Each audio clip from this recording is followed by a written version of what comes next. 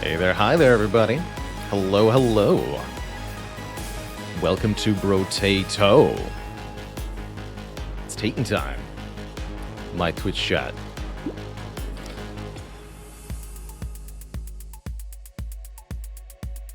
Howdy, howders. How's it going? Peace Man, A-Cappy, Bailey. My favorite Spire loss? Oh, that's for sure. It's for sure Blasphemy Vault. Definitely. Wait, I didn't spell that right. You know what I'm referring to. Guess I'll just have to die next turn. Was trying to pull off a fancy flourish versus the Time Eater. Failed to do it, and in so doing, I actually magnified the memorability of the run. Even more than it would have been with a win. And that's saying something, because I think that would have been a really legendary win if it had turned into a win. As it would have been Searing Blow plus like 30 on Watcher with Lesson Learned, but even that would be eclipsed by what was created as the most legendary death of all time for this channel. So I'm super happy with what happened there, in retrospect. Even as profoundly embarrassing as it was for me at the time. Rarely have I been like truly shocked / embarrassed by my own play. But that was one time that it happened on stream. That was a wild time. It was a wild time. But yeah, that's definitely my favorite time I've ever lost in Spire. What a great question. Happy I have a ready answer for that one. I'll never forget that run.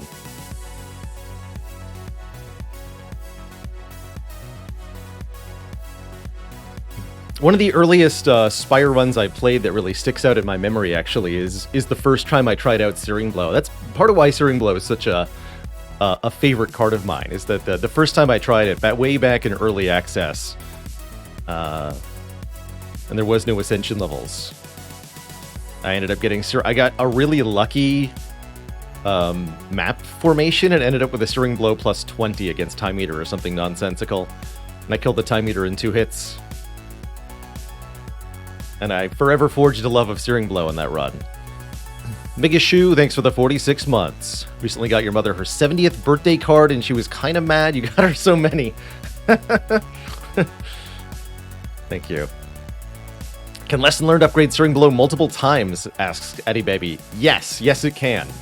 Even multiple times in the same fight, if you can kill multiple enemies with multiple Lesson Learns. If all of the cards in your deck are upgraded, then each Lesson Learned will target the Searing Blow. It's the only valid target. Do I still take Searing Blow sometimes? Yes, Joe. Yes. Again, it's one of my favorite cards, and actually, I think one of the easiest ways to win an Ascension 20 run, when it works. It works really, really well. So some of the most memorable and easiest runs that I've had with Ironclad have been taking Searing Blow and really leaning into it. And then just like everything in Act 2 suddenly starts dying in 1 hit. By the time I get to Act 3, the bosses are dying in 1 hit. It's pretty crazy. My favorite heart fight. Ooh.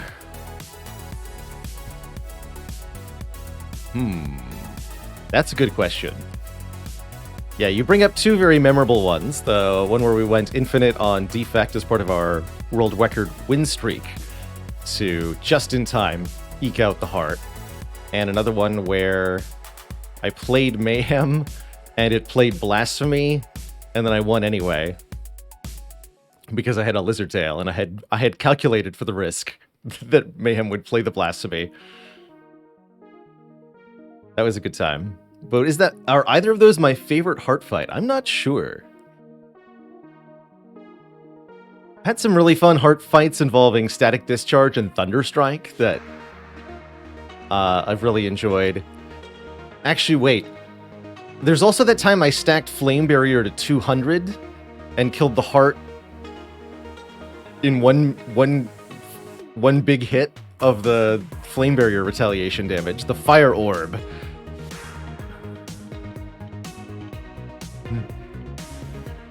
That one might be my all-time favorite, stacking Flame Barrier to 200.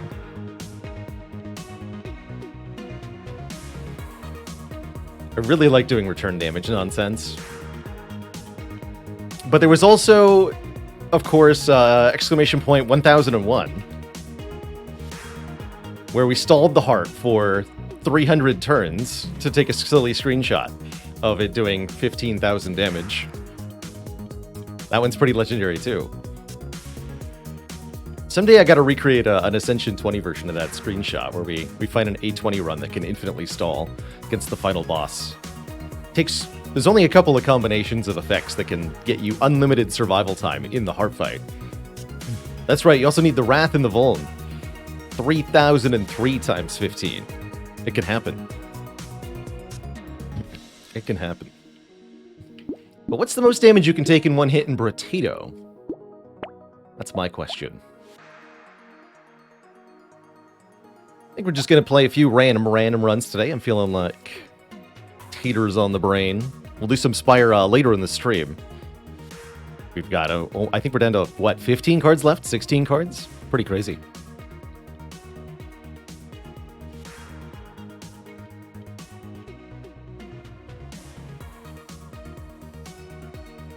Dr. Patrick with 4 months of support. Thanks for keeping it cozy.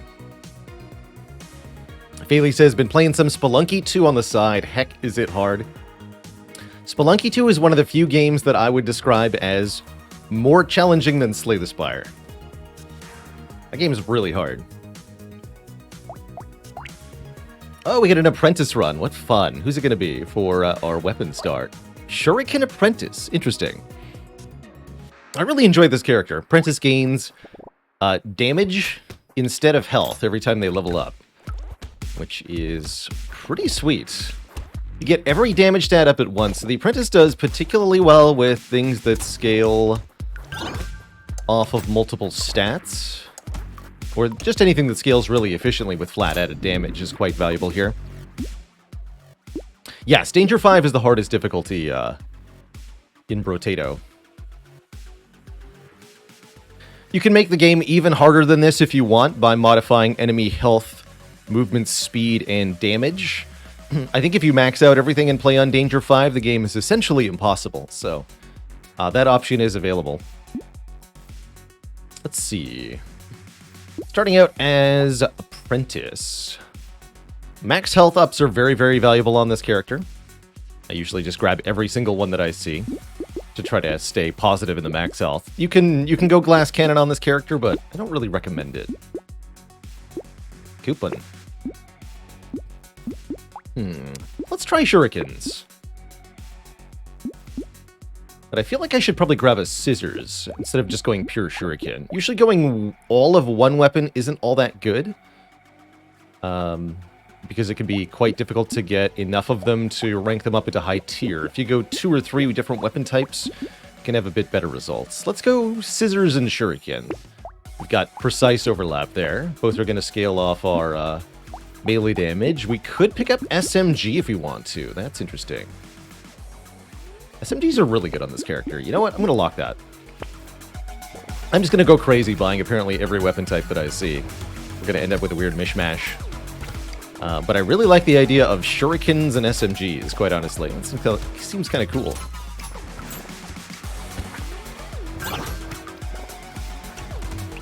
Any tips on which teeter is the easiest to get the first Danger 5 win on? Loud is definitely one that can be very good. Loud gets more enemies and more damage, so you can get more money and more stats. Essentially, Loud is really all about outscaling the game, using the bonus money for more enemies and bonus experience that you get. Doctor is also very, very strong. You get just double attack speed with medical weapons, which gives you a ridiculous amount of healing on that character, and then overcomes the problem with medical weapons, which is normally their low damage. So it's all upside, no downside on Doctor. There's a max health up. Let's lock that. I am going to buy an SMG, because I'm crazy. And I think I should probably roll for 2 more weapons, even with Cake locked here. Ghost Axe or Wrench, ain't it? Okay, let's just go. How many hours do I have in Brotato? We're at about 200 hours now. still don't feel like I'm good necessarily at this game. But I have found a bunch of different ways to win, which I really enjoy. Still playing very experimentally, I guess. It's a good sign that I've found it entertaining for 200-ish hours, even though it's just this square, bland arena that you fight in each time. It's all about the character build that you're creating and the weapons that you pick up, and those are sufficiently varied that it's interesting for a long, long time. Alright, I'm just going to grab max health here, even though that blue perk is a little bit tempting. And I think I'll reroll this. I guess I'll take 1 lifesteal. It's not a lot, but it's something. And we want to keep rolling for weapons. During the first 6 waves, it's... you definitely want to roll for weapons until you at least have 6 weapons equipped.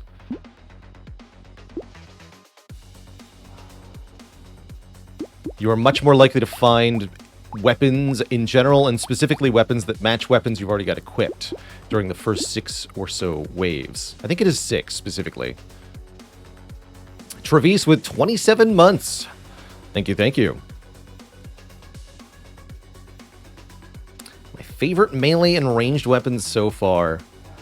My favorite ranged weapon is definitely the chain gun. We established that yesterday. If I have to pick a more generic ranged weapon... the taser, actually. Really like the taser.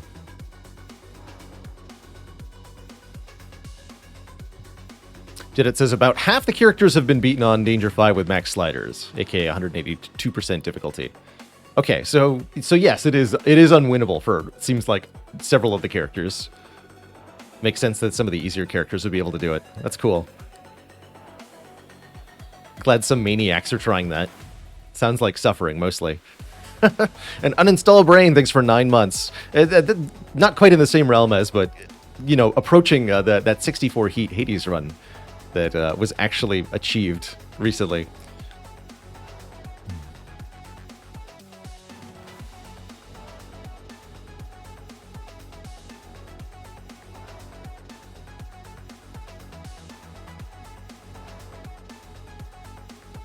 And Sergeant, here's a joke for you. Why was the drill sergeant arrested after marching his squad through town? Because it's illegal to show off your privates. Uninstall Brain, thanks for the 9 months. And Werewolf 4K, thanks for the 16 months. Happy Potato Day to you.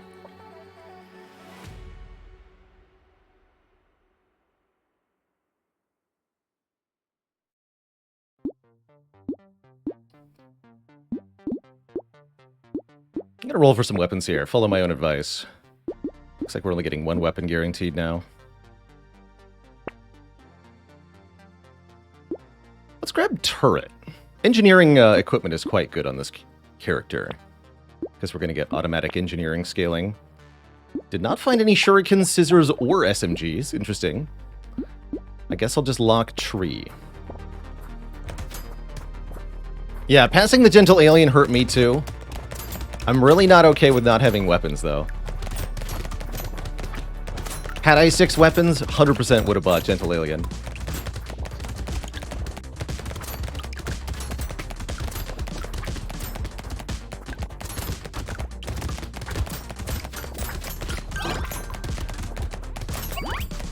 Free item. I believe it is a default 20% chance to find an item crate from your tree. XP gain up, good. I believe the apprentice finds more experience gain items. Anytime you have a guaranteed rarity perk on apprentice, this is a good chance to roll for max health. I'll take 10 attack speed. 10 attack speed's quite good. Movement speed's also quite good. Okay, there's a gun. And a scissors. Okay, I'll take the scissors for sure. I don't think I take a jousting lance. I really want SMG specifically. I'm gonna roll one more time.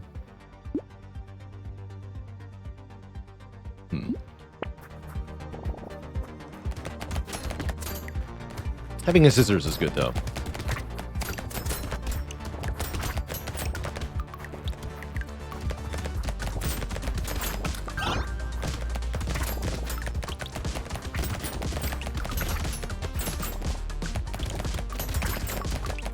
Have to not get too far invested in a sunk cost fallacy with rerolling.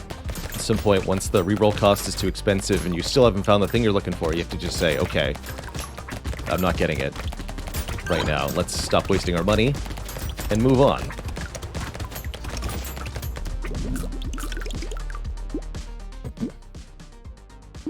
I think luck is a trap stat for most of the characters, although it does get better if you have more trees. Right now, I think we need immediate survivability type stuff. There's some max health. 10 harvesting. Sure. Hey, and our SMG number 2. Okay. Things are looking up. We have 2 shurikens, 2 scissors, 2 SMG. It's a weird combination, but because we gain all types of damage up, we're allowed to get away with a weird combination. Do we want a shredder? It's going to give us some exploding damage. Good for AoE situations. Let's pick that up. I'm going to combine these scissors, pick up the shredder. And definitely take the max health up. And yes, kill trees in one hit too. Okay, I like where this is headed.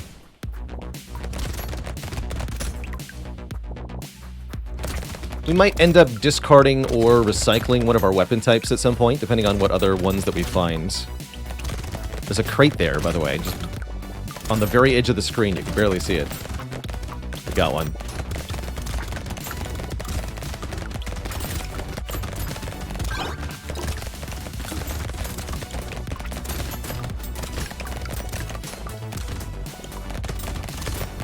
Out of my orbit, thanks for the full year of support. Heck yeah. That's one full orbit that you're out of, or in. A little unclear at this point.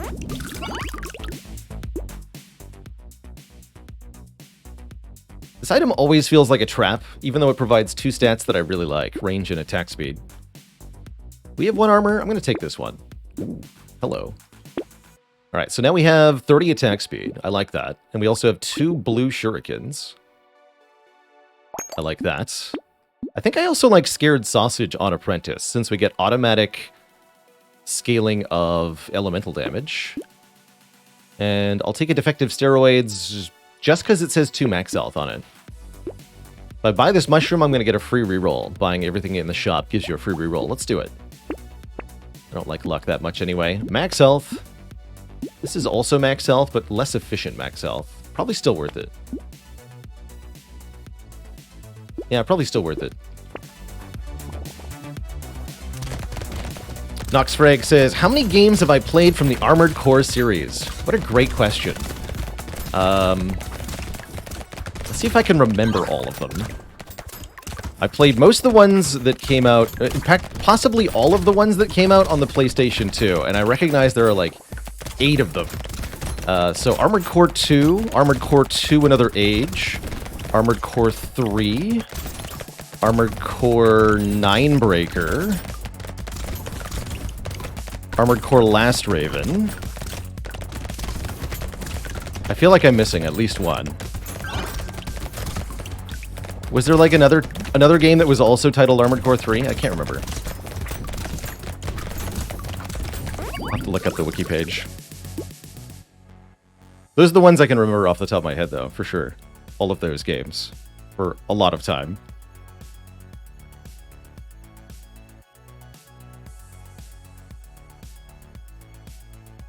Oh, my core is most certainly armored.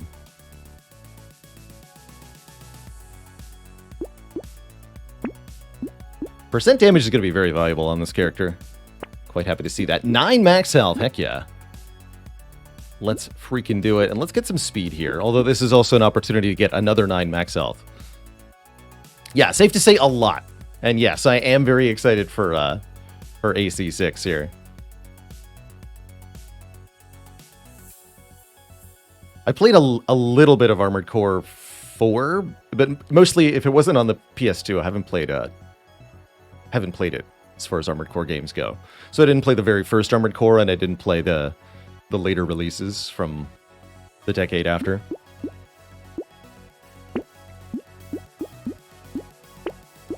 Spicy sauce. You know what? Give me a gecko. Why not?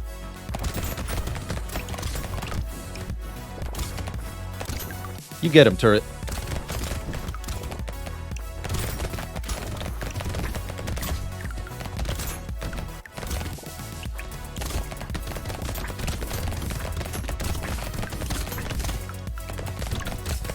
To win as Soldier, the Hordes and Elites give you the smackdown. They are definitely can be tough to deal with. Stutter stepping is the key to success when it comes to evading things as Soldier. Most enemies in this game, you don't actually need to have a ton of movement speed to avoid their attacks. You just need to kind of step out of the way. Especially true for these big charging enemies. You really don't need a lot of move speed to avoid them. And projectiles, for the most part, can be avoided with a small sidestep as well. It's only the smaller enemies that try to make direct contact with you that you need to kill constantly and easily. And that can be tricky. For that, you'll want to have a lot of attack speed and at least enough damage to KO them in one hit, so you can keep the immediate space around you clear. That part's tough sometimes. Do I take 3 max health or roll? I'm just gonna take 3 max health. Definitely going to take a Boxing Glove. I've really come to value Boxing Glove as an answer to the mummy-type chasing enemies that appear starting on Wave 11. They are jerks. A little bit of harvesting. Set our dodge back to 0, too. The minus damage barely matters. It matters a little bit. I'll just roll. Let's just go minus dodge. Don't usually value minus enemies. Let's roll one more time. Ooh. That's a sufficiently early wheelbarrow. I think it's quite good.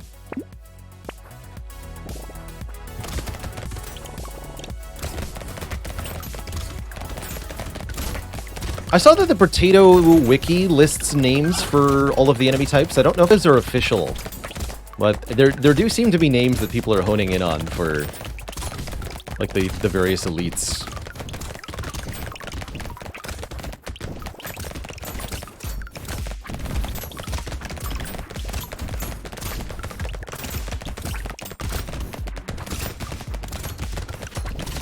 Some patch notes reference some names sporadically. The names on the wiki are not official, says Twinge. I would trust Twinge on this matter. Twinge is even more obsessed with Brotato than I am.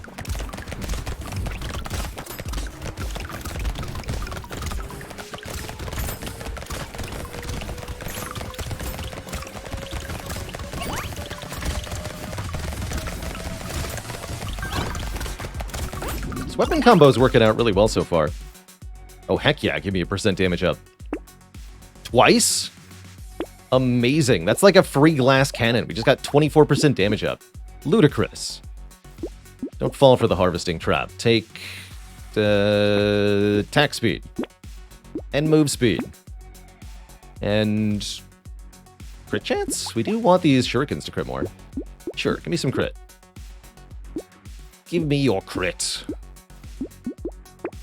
Definitely want to get our armor back into the positive before that elite next wave. Let's see if we can find some armor. That's not armor.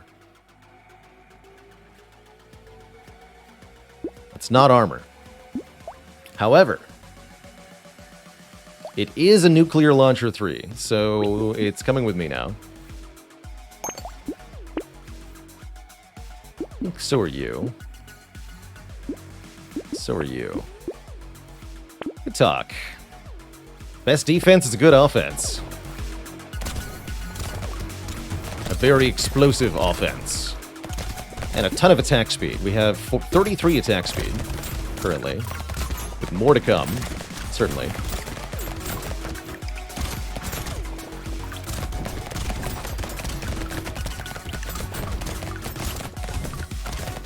Gonna get a purple perk this level.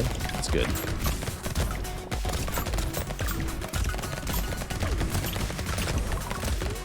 Probably want to use that on armor.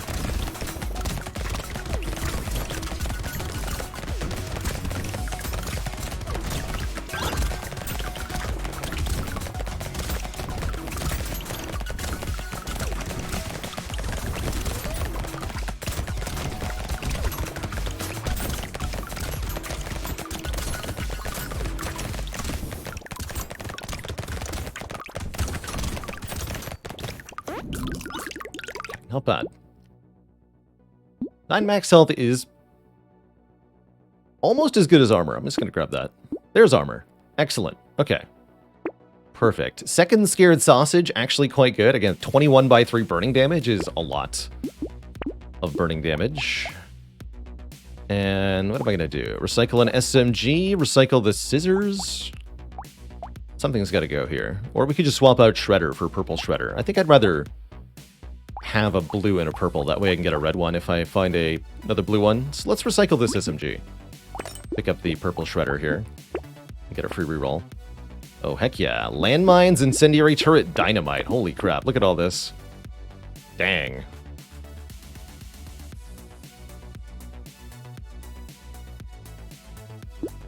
Coupon first. And I think dynamite for... Oh, no, the elite's not until wave 12. Even better. Sweet. Have I played the Slay the Spire board game before? I've played it over the tabletop simulator, so I'm familiar with the kind of layout and mechanics of it. It's definitely a game that's got a lot of physical pieces to it. So there's a ton of setup and teardown time, and it takes quite a long time to play, especially if you've got more than 2 people. So I would give a word of caution with regards to the time investment and complexity of it, but otherwise, do recommend as a cooperative deck building experience. Quite faithful to Slay the Spire conceptually, with a lot of course, changes made to adapt it to physical card play, but it feels like Slay the Spire in a really cool way.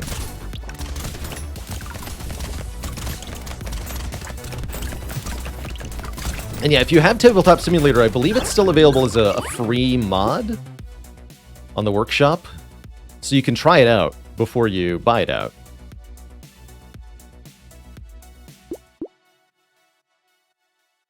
Whetstone sounds pretty good, although it does counter the knockback we get from the boxing glove. Still, 4 lifesteal is very valuable. I'm not going to do it. There's armor. Do we want more range? I think we're just going to grab some more crit here. Let's do it. Here's a better way to get lifesteal. Another shop we get to buy out. How nice. I think the warrior helmet's going to be worth it. It says max health on it. Hard to turn that down, right? So we have our first elite here on wave 12. Charge a guy. Don't have plans to try to kill this enemy, but we might do it, just because we have huge damage from being apprentice. Yeah, I'm very glad I didn't take the whetstone already. The knockback is really helping. Looks like we can totally kill this fool.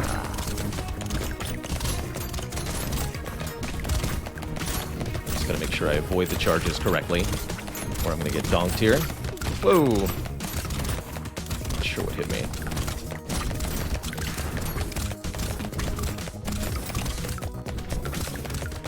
Good. Okay. Didn't panic, and we had enough health.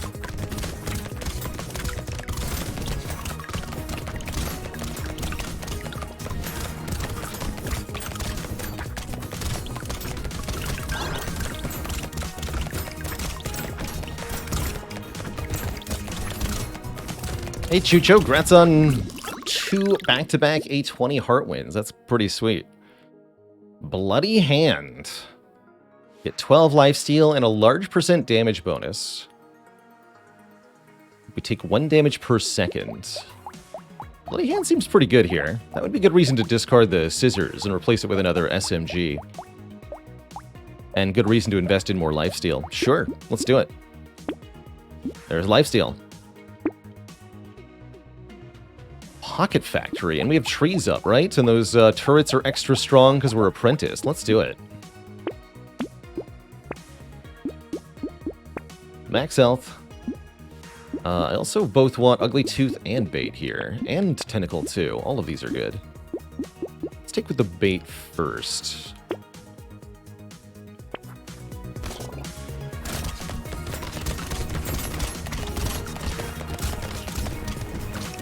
Alright, well, our superior damage is killing everything now. What's our % damage at, by the way? 80% damage up. Which means this nuke launcher now does 185 damage. And we're not even really starting to get silly yet. It's gonna get better from here.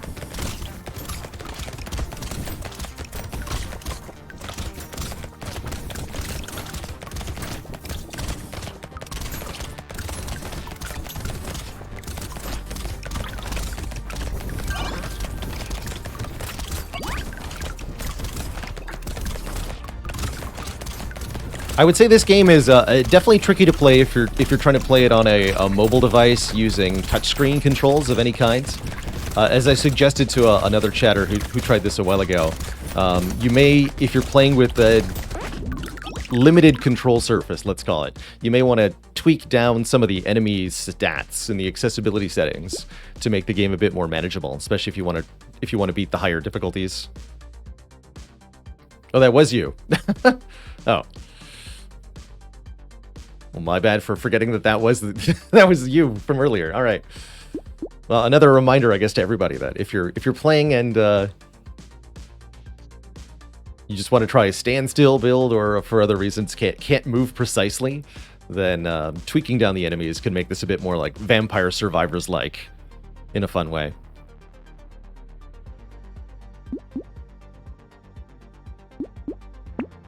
Don't think I want the elemental damage up. We're not picking luck up items either. Recycle it. Recycle it all. Roll for more attack speed. The only stat that really matters. Keep getting dodge ups and dodge downs. Bit weird here. Once again, I'm going to buy everything in this shop. Get the free reroll. The free roll, as it were. Now we can have our red shredder. Well, I'm still looking for more guns to buy.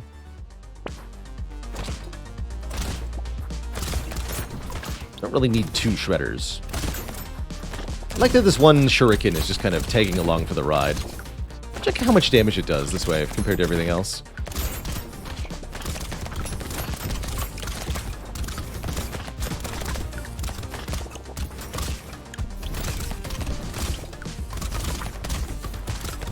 Joni Maui says, downloaded it for Android last week. What stat should I tweak? I would start by tweaking down enemy movement speed and enemy damage and see how that feels. Maybe go 80%, 80%. And then adjust your own personal preferences. Make the game fun for you. Whatever that ends up meaning. For some, that means making the enemies more difficult. That's also an option. I think the game's pretty good right where it is on Danger 5, played with a controller. Let's take more max health, as we're going to continue to lose that. Definitely don't take Weird Ghost, because we have Bloody Hand, and it will kill us immediately. Don't even think about it. Do buy a med turret, do buy another tentacle. Lock mouse, for sure. Let's lock bait. Peacock's a bit late, but I'll still take it for wave 16, sure. That'd be a good reason to not pick up materials from this wave. To get more experience points. Think about that. Overpowered medical turret, save me!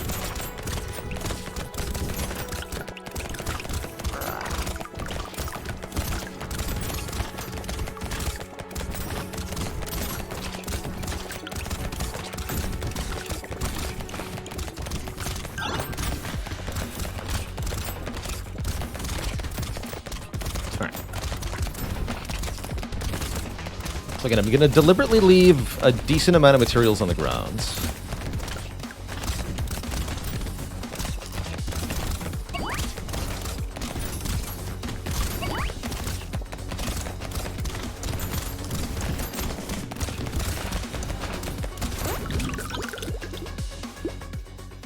Ooh, more lifesteal. We get stats down, but those stats are stats we have lots of. We get tons of lifesteal and dodge for free. Excellent. Don't like speed downs, usually.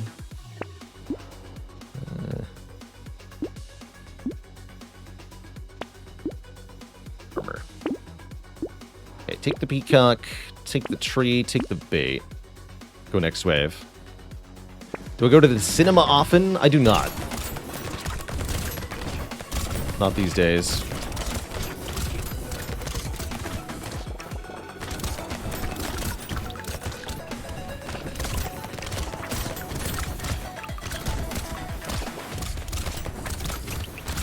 Yeah, so the reason we left the materials on the ground was because we were going to buy the Peacock for this wave. And now we're getting double experience, essentially, off of all these material pickups from last wave. We'll end up lowering our purchasing power because we get the materials a wave later and the items are more expensive, but the experience gain from the Peacock is super worth it. You can see how many levels we're going to get this wave. Should be able to get a third one if we do it right. Still dropping doubled materials this late into the wave is kind of nuts.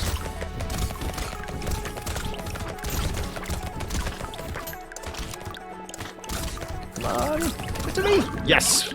3 level ups. That's pretty crazy considering those level ups were 22, 23, and 24.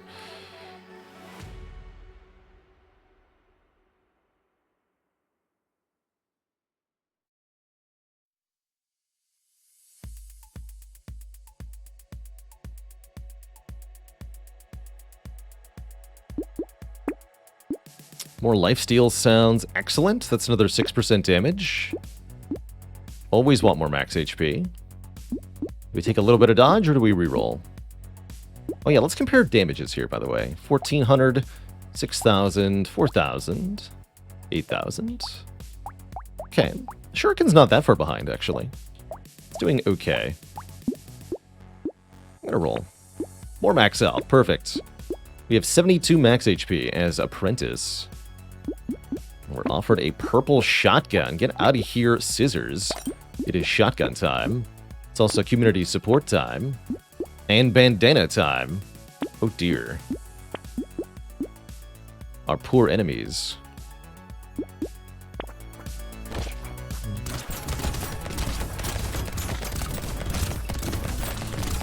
So-called Mom Elite. Normally very difficult to kill this one, as the phase 2 of the Elite summons this endless horde of enemies that is very difficult to clear. She also tries to keep her distance from you, which makes it very difficult to actually target her with your attacks. But a piercing nuclear launcher just might do it. Easy peasy. Really like Apprentice as a character. This character's so fun.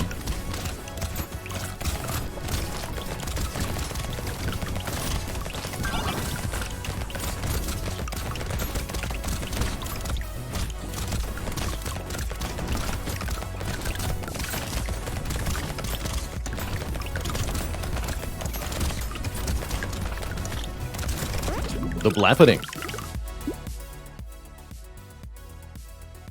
Melee and ranged damage for minus armor, minus speed. That does a lot of melee and ranged damage.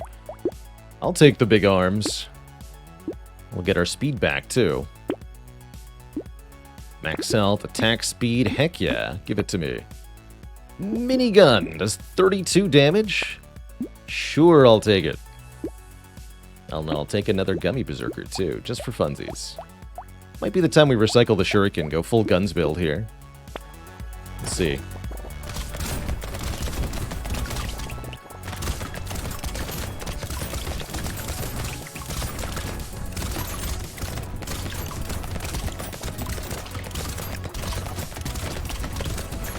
It's my favorite character slash weapon slash archetype combination in Brotato. I think Lucky is my favorite character. I don't really have a favorite weapon combination with Lucky, because my favorite part about Lucky is that Lucky gets all sorts of weird-ass weapons offered at random times.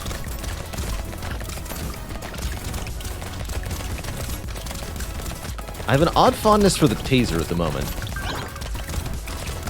So I'm hungry for ways to build taser on characters. I think there's a couple characters for whom it works really, really well.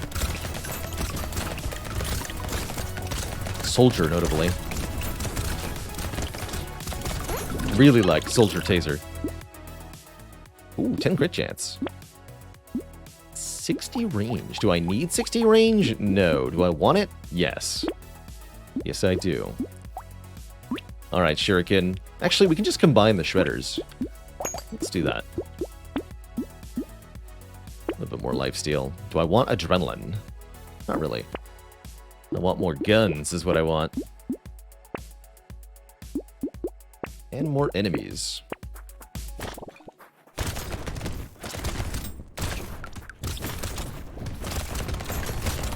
Ooh, that's a good question. What is the corner-to-corner distance of the map? And therefore the maximum theoretically useful range? Probably several thousand, would be my guess.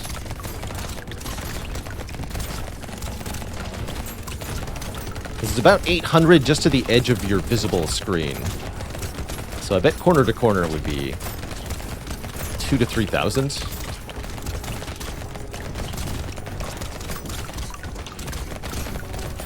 That's just a really rough estimate, though.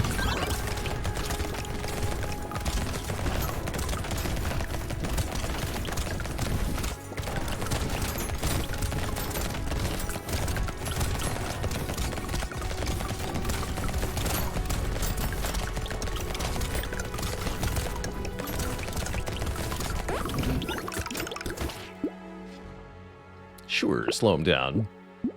Grab 3 armor for the final wave. Bonus explosion damage for Shurzi. We have 130% damage up. That's ridiculous. Rocket launcher 3.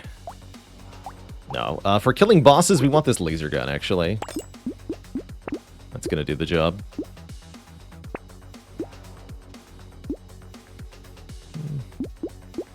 I'll take a warrior helmet, too. Alright. Prepare to die.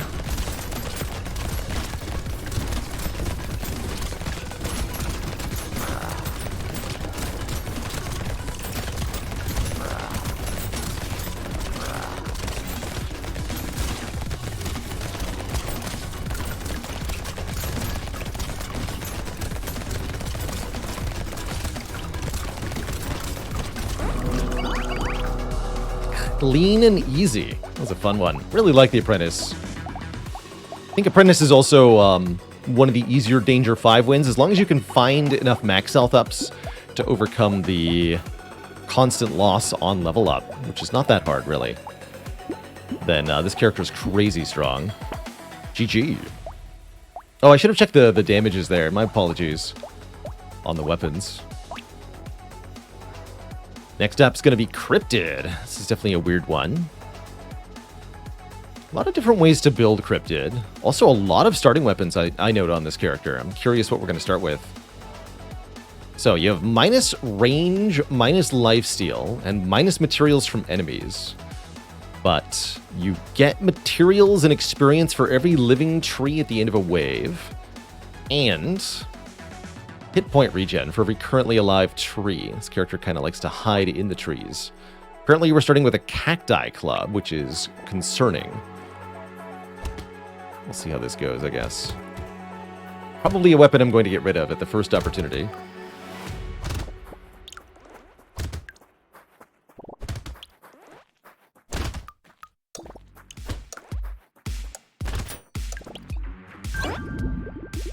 You get a lot of money, especially early on, as Cryptid. I think harvesting is going to be very good on this character. Anytime you're playing with less materials from enemies, it behooves you more to pick up harvesting. I'll take this blue perk, sure. A couple interesting ways we could do this, I suppose. Spears seems curious. We'd end up killing some of the trees if we did that. Don't know if I want spears. Oblox with 3 glorious years. Thank you for 36 months.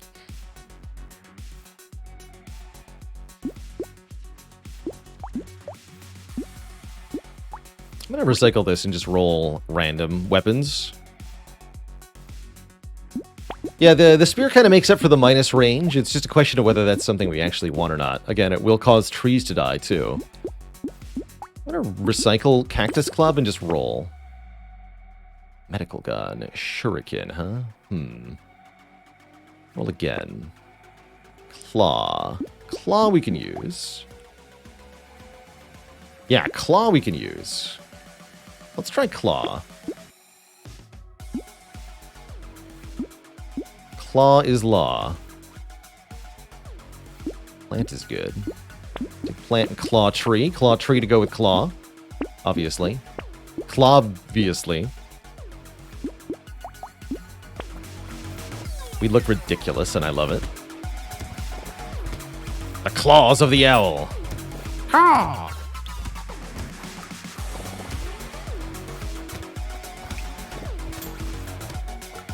Obviously, the noise that owls make.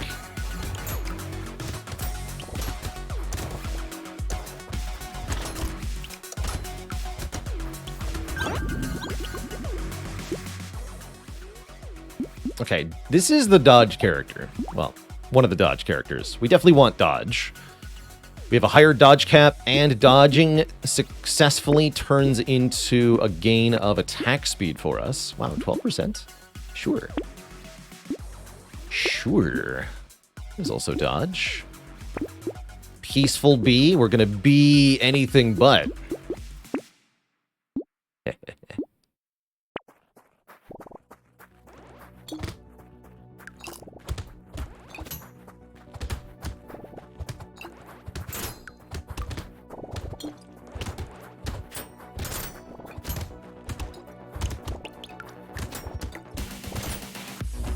The idea for this is that we're going to have this really dodgy character that's given a lot of survivability from the trees, providing constant regen, while having a huge attack speed from successful dodges.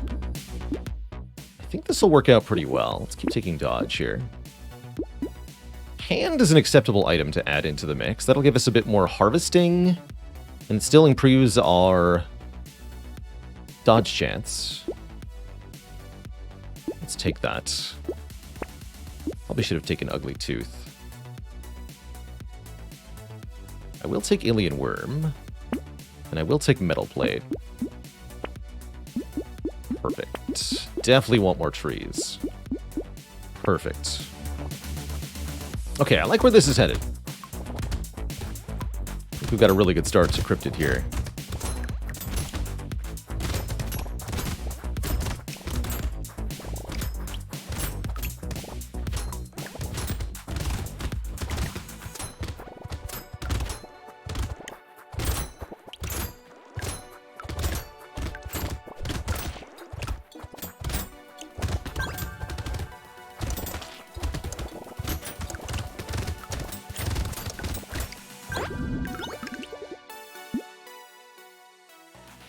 I'll grab a bit more harvesting. Am I okay with 3 dodge?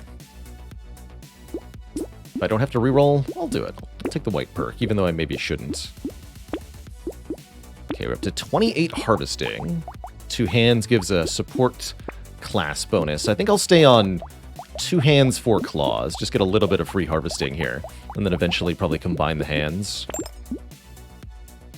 Take a little bit more knockback. Definitely take a Broken Mouth. How do I feel about pickup range? Sounds nice for getting materials without having to get near the trees, so sure. Sure.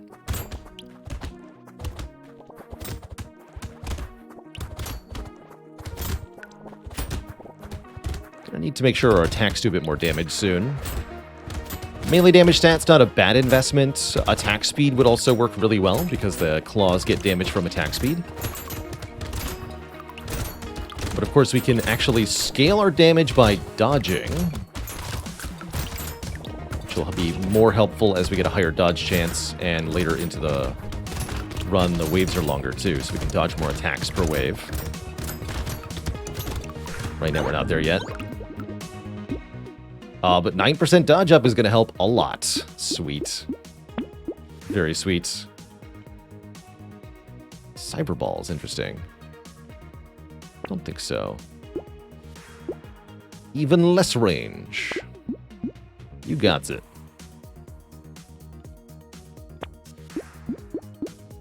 Even more trees. Excellent.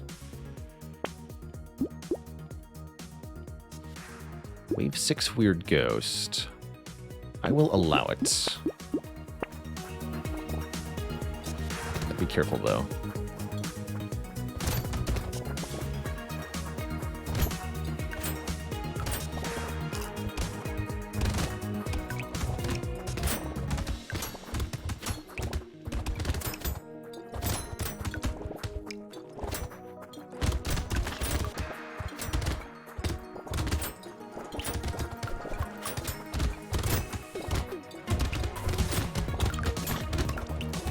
Overall, we're very tanky, thankfully.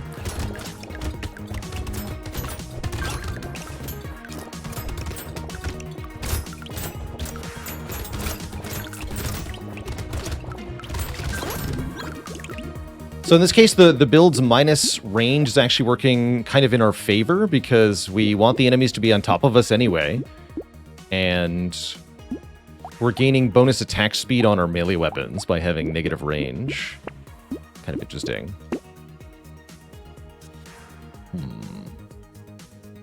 Currently at 49 dodge. We're getting really close. Let's roll here. Oh yeah, move speed's important. Let's take some of that. Take all the harvesting up. Still, we're at 46 harvesting, in addition to the income from the trees. How's it going, Momoku Singh? Thanks for 3 months of support.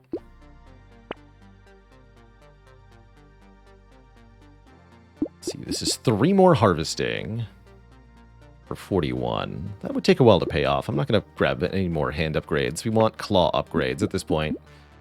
How do you feel about medical turret? Curious. Sure? Sure. Let's go with sure.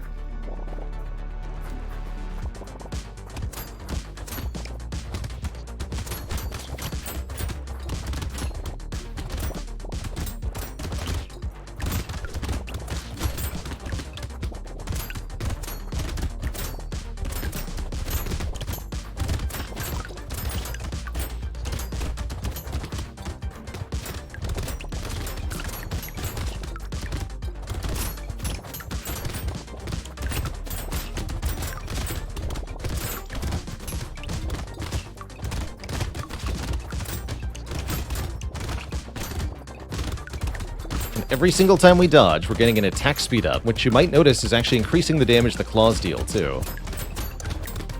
Oops, I murdered a tree. We're also absolutely filthy rich, which is a nice little bonus.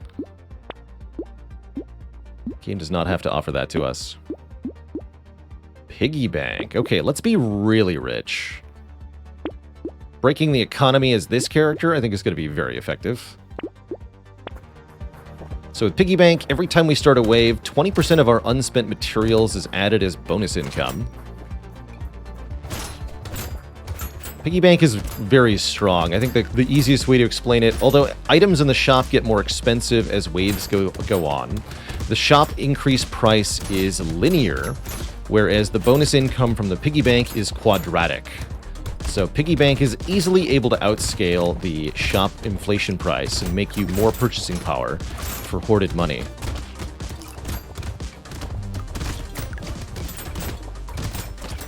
It stonks. The power of compound interest.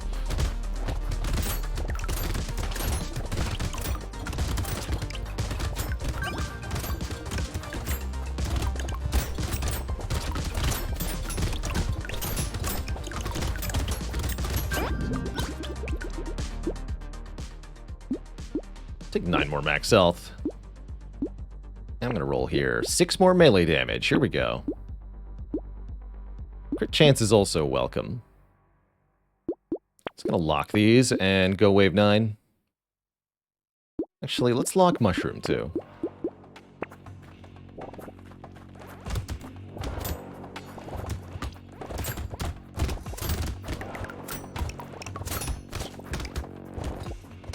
Banks take this one weird trick.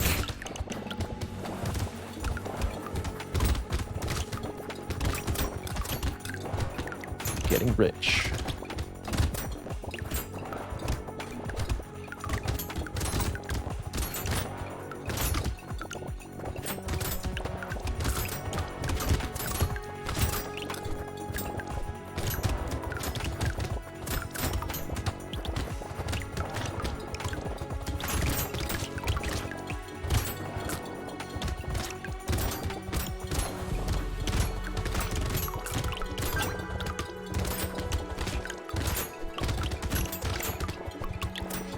Doesn't kill me, only makes me stronger.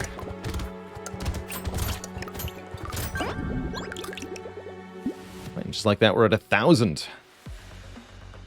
Sure, I'll take 10 speed up for a luck down. I don't care about luck that much.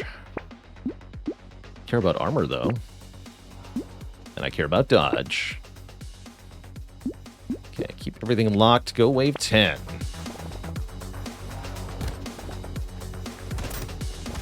Gonna start buying items after this wave. Just wanted to get some savings going. You know, start a retirement fund.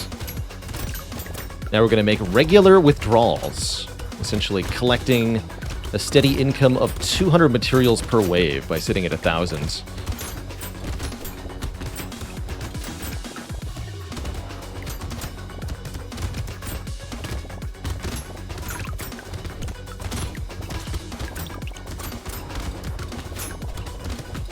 So it's like a retirement fund that I regularly make withdrawals from to buy a new sofa. Although I probably won't buy the sofa if I see it.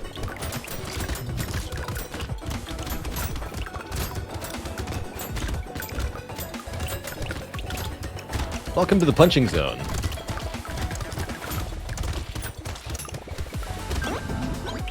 Talk. Okay, buy all of this and reroll. No. Still no. Maybe the propeller hat? Yeah, I'll take a little bit of luck. Fixer minus luck. Don't take lumberjack shirt, but do take leather vest and another metal plate. And slow the enemies down, too. Why not? Why the heck not? Alright. Stop at 1,000, so we get another 200 free materials. The fake Pablo with 4 months of support. Thank you.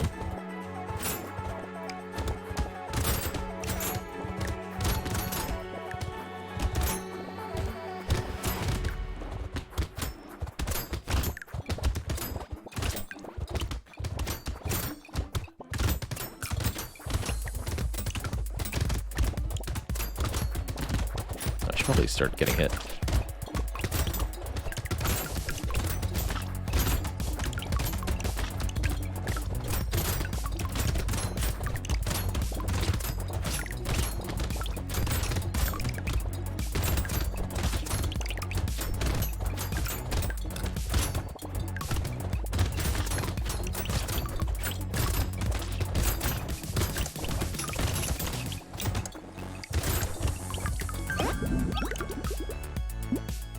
It's 238 materials at the end of the wave there. That's pretty crazy. Take 10 more attack speed. Claw 3. Here we go. Stop offering me turrets. Although Pocket Factory would be pretty obscene on this character with decent engineering stat.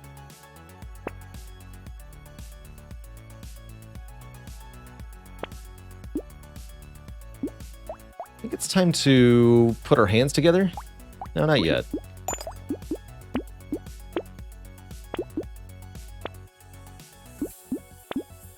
$68 dodge. Okay, we're basically capped now.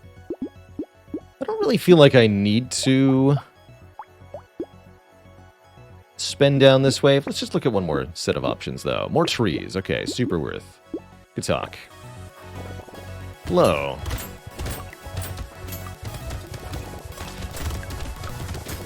I have no expectation of killing this enemy, but if I can dodge enough times, maybe I can. That poor tree just got destroyed. This is fun.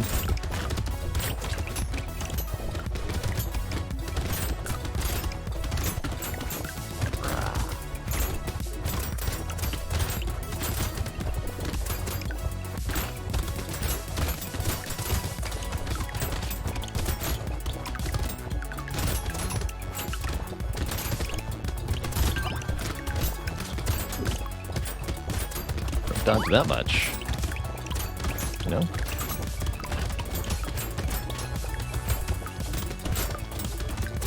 Yes! Easy every time. Cryptid's at it again.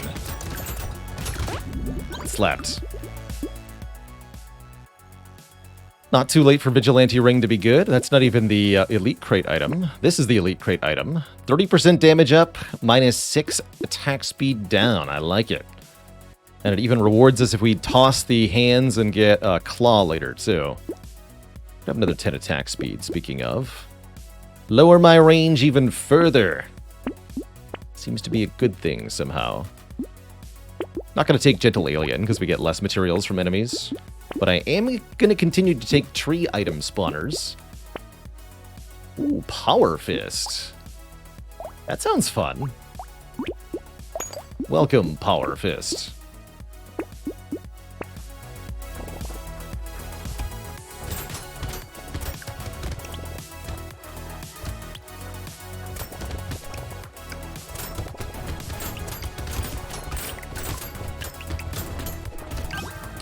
Sure, some trees will die, but that's a sacrifice I'm willing to make.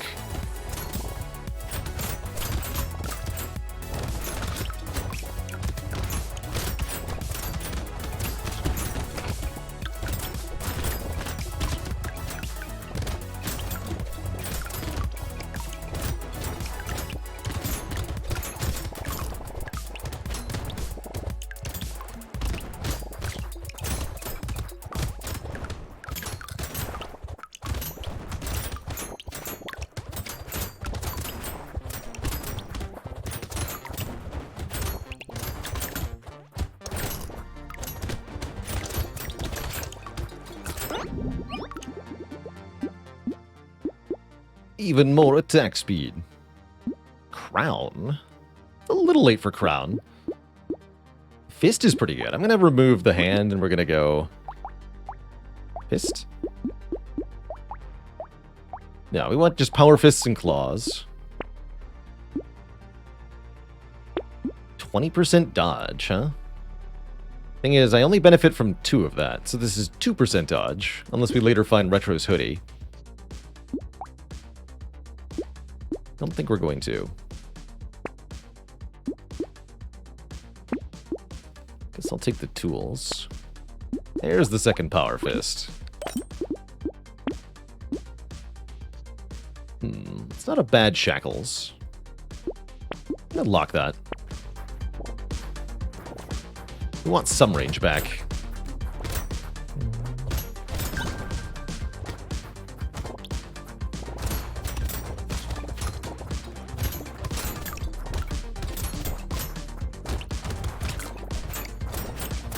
Winged Tortoise, thanks for the Prime sub. Welcome to the Cozy Sub Club. You're going hands-free. Look, Ma, no hands.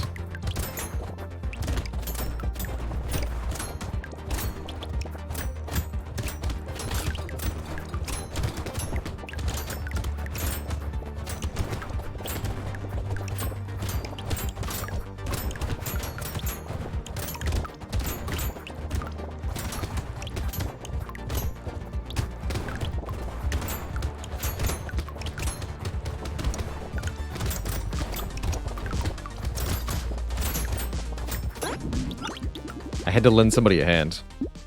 Johnny Bazooka, thanks for the 5 months in the Prime sub. This build is working really well. I think just embracing the fact that Cryptid has negative range seems like the way to go. Trying to fix it is expensive and ineffective. Oh, I should have put move speed up there. Whoops. Ah, heck it. I'll just be 16 move speed. Screw it.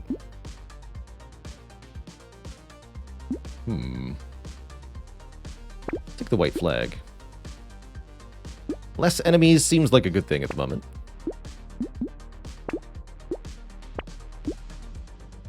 Sure, I'll take some crit. Got another elite coming up this wave. Let's kill him.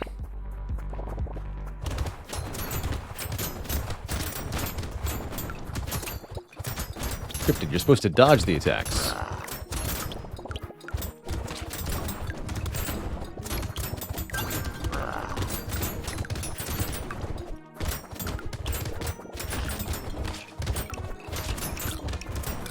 The elite has tricked me into murdering several trees.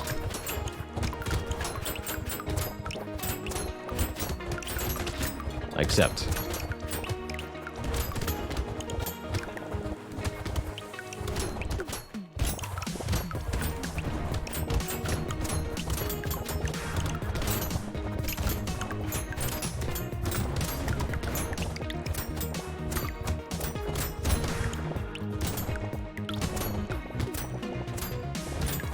Those trees were traitors. They were harboring an enemy, providing shelter to it. Unacceptable. Sure, more max health sounds good. Now you offer me move speed, of course. How about just more attack speed? The stat you can't have too much of. And our last bit of dodge. Perfect. I actually think Sad Tomato's quite bad. Because we don't want to start the wave at half health. We want to start being able to dodge enemy hits immediately.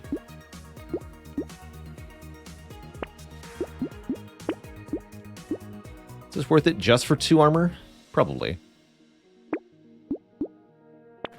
Probably.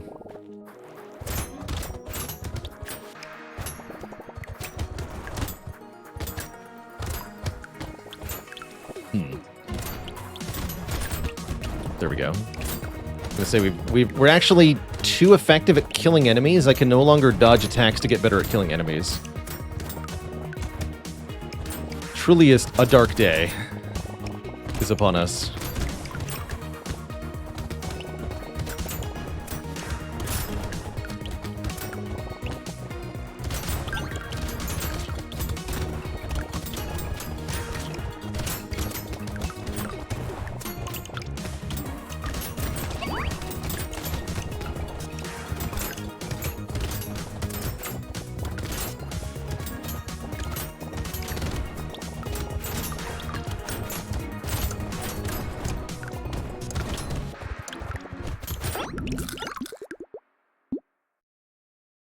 Sure. I guess percent damage is kind of a good stat now? Probably. Explosion size seems like a bad stat, because it kills trees, although killing trees might not even be bad anymore. Everything is so confusing. Ooh. I accept.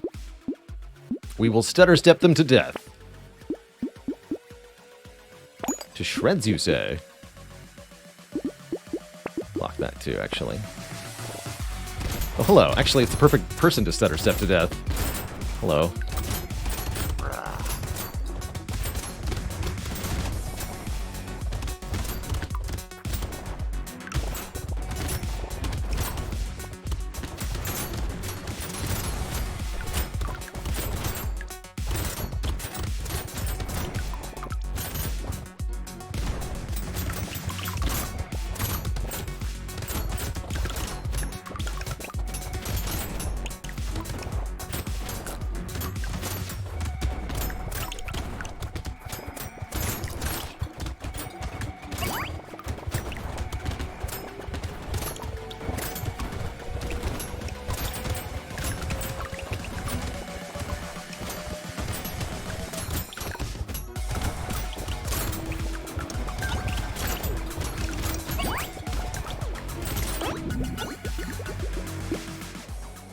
Brotato.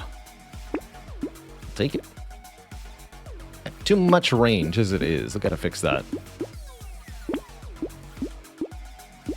Too much, I say.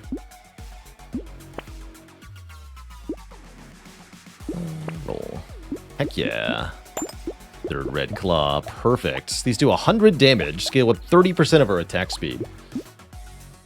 So far. This has been a ridiculously strong run on a lot of fronts. We've gotten really good econ, and I think really efficient stat ups overall, such that we've ended up in a really strong place. It's a fun run. Yeah, I think potato is the only item with that many stats, period. Doesn't even give you every stat. What a ripoff.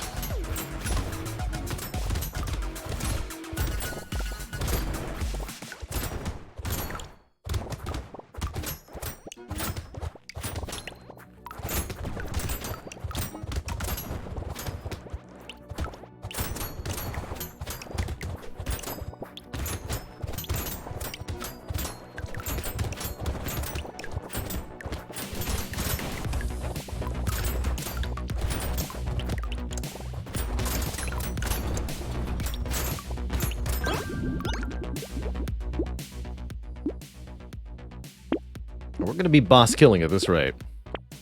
Pretty easily boss killing. That's a lot of max health.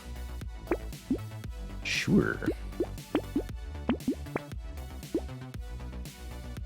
That's vaguely helpful.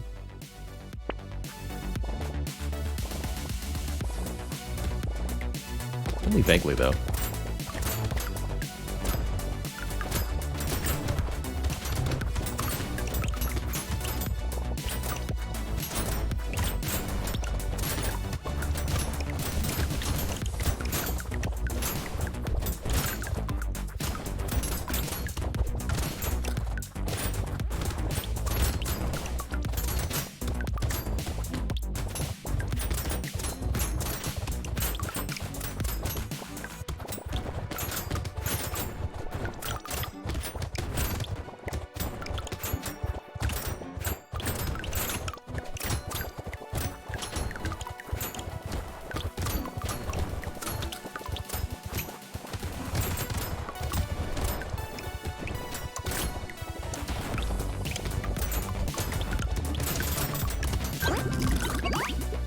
Plus 300, heck yeah. Even more attack speed, you got it. Let's just take some melee damage. Probably not the most efficient thing, but it doesn't matter to me. We're back to 0 speed. Perfect.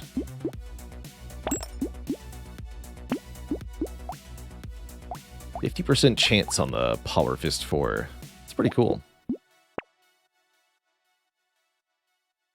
We're way overcapped on dodge, so there's no penalty to the acid. Hunting trophy is cute. More damage. And yeah, riposte will continue to be an invisible item to me. Refuse to acknowledge it. Get better, riposte. They seem to do a lot of damage up close. Dang. What a run. Never have I seen Cryptid so effective at mass murdering everything. The more I think about Cryptid, the more I think this might actually be one of the stronger characters. It just requires a particular playstyle. That's cool. That was really cool. Previously, we've showcased that this character can do really well with all hands. Just go pure pacifist with harvesting and tree income. That works too. What unlocks the claw? Trying to remember which character. Chat knows.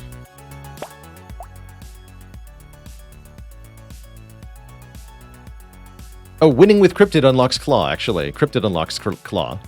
So, this character. Then it makes sense, because the Claw, I guess, is really good for Cryptid specifically. Because of that dodge stacking and scaling off attack speed. It's pretty good. To win with Cryptid, you need to end a wave with 10 living trees. Easiest way to do that is play as Explorer, and just try not to kill any trees on wave 6 or 7. It's not too bad.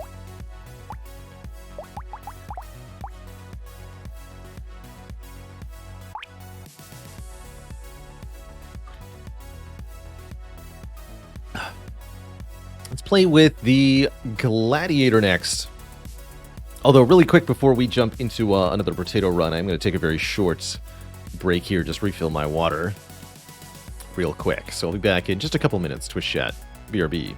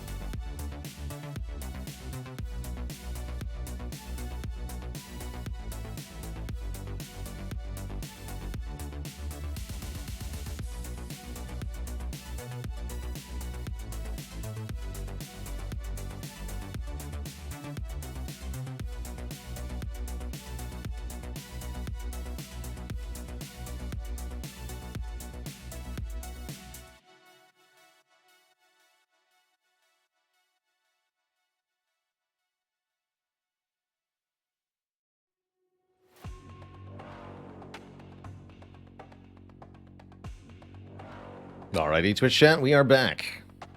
Thank you for hanging out. It's Gladiator time. I think Gladiator's a pretty good character overall. You get a large bonus to attack speed for having different types of weapon equipped. But you can only equip melee weapons. And I think starting with the Ghost Axe is one of the better weapons to start with on Gladiator. Ghost weapons perform quite well with this character. You don't actually need to go to 6 different weapons on Gladiator. 4 or 5 is plenty for a while.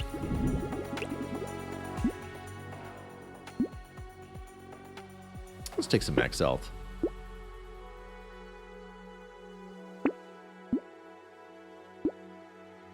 Don't really want Cacti Club. Ghost Flint's where it's at. And we're allowed to benefit from harvesting? We totally are. Buy the fertilizer, lock the Ghost Flint, I guess.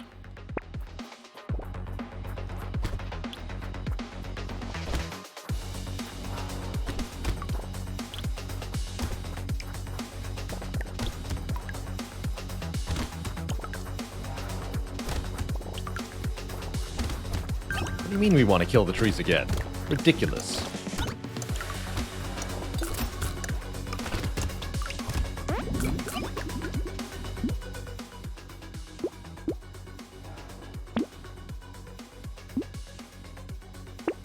So we have base attack speed just with Ghost Flint, Ghost Axe. It's already pretty good.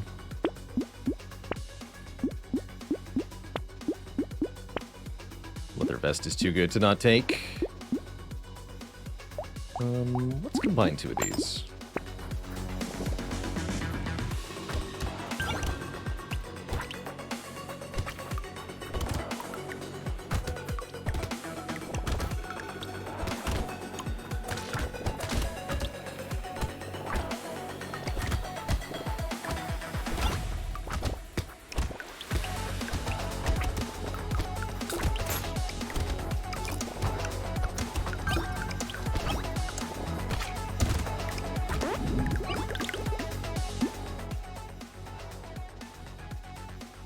Take a little bit of range.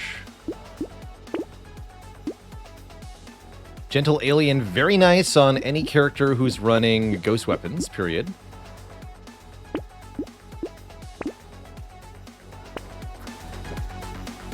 More enemies equals more ghost weapon stat ups. And more income. So it's like twofold additional scaling for you, the player. How can you say no to that, really?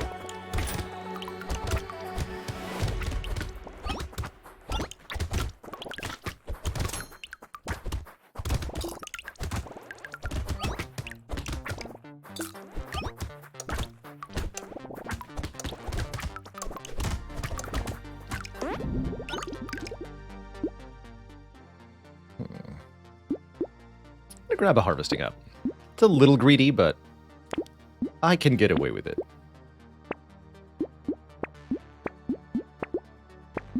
All of that, please.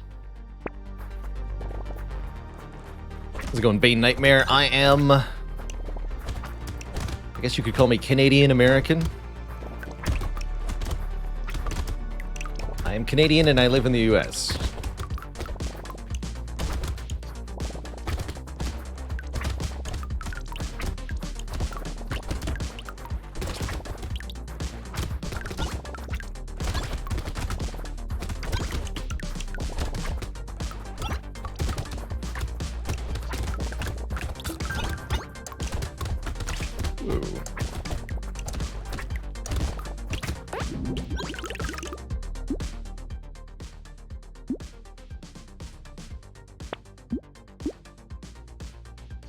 Grab more harvesting. I'd like some regen soon. Regen might be nice.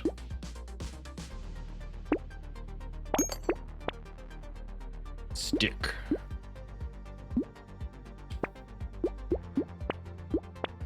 These have, yeah, very little knockback. Want to add to that so that we can keep chaser enemies away.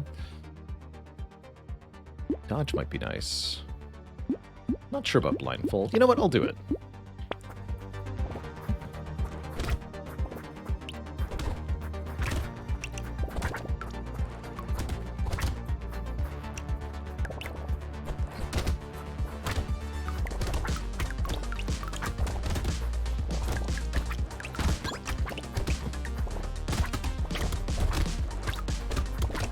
I guess I'm not shy about the state. I live in Connecticut currently.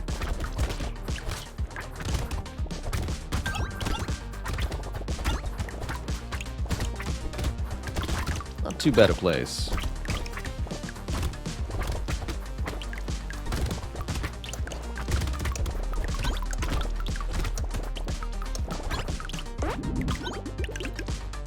Hey, congrats on another 4-streak in Spire, Quiryu.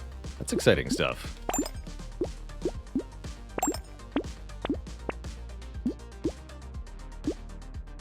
Okay, there's some regen for us.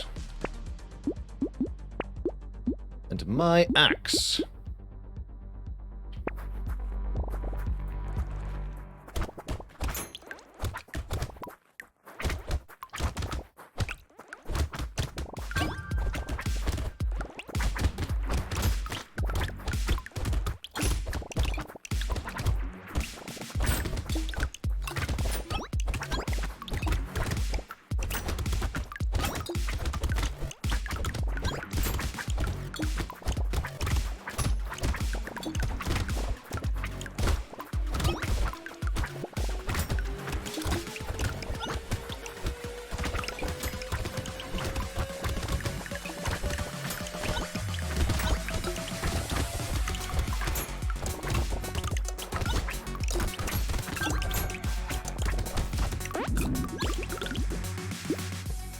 So far, this is going pretty well. Grab some armor. We have -3 armor. We gotta fix that. Desperately need to fix that.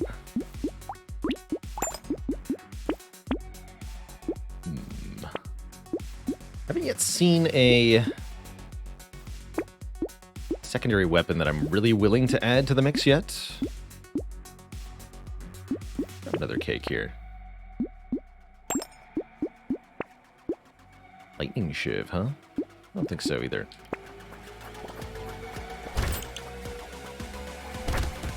In your head, I lived in BC. That'd be a nice place to be. Only had the pleasure of visiting BC a couple of times, but it's a very beautiful place.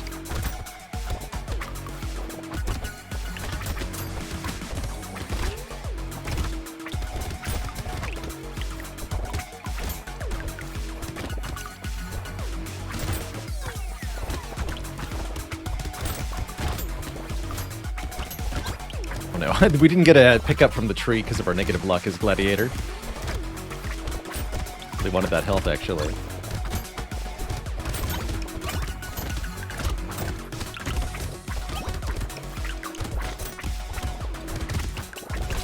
Ah!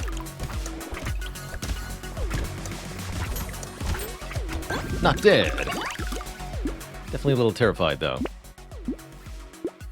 More healing is the answer, I think. More healing, more dodge, more goodness.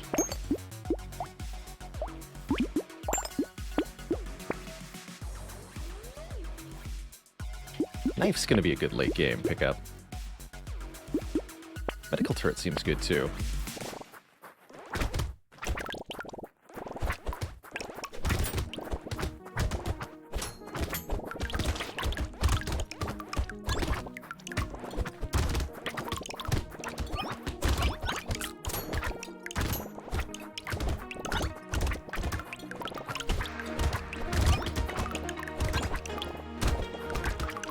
So wave 9 is the wave, I think, with the most enemies. It's kind of excluding horde waves. We should check whether we got a horde wave coming up. Past this, I'm going to try to combine some of these ghost weapons with each other and pick up new weapon types so that we can start getting attack speed bonuses. Or having more different types of weapon.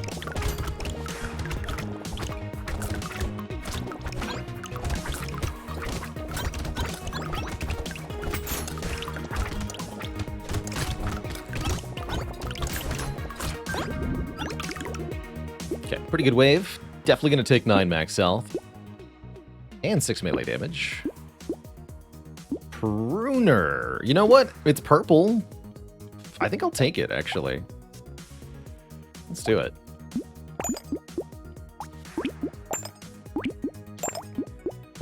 Pruner, knife, medical turret. 2 red ghost axes. Let's go.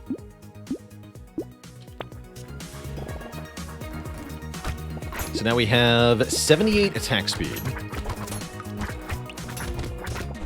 It's 20% attack speed bonus per new weapon we pick up.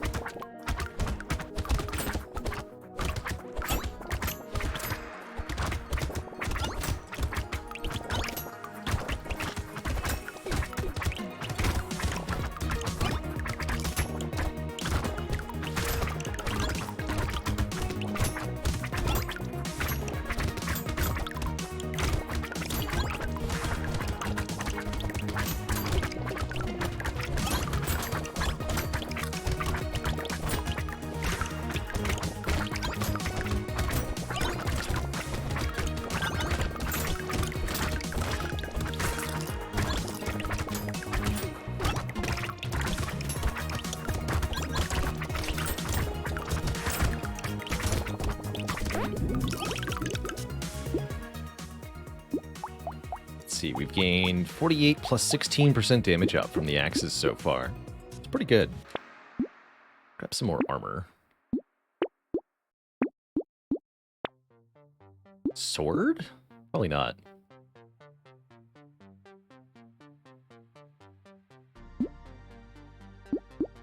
Investing in luck might be a decent idea. We want to find higher tier weapons. Fine, I'll buy the riposte. I'll do it.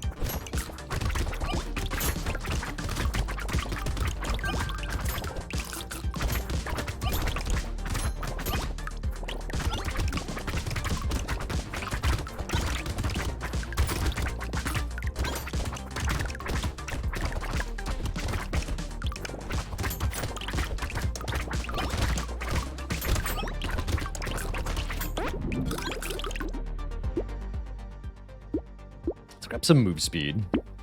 We have an elite coming up this wave. Seems important. All the riposts.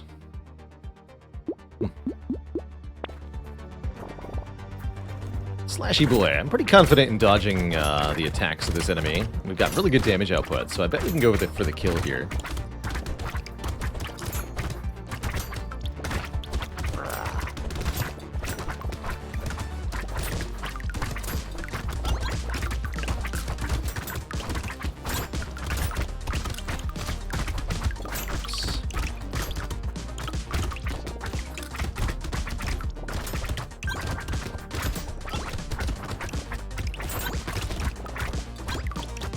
Problem.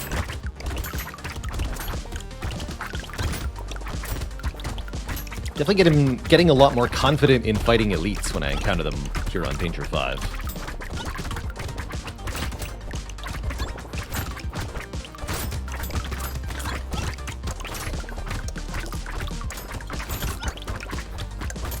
I haven't found that too wet.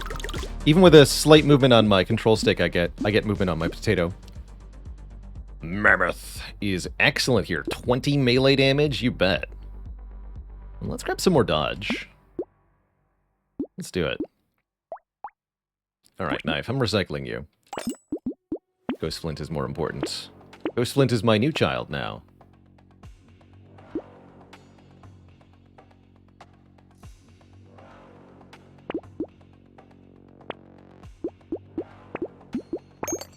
Perfect.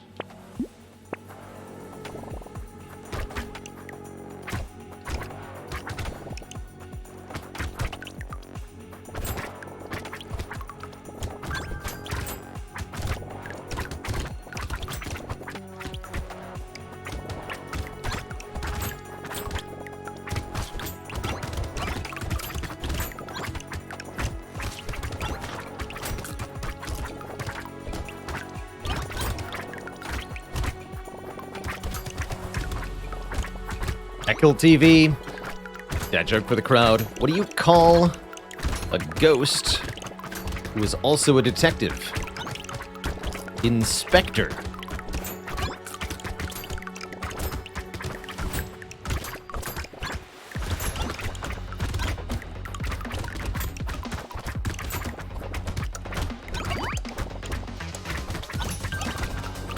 No refunds for shut. Boo!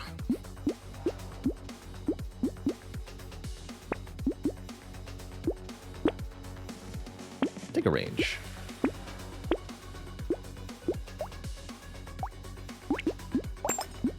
I don't really need another ghost axe. I don't need another ghost axe. I'm just gonna roll. After combining weapons like a maniac.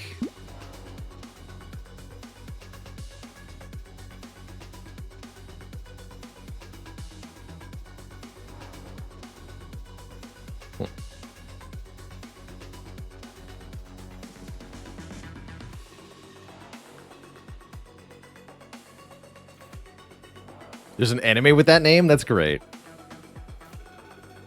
If his name is Steven, you should call him Steven.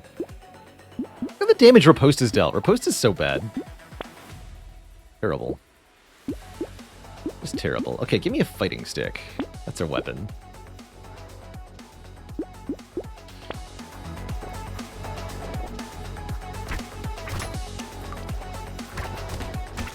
We should replace this white ghost flint with another new weapon type as well.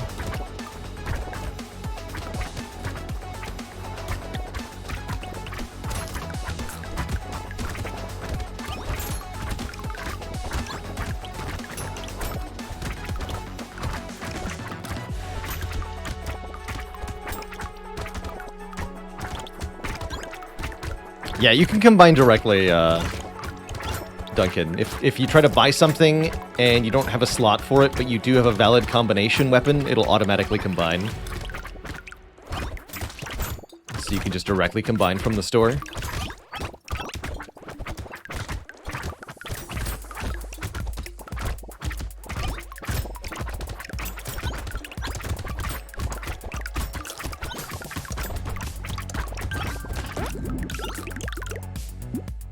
Currently looking at Gladiator, who is having a good day. Let's take Shackles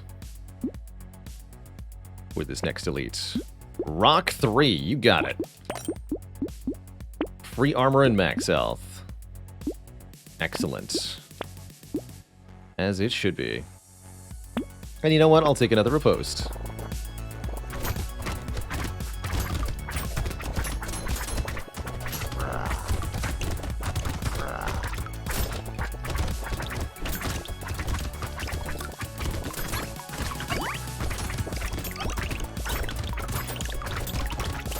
And then I pulverized everyone.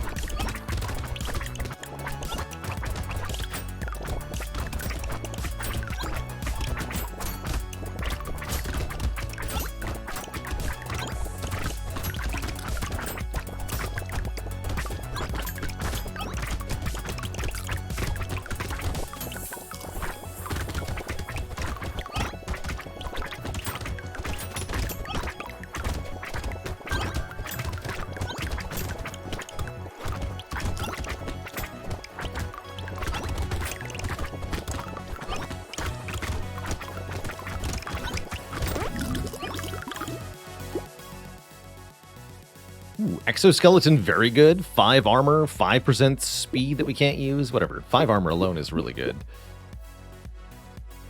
And I want more range, actually. I want these weapons to fly a little further.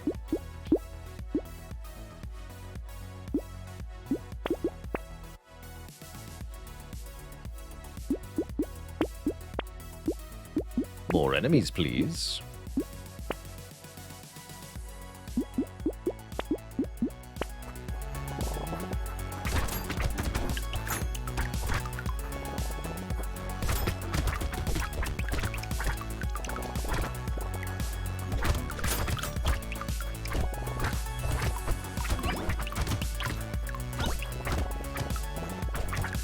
We're already at 52 melee damage. A little more can't hurt.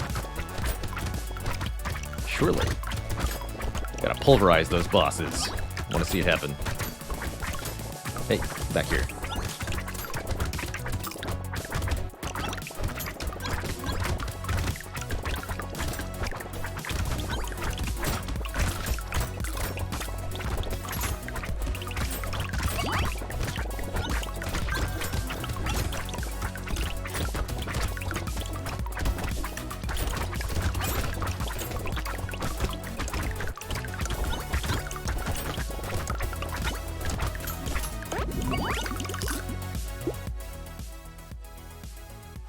Two more melee damage.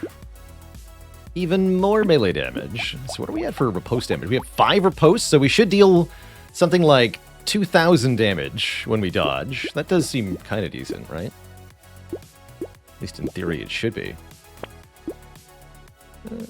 I'll take 8%, why not? I'm going to swap this fighting stick out for that hammer. That hammer looks awesome. Does 357 damage. No, make that 380 damage. Rip and Tear explodes for almost 100? That seems awesome. Hello, friends. Good talk.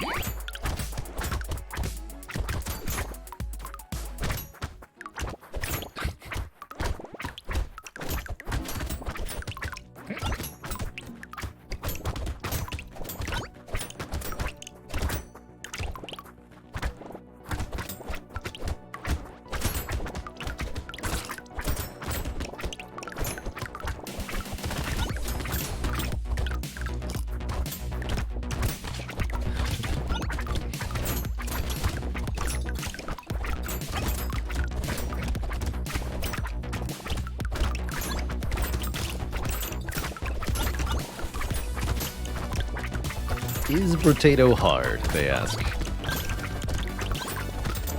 Certainly doesn't feel difficult right now. Get clobbered, nerds.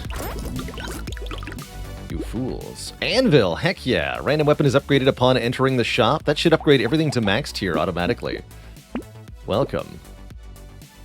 Welcome to getting obliterated town. Population, all of our opponents. We want 20 more attack speed. We could dunk one of the Ghost Axe 4s for a new weapon type. We don't really need to, though. I'm fine with merely plus 80% attack speed.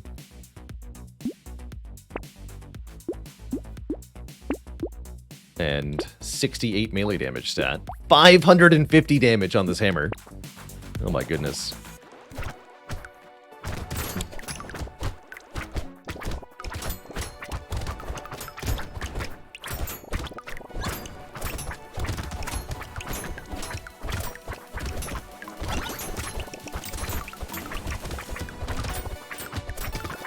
Have I ever thought about including Twitch chat on the YouTube vids? I prefer a less noisy visual style for the stream. I have thought about it a few times. It's been asked about more than a few times, but I always prefer seeing streams with no chat on, and that shapes my decisions for my own stream.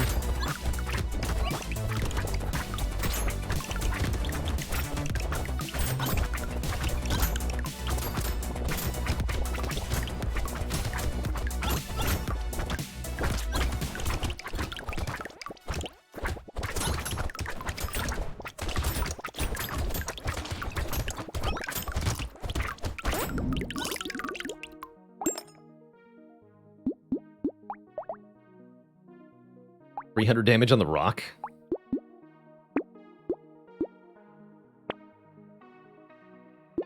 Guess I'll take Triangle of Power. It's not like I'm going to get hit by anything.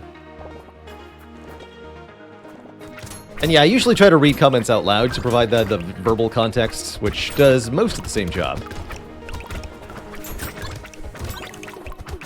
It also lets me filter in real time what I want included and whatnot. Like, there's a lot of chat messages that I would prefer. Maybe not a lot, like a very small percentage, but ultimately a large number of messages that I would really rather not immortalize in any way, shape, or form.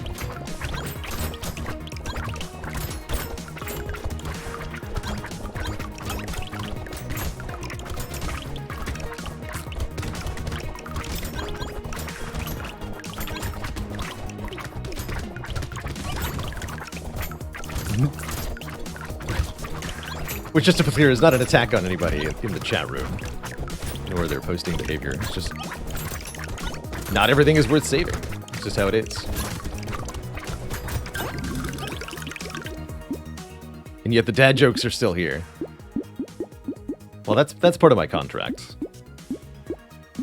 You know what? I don't think we have enough melee damage stat. We better take Glass Cannon and Mastery, just to make sure we really, really have enough. Otherwise, who knows? Alright, all red weapons. Even the Pruner does 300 damage. Actually, perhaps more insultingly, the Pruner does more damage than the Ghost Flint. And even attacks faster? That is kind... Why is Pruner so good? Why is Pruner better than all the other support weapons? What's going on, man?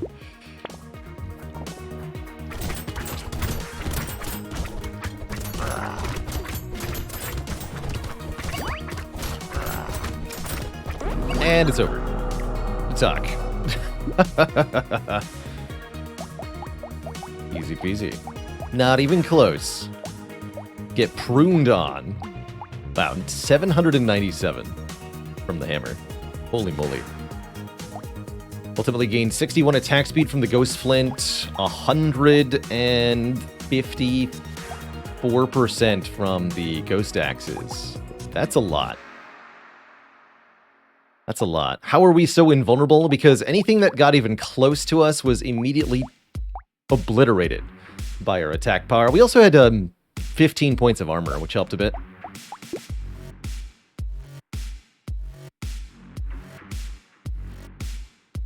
We've had a few winning runs where the boss run goes the whole wave, essentially. How much damage is credited to Riposte? 15,000. Less than the hammer did during the last wave. Wow, the hammer was really doing all the work. Dang. Good talk. Alright, I got one or two more Brotato runs in me. Let's see what the next one says. Mage! Mage is one of the best characters. Mage gets more elemental damage. And automatically inflicts burning and spreads burning. Which makes him pretty good with non-direct elemental weapons. Our starting random weapon is Torch, which I don't think is all of that good of a weapon. I might replace it with something else. We'll see what the initial offerings are.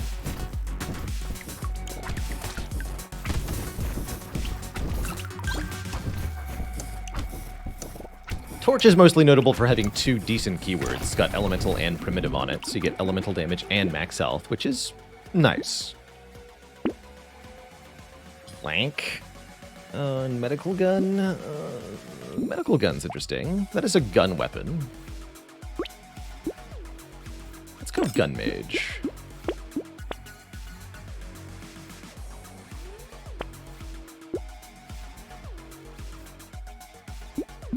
Medical gun mage. I guess I could have bought both, huh? Since you're on the map there.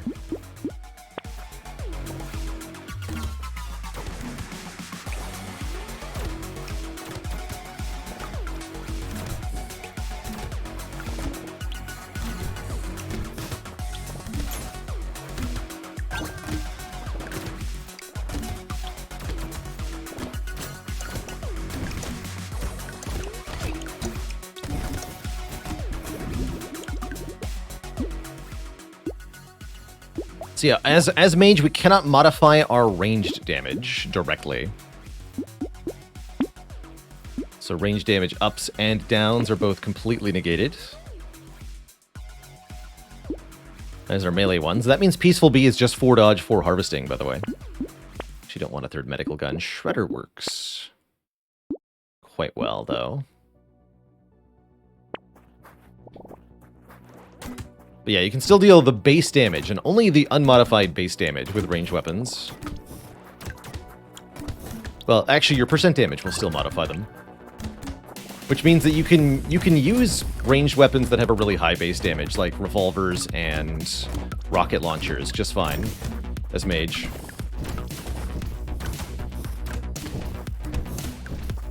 Okay, I definitely need to get a better weapon for wave 4.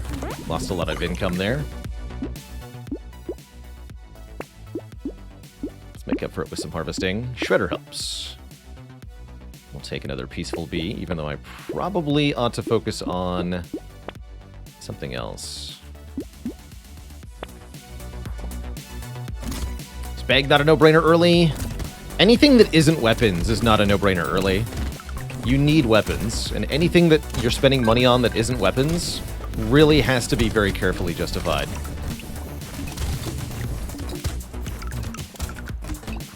I also really don't like the speed down and that much.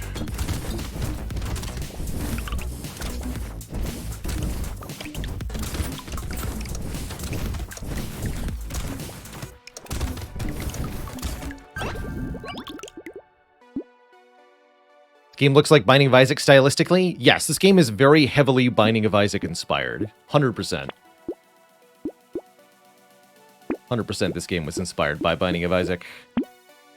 Big time. I have a real gun, not laser gun, please. That'll do. Here we go. Okay, second Scared Sausage is going to make the whole guns thing a lot more effective, broadly speaking.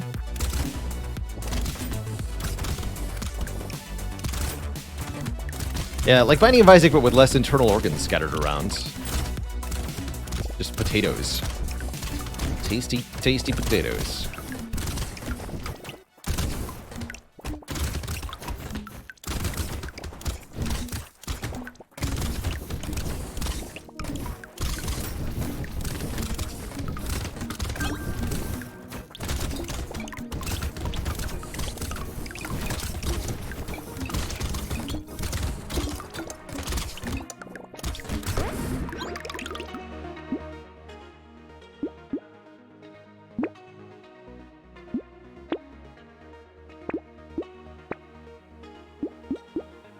Finally. Take a turret, too. Turrets are allowed to ignite enemies with the Scared Sausage. That's kind of the build that we're going towards here, is use our projectile spam to A, lifesteal, B, ignite everything.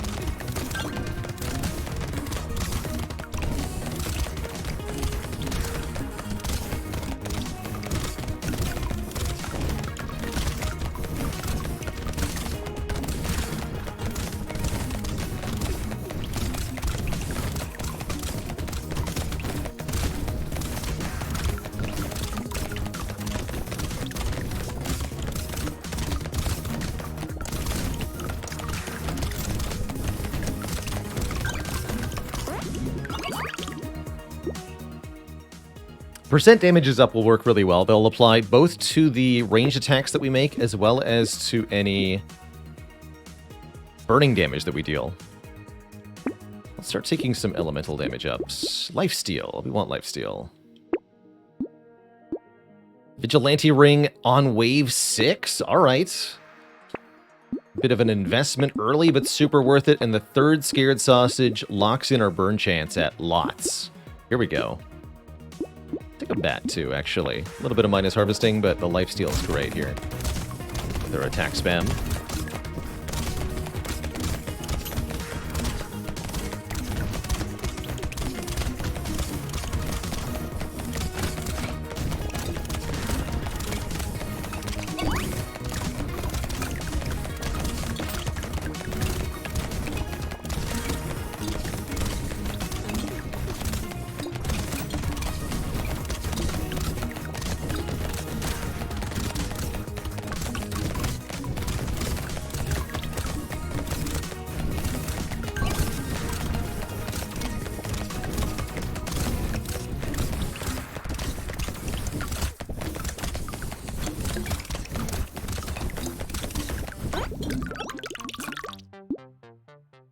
Elemental damage.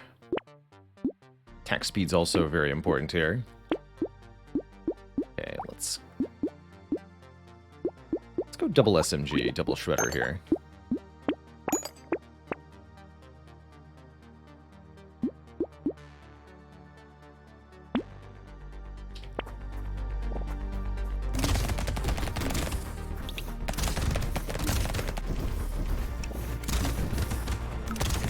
See wave 10 being a problem. Interesting. Let's see that being the case. Our burn damage is not there yet. Our direct attack damage is pretty low still. Don't have that much health or tankiness either, or move speed.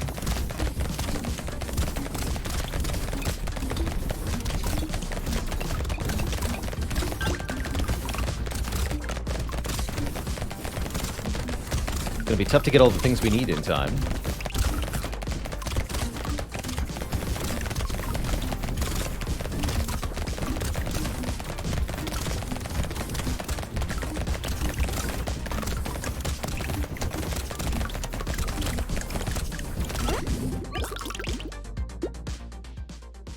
Take 3 elemental damage.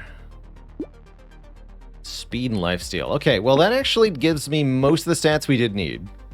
We got the speed, we got more healing. I would like some more max health, but other than that, we're actually kind of set now. Good talk. Is the game explicit about what stats and items do? Each stat has a tooltip that will explain exactly what it does. Most of the stats are really well explained. Luck isn't all that clear. But everything else is quite explicit as to what each stat will do. Big ones to be aware of: lifesteal percentage does not mean you heal a percentage of the damage you deal, but rather a percentage chance when striking an enemy to gain 1 hit point. So lifesteal is best with attacks that are very rapid fire, as the only thing that matters is the number of attacks you're making, not how much damage they deal. Harvesting is 1 material and experience per point of harvesting at the end of the wave, essentially additional end-of-wave income. Dodge caps at 60%, but is otherwise just a % chance to evade. Range adds a flat amount to each weapon, so it has a proportionally higher effect on lower base range stuff. Let's grab some armor. Currently we don't have armor. Do I dare take 10 harvesting? I think that's an unwise choice. We should take 9 max health. That's much better. Flamethrower deals 20 by 5 burning damage. Alright. I'll play your game. Flamethrower, a very effective way to light a large number of enemies on fire. For quite a lot of damage.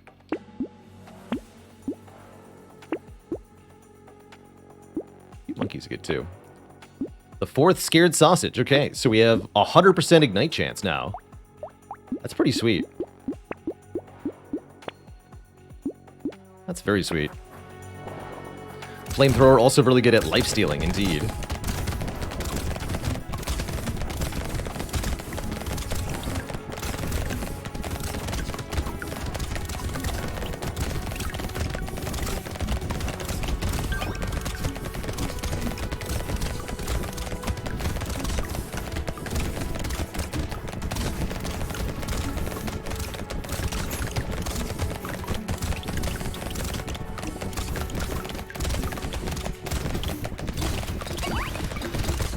So much for Wave 10 being a problem, I guess. We got all the right things, just in time.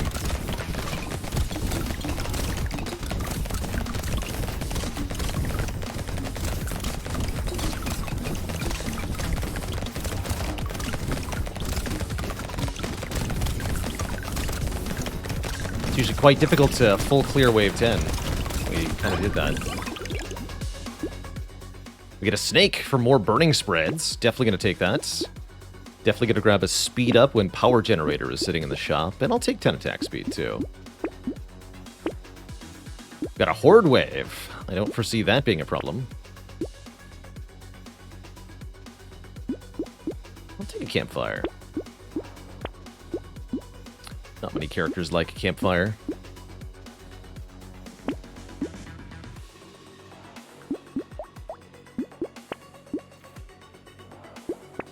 This one does.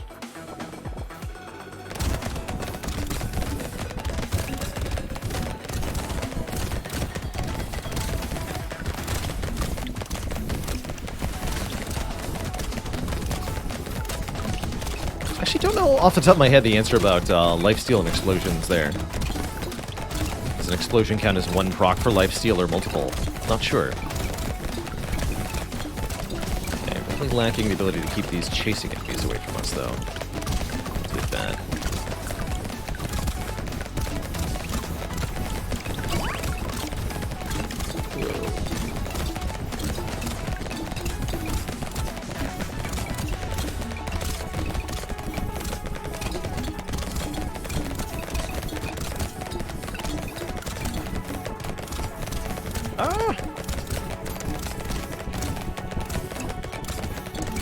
wasn't too horrible. Definitely needed some of our survivability to make that work, though. I would love more armor or max health here. Or speed. Speed is good, too.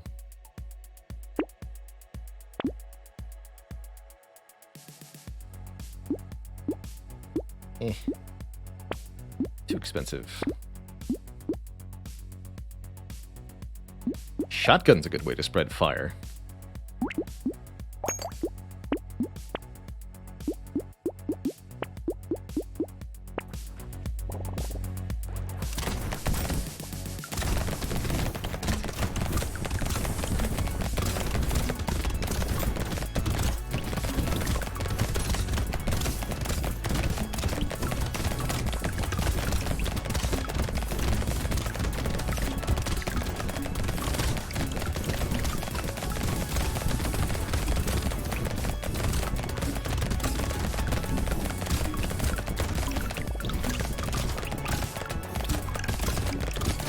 Doomtrain says, if the wiki is accurate, explosions explicitly do not lifesteal. It's good to know.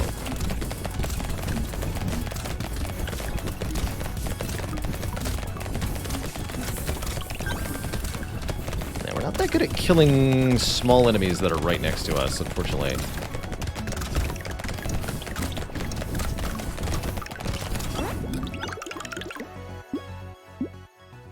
But I will continue to take percent damage ups so that our burns might be all the more powerful. Go double purple flamethrower rather than one flamethrower 4 here. Also going to start taking dodge. Missiles, another percent damage up. That's probably worth it, even though it's minus elemental damage. I think so. Since we have power generator.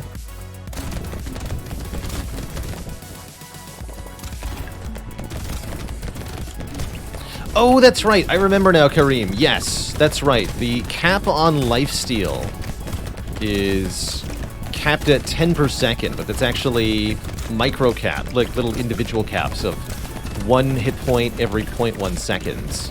So what happens is, an explosion hits a lot of enemies at the same time, but it can only benefit from lifesteal on one of those enemies.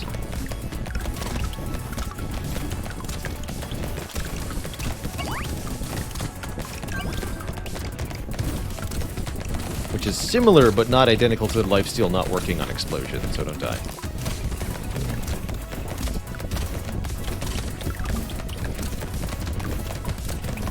I remember overhearing talk about this in another channel.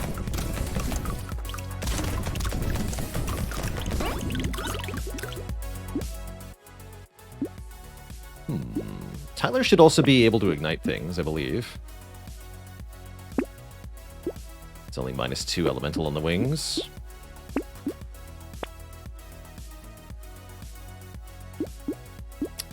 Strange Book gives me engineering. I don't think Mage can get engineering. No, he can't.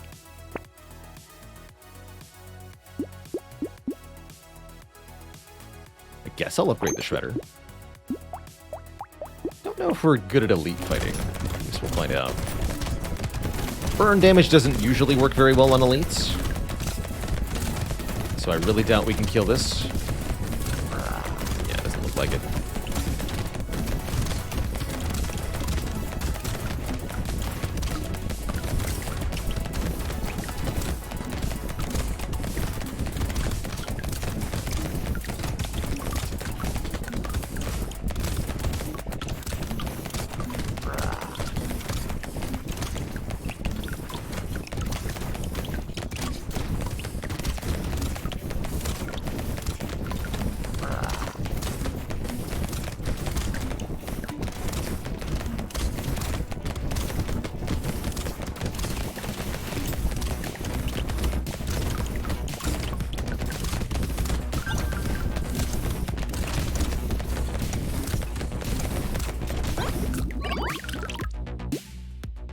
Knockback. Excellent. I was hoping we might get a little bit of knockback.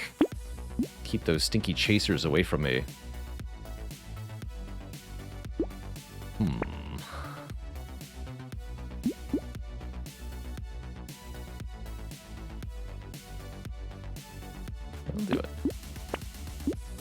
I'll take a weird ghost, even if I maybe shouldn't.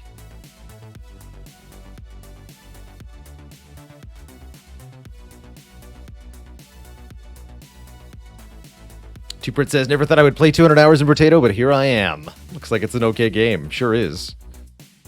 Sure is.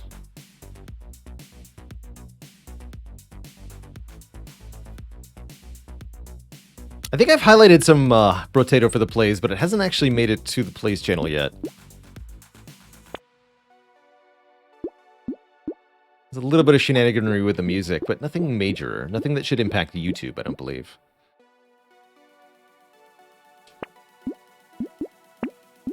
One more roll. I like Poisonous Tonic for the attack speed up, usually. We have trees? No, I'm not going to bother with Pocket Factory then. Alright, try not to die.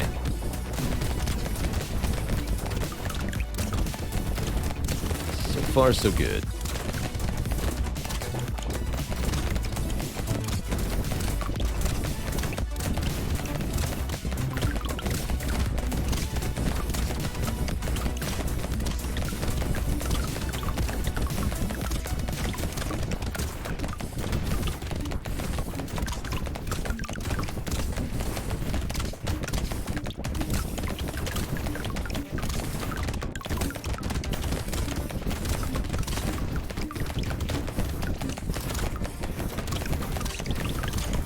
Crowd just gets toasted. It's beautiful.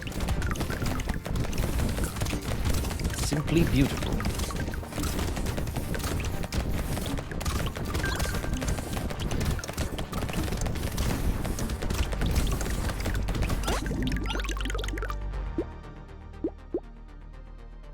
More percent damage ups.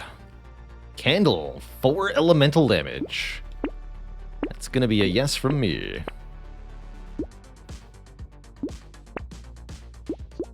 8 elemental damage. Also a yes from me.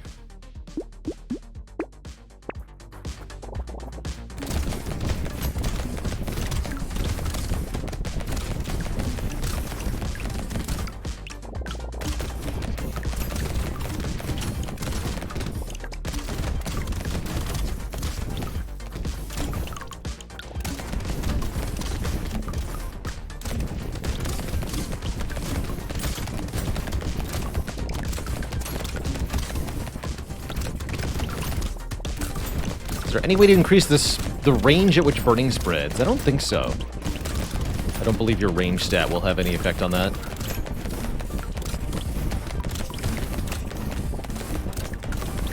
How much do I value the raw damage numbers from the previous wave that you can see when hovering over weapons?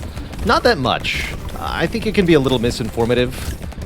For example, looking at which weapon dealt the most damage might simply inform you which of your weapons has the largest range stat, because that weapon attacks before the other ones and therefore gets to do the damage to the enemy. But is it the one that's, like, actually letting you kill the enemy? Not really. So I think those numbers can be very misleading, as can a lot of analytics if not properly understood, be deeply misleading. Alright, I'll take the handcuffs. We'll see how this goes.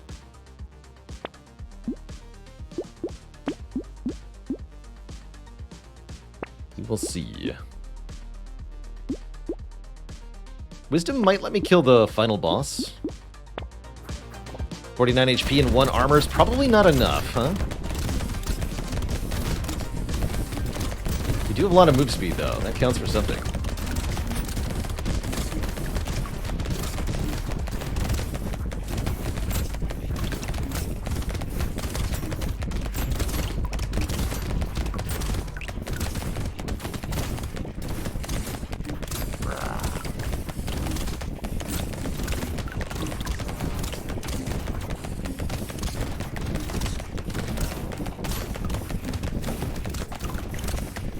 Simply never get hit.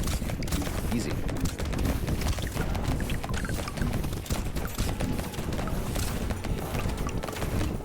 Uh-oh. I failed to follow my own advice. Ah!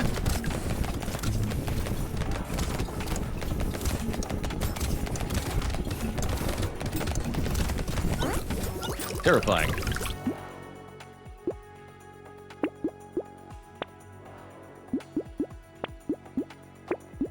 Definitely terrifying.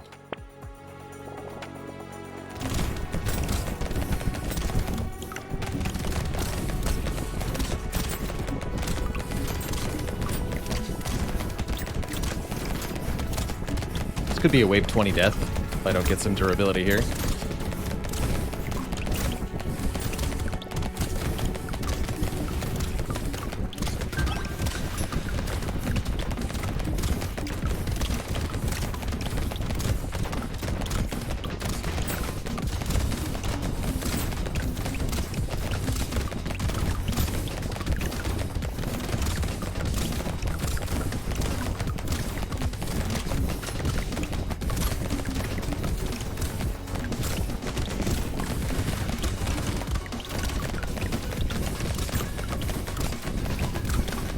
Large pile of materials around that turret. That's good.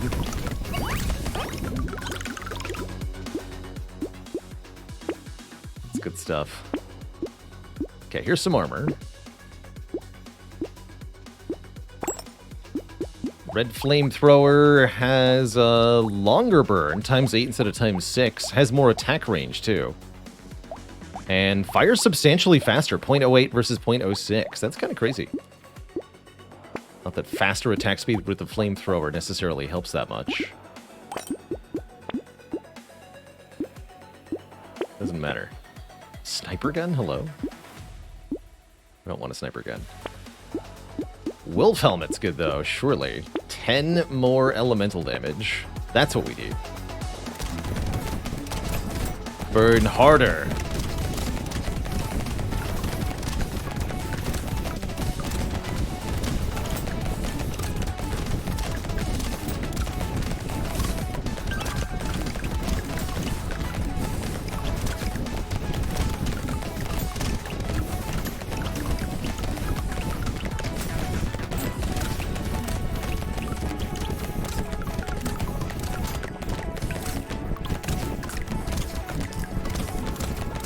Cast Burning Hands.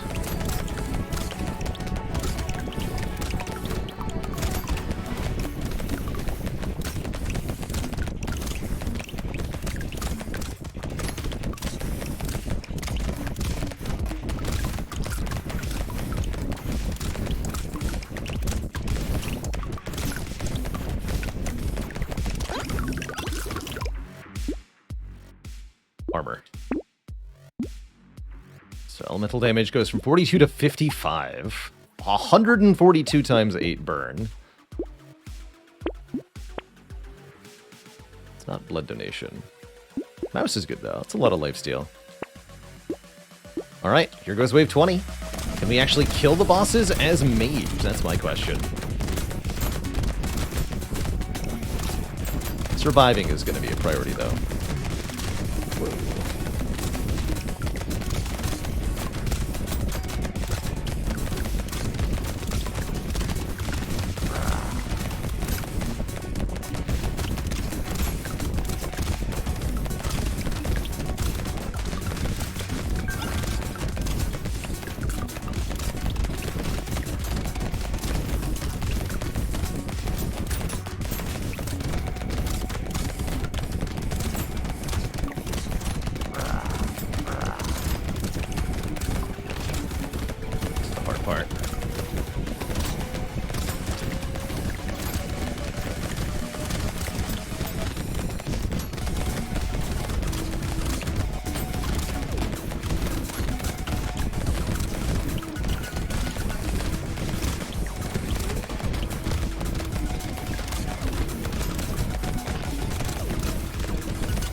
Hey, we got one of them.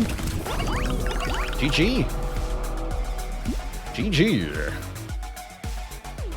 Wait, was that timeout or did I actually kill them both? Couldn't tell. Either way, awesome. Awesome run with triple flamethrower on the mage. Got them both. Did not think that would work, but it was toasty. Toasty effective. Full credit to Wisdom. We needed the Wisdom scaling damage to kill the bosses the final wave there. That was fun. That was a fun time. And it all started with guns, medical guns. Alright, I got one more Brotato run in me.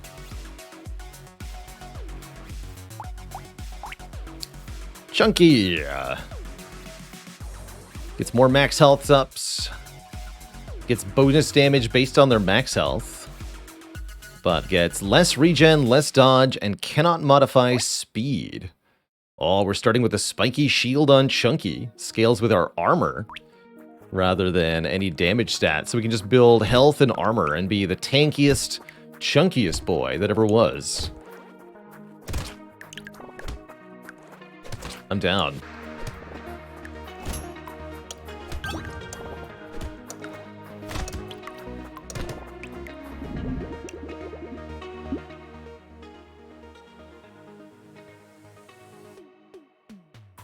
I'll take a little range, I guess.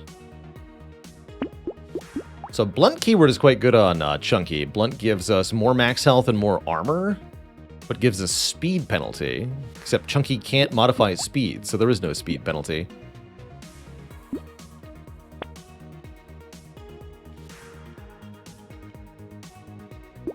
Chance to heal when picking up material. Healing is kind of limited on Chunky. I'm going to grab monkeys. The Chunky Monkey maneuver, as it were.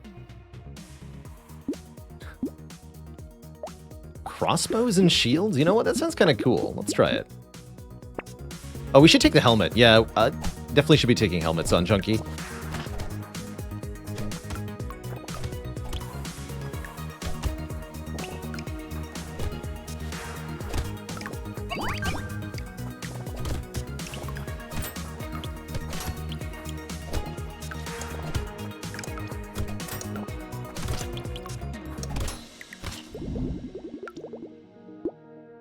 Ooh, free alien.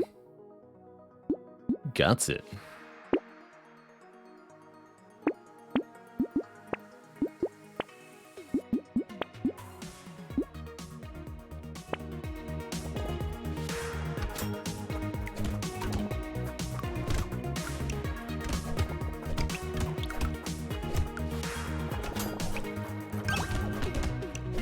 Why crossbow? There's overlap on the medieval keyword, and I'm thinking it allows us to another way to scale without using damage stats, right? We can scale now off our armor stat and our range stat and our crit chance stat. It's kind of cool. We don't want either melee damage or range damage. We want harvesting? No, heck harvesting. I'll take a little regen. Crit chance, there we go. It's already hit really good knockback.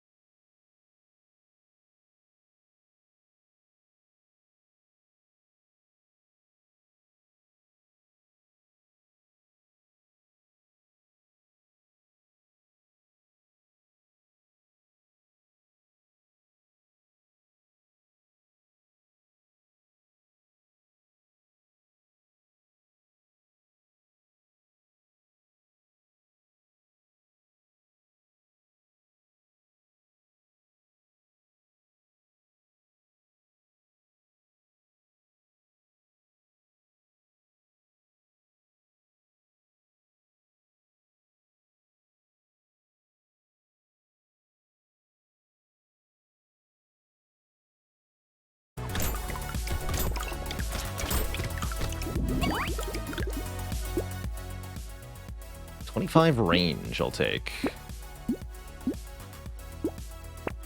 Don't want harvesting.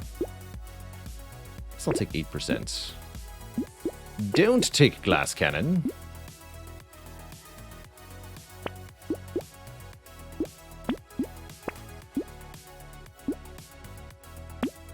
Laundry is fine, just for the crit up.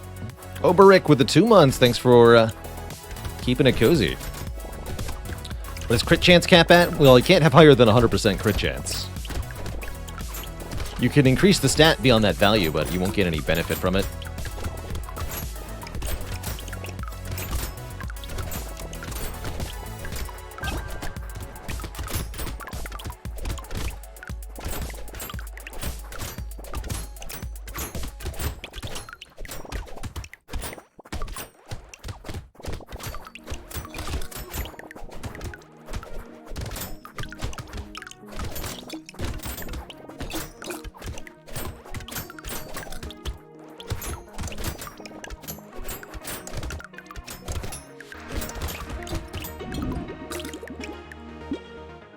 Range. Definitely want range.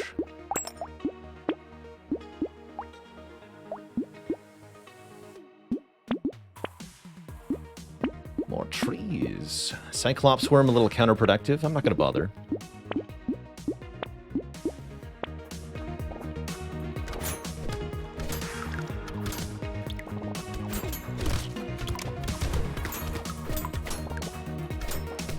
Yeah, stuff like the Lucky Coin can benefit from more than 100% crit chance.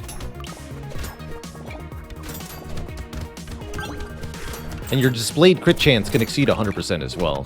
It's just, you obviously cannot crit more than one time per attack, so once you're at 100%, there's no benefit. It's just wasted.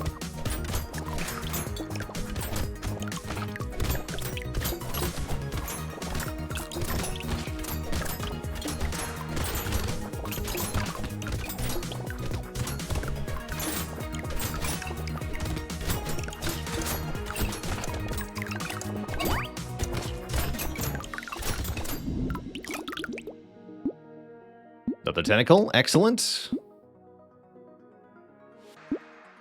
9 max health is pretty tempting here. Could roll for range or crit chance or attack speed. I'd really like attack speed. Let's roll for attack speed. I'm gonna take the crit.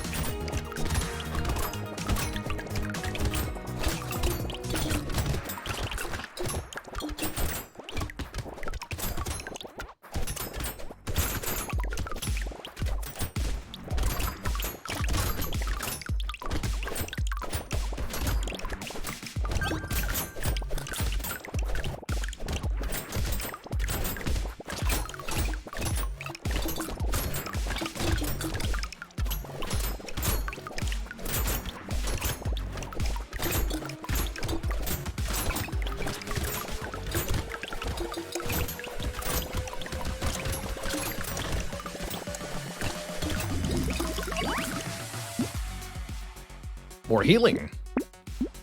Healing in ways that Chunky normally struggles to acquire, too. That's good.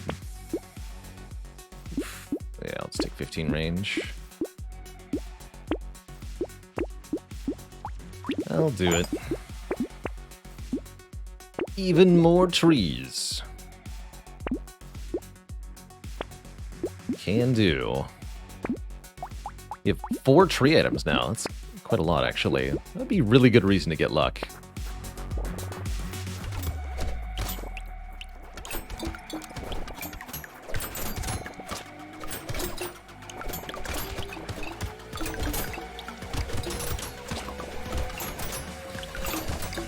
Yeah, Wave 9 is usually more about providing an income boost to the player, from what I've seen, but you can definitely struggle on Wave 9 if you're a ranged attack build and you are limited in your number of targets that you can actually just hit with your attacks, period. For example, if you're doing all laser guns, then Wave 9 could be problematic. But mostly everybody has a good time with it.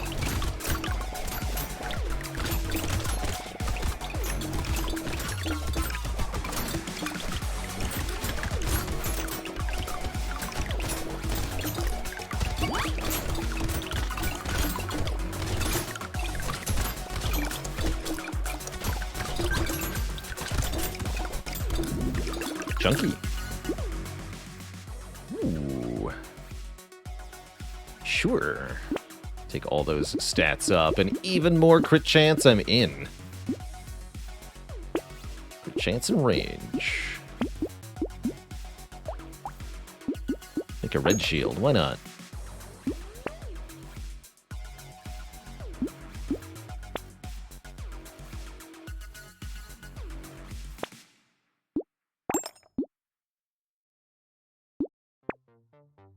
Crossbow, perfect.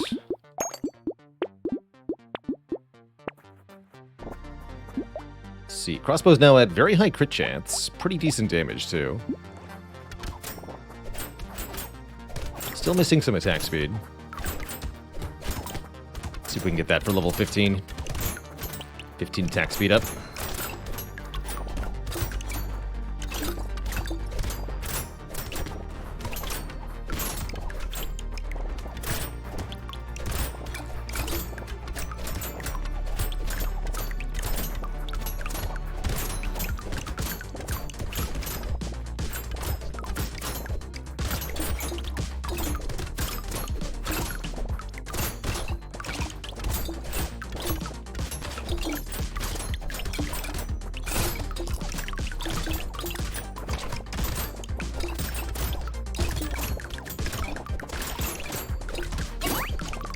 Punchy.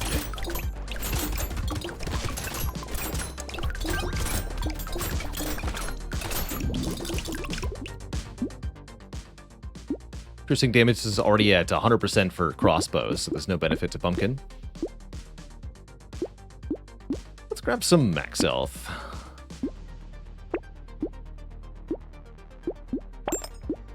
gonna elite this wave. That's an attack speed up, not a very good one, but I'll take it.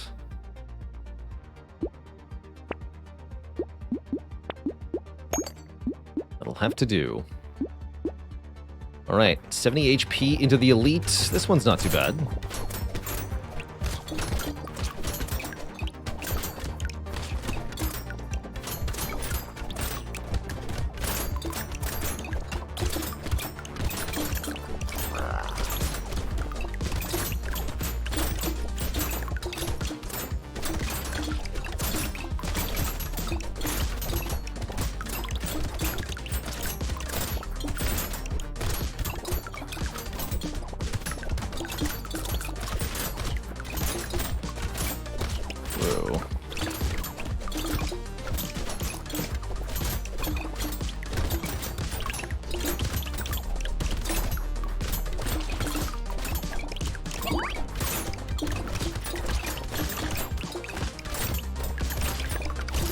Oh, got killed right as I was picking up that pickup there. GG. That character's, that elite rather is quite tough with the slow move speed there. Really had to align my movement direction against the grain of the dots to get there.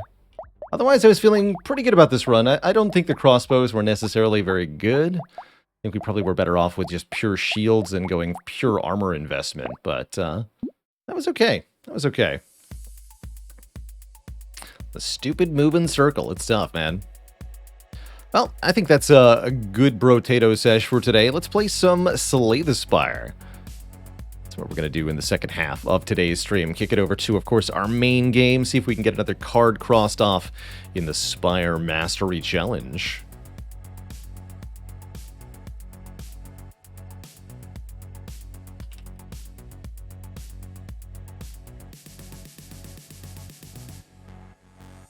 How many cards have we done?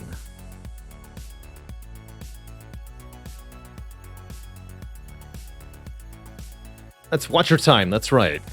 336.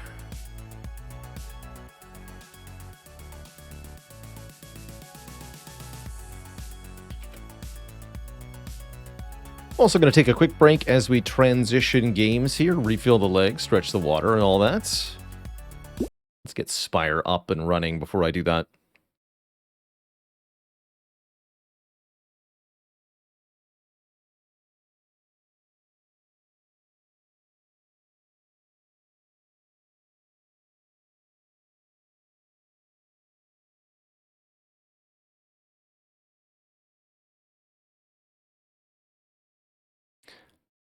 Can we finally master the Master of Strategy? Surprising how long that particular card has taken.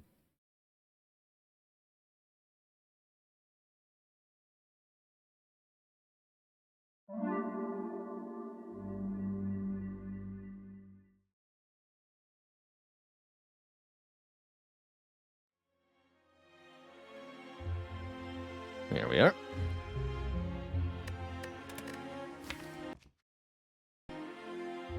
How long has the Mastery Challenge been going on? Since the beginning of the year. So we're at 7 months and a week so far. I think we can very reasonably do it in the next month or two to wrap it up. It's definitely been going on for a while, though. Long form challenge, but a fun one. Really enjoy the types of runs that the Mastery Challenge has created. Yeah, there it is. Unmastered.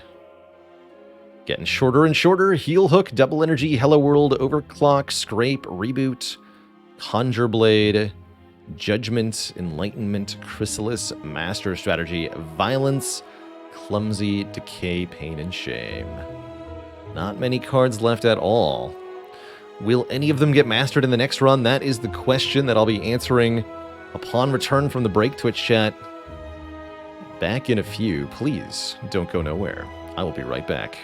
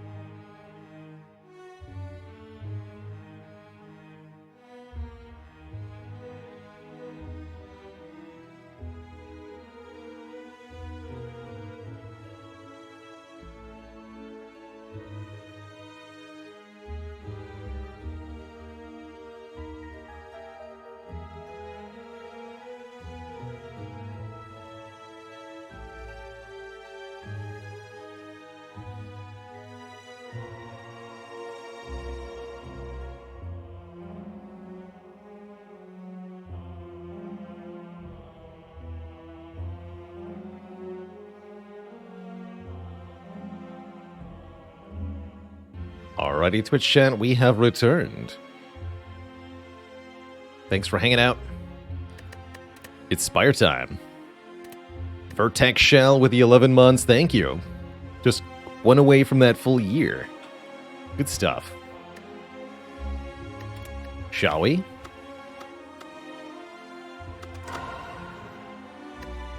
It's time to evaluate the Spire. Still have to master Conjure Blade and Judgment on this character.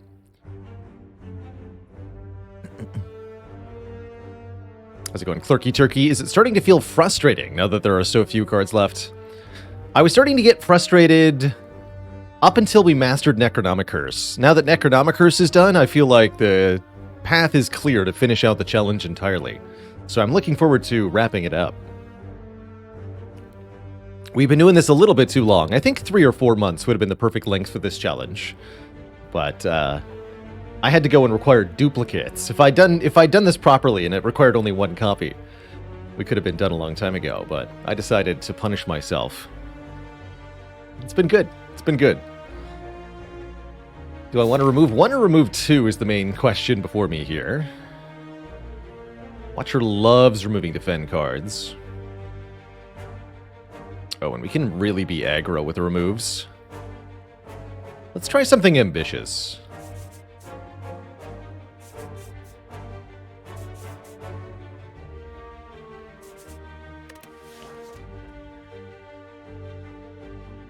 I dare.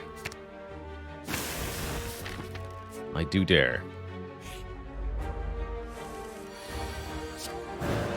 Smart? Maybe not. But here we are.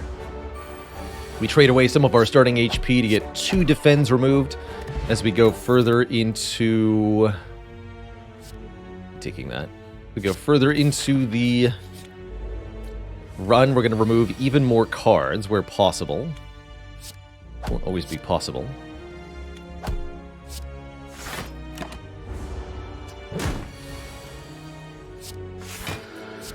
Draw 2. Double Vigilance. The Revigilancification. Or something to that effect. Nothing with like a Cut-Through Fate or a... That'll do too, a Wallop.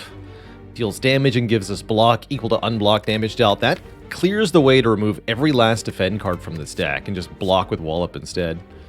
Not a bad flurry either with the Empty Mind, but I think this Wallop is too good to ignore. Way too good.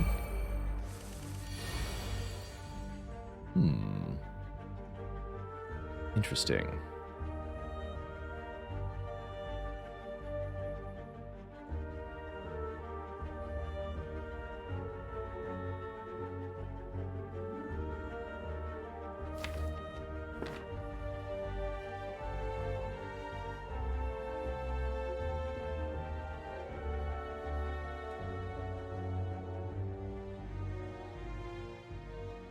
If we Eruption, Miracle, Wallop, we can take 4. Can we do better than 4 damage here? How's it going, Quambach? Hello and welcome. Recently got your first A20 heart win on the Defect from learning off the channel. Well done.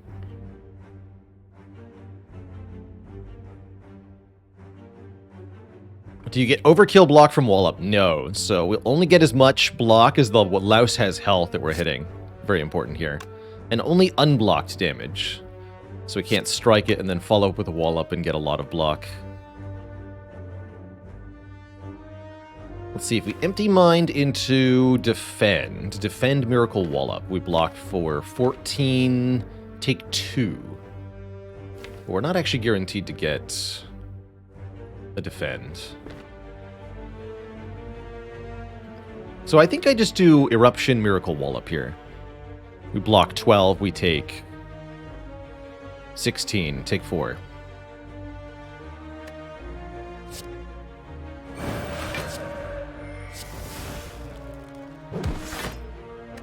Seems good to me.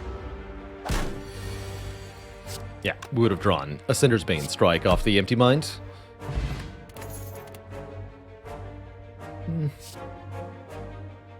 This is is okay with Wallop, but pretty mediocre. Not half. Thanks for the 5 months of the Prime sub. So close to a half year. So close. How's it going, Tyner? Yes, the first run of the day indeed. Interesting shop. Here for one thing and one thing only. Carter move. And also a second thing, which is an attack potion. I'm here for 2 things. Uh-oh.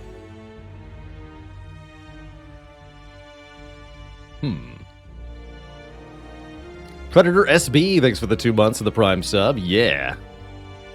Was Talk to the Hand not worth it? Not compared to the other things that I could have done. I'm looking to aggressively leverage card removals. It's part of the strat here. Can take a future Talk to the Hand.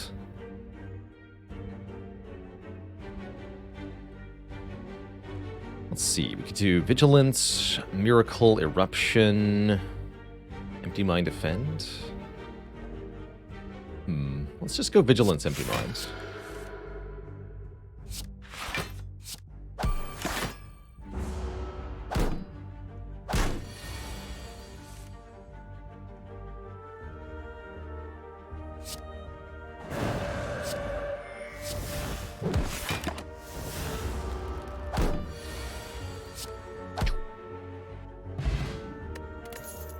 Not a particularly good potion, but a good enough potion.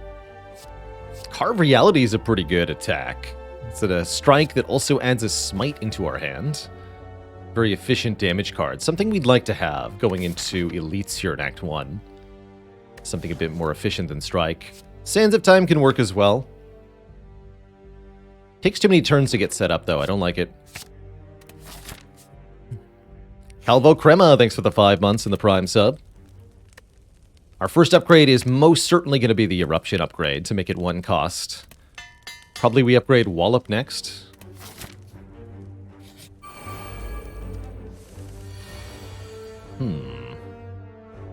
Just Wallop's Carve? Sounds good. Probably going to want to use Attack Potion Eruption next turn. Probably.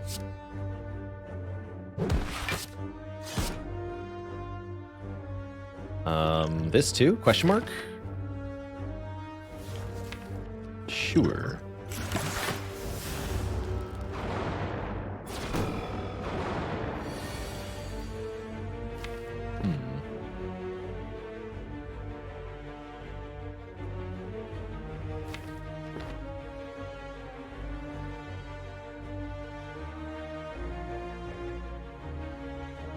Could do Eruption, Smite, Empty Mind. But what about Empty Mind, Vigilance, Miracle, Eruption? It's an interesting option. Try that one.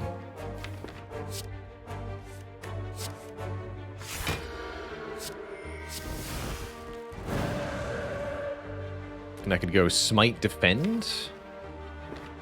Makes next turn a little bit awkward, but might save us the attack potion, which should be pretty valuable. Or we can go Strike, Strike, take a little bit more, keep the Smite. Let's keep the Smite. Take 8 here. Aw, so close. Alright.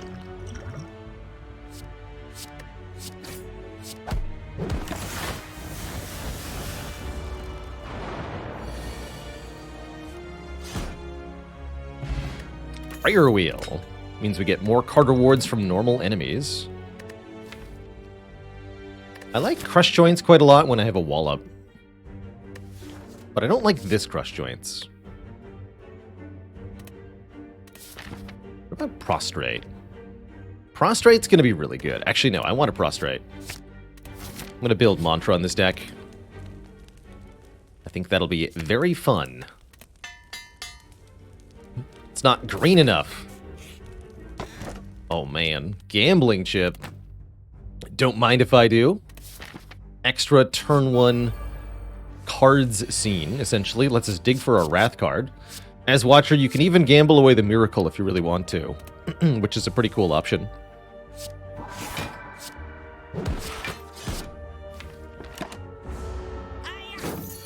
Hiya.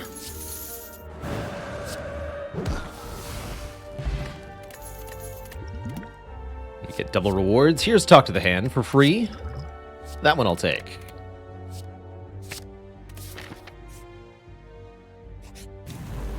Hello.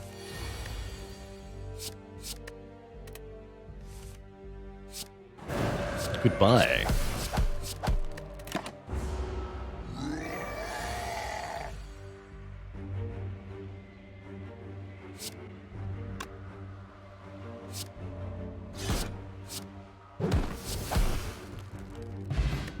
Third Face Urn heals us 2 per power we play. Don't have any powers right now, but we do have a Scrawl. Scrawl seems pretty good. All rare relics so far. Sorry, a Scrawl Plus.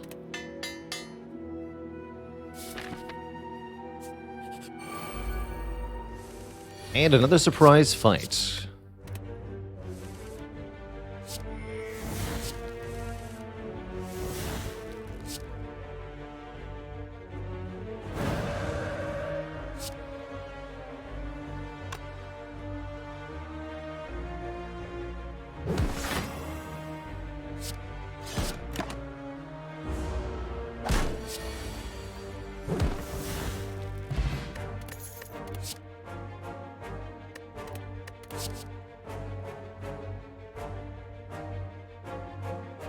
It's actually not the world's worst warship. Huh. I think I skip for now. We're gonna go hunting for upgraded cards Act 2 with Prayer Wheel. And I'm here to remove nope, the last defend. For 100 gold we can remove. Let's do that.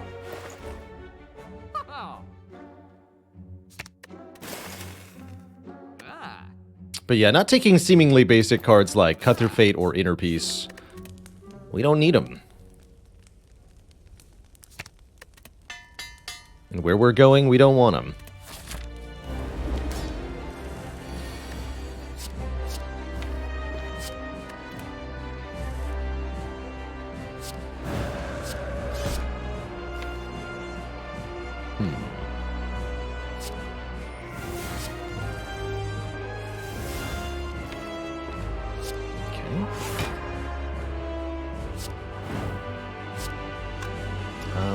Keep the Talk to the Hand around, I guess.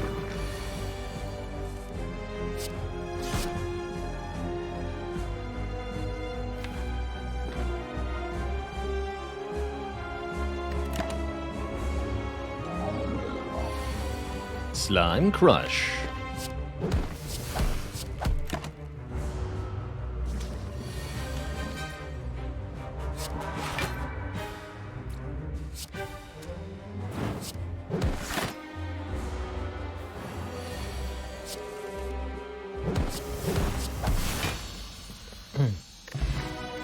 Easy peasy.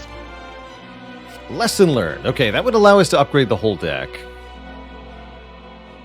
That's kind of cool. Blasphemy is also really, really strong with a very small deck and a Scrawl. But I don't think we want the Blasphemy. I'll take a lesson learned here. That way we can upgrade every remaining card, although mostly I'm going to be removing the strikes rather than trying to upgrade them. But it means with the Prayer Wheel, we can hunt for new cards to add and upgrade, which is quite good.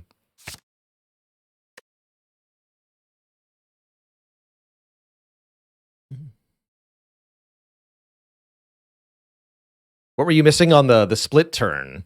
Why did I not use the Smite rather than playing the Strike? It's essentially just so I could have one more card, right? If I play 3 strikes, it's less damage than 2 strikes and a Smite, but then I've still got the Smite that I could play on the next turn. So I'd rather play the attacks that are going to get discarded. That way, the next turn I have guaranteed damage.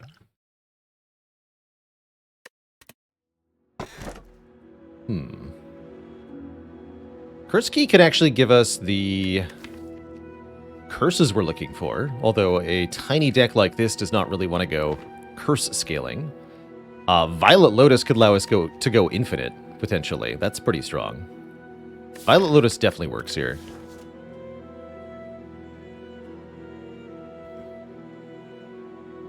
And even if not infinite, it can provide a lot of additional energy in a small deck. Sure, let's take the Lotus. show off what this relic can do. I like it. We're also only 14 minutes into this run. Pretty speedy so far. It's been very clean and easy, though.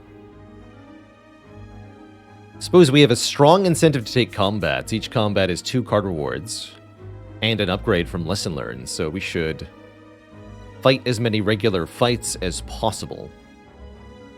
Guess 5 in a row will do. Let's start with that. Unless I want to do 3 elites. Maybe. Let's start with 3 in a row.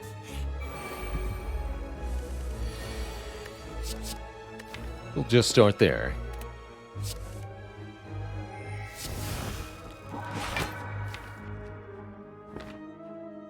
So we do some pretty interesting things here.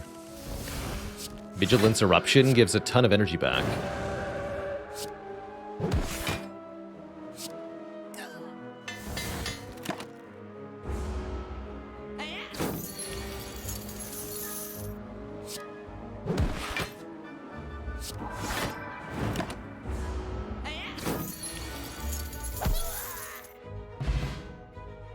So far, so good. Mental Fortress could be very strong. It even heals us for 2. Yeah, that's pretty good. Probably going to take that. Evaluate comes with a free upgrade. Pretty decent block card.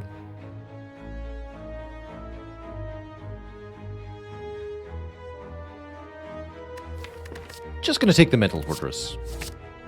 And the attack potion. Bird nerds. Bird nerds.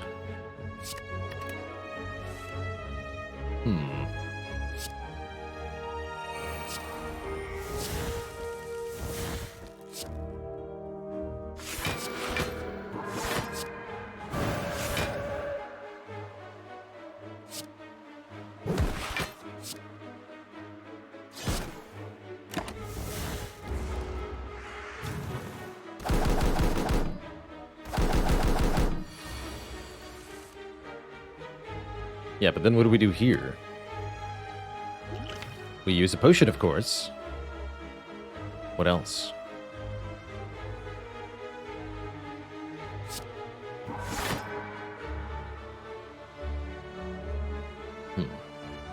Playing the wall up seems kind of mandatory.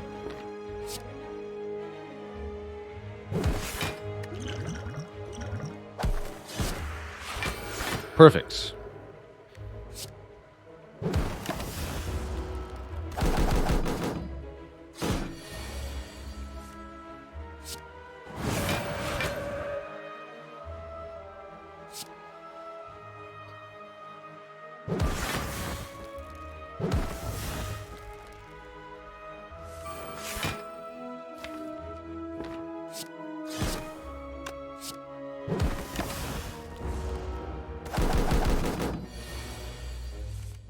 There we are. Empty Fist Plus, not bad.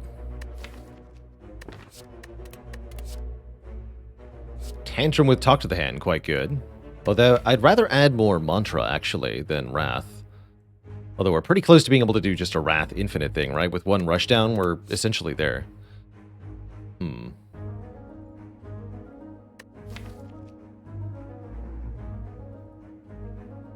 Pretty easy to find Rushdown, too.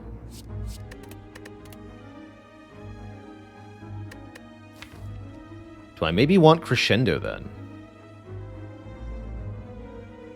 No, I want Tranquility is what I want.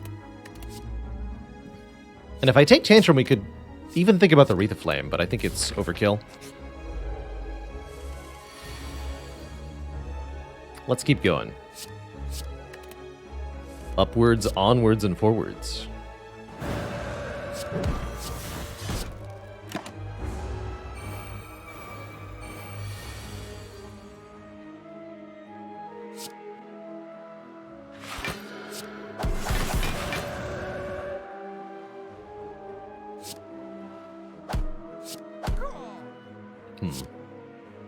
Maybe got a little overzealous there.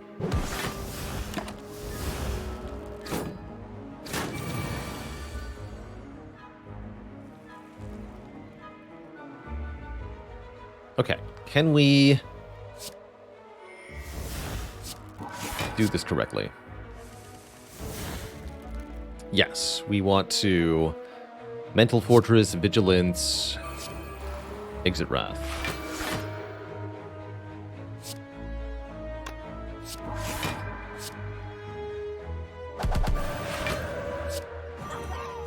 There we go.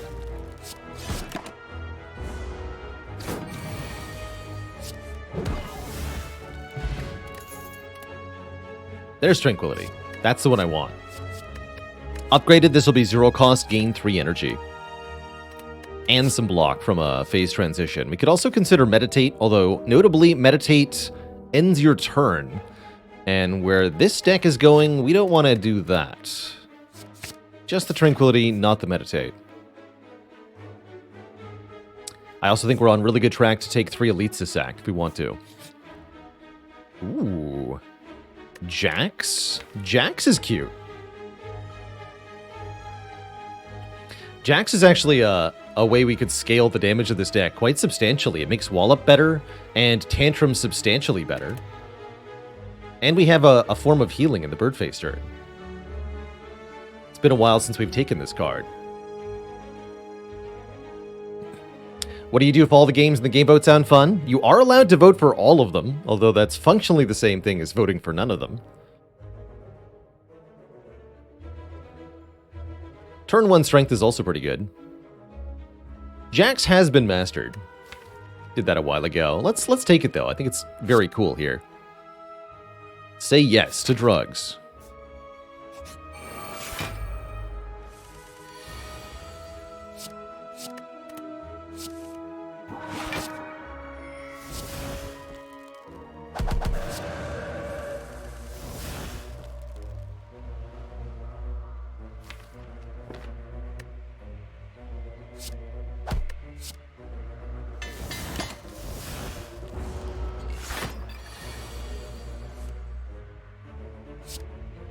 Yes.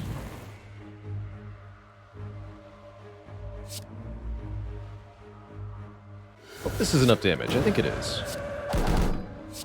Oh, yeah.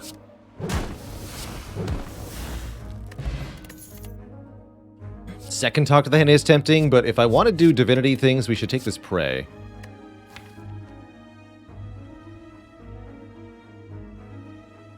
Tantrum and Prey are kind of incompatible, aren't they not? Well, not necessarily. Let him cook. Let him cook.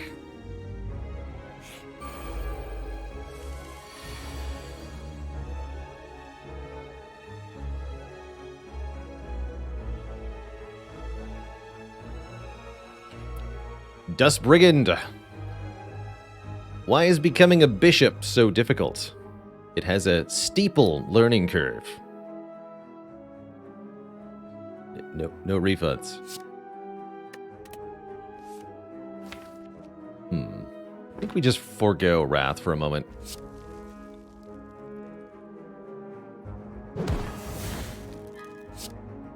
But we should play the Carve.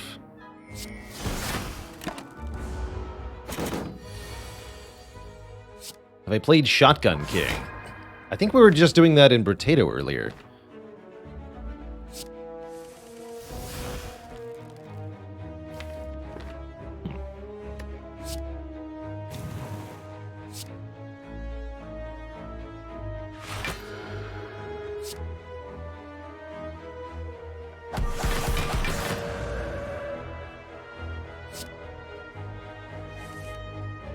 Okay. Let's go Fortress Prey.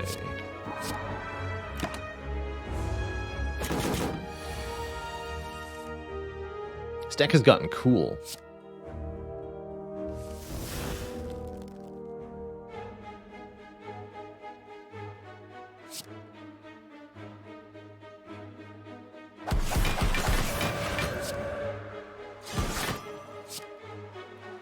Take 1.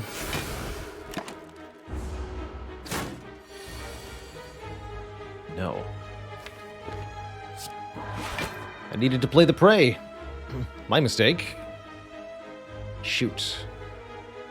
What do you got? Take a sense of time. Not good enough, though. Bummer.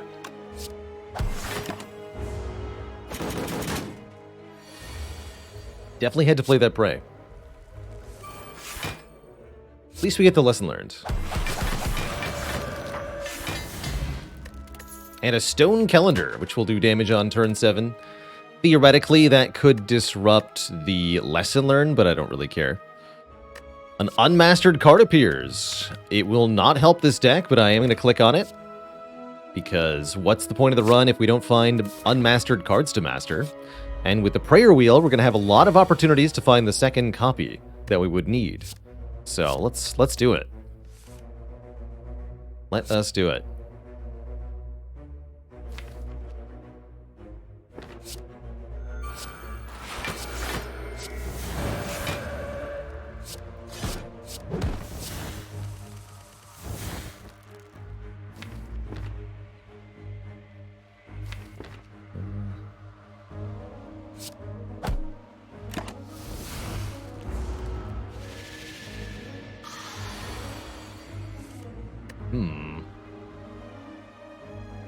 I see. Well, that's not very good. Can't get a kill here.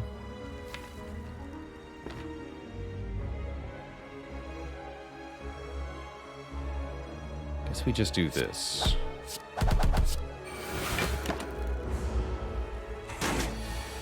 Ouch.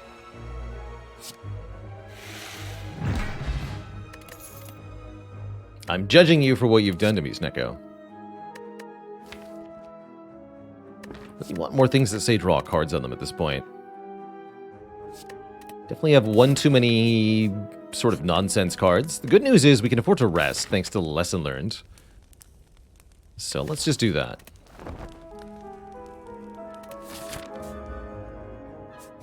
I believe. Mummified Hand. Playing a power card makes a random card in hand free. Excellent. Bird face turn, mummy hand, very good together. With again, prayer wheel allowing us to find more powers too. That's pretty exciting.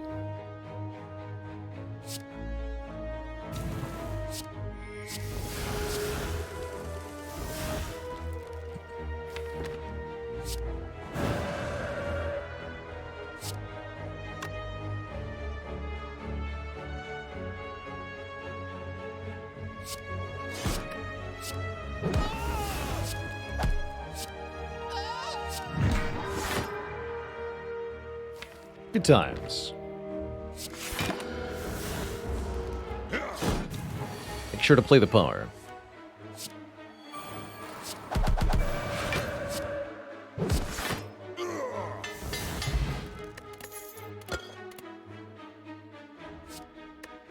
Worship is again here. No, we need not that. Still not things that draw cards. Ooh, Damaru, one mantra per turn. That's pretty strong. Spirit Shield is here. Pretty good block. Probably going to take Damaru. Is Tiny Chest ever good? It can give you bonus relics, which can be quite nice. Sometimes it's better than what the event rooms would have held, but overall it's never a particularly exciting relic to find.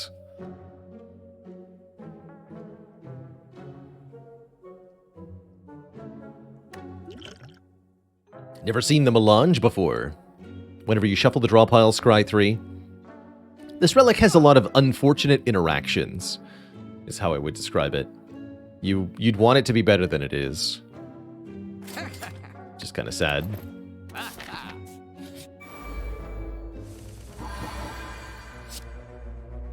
Just kind of sad.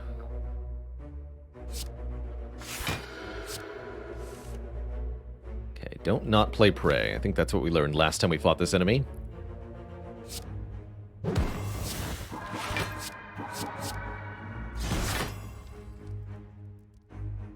Now we just need to draw back into prey to kill, or to go divine. Which is not the same thing as killing, but could be.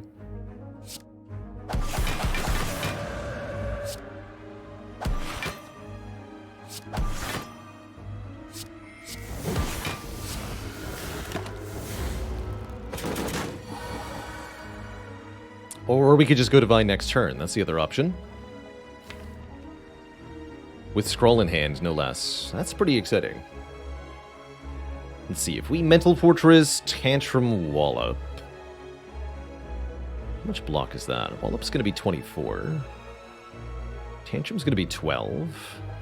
We're looking at 28 by 2. That's a lot.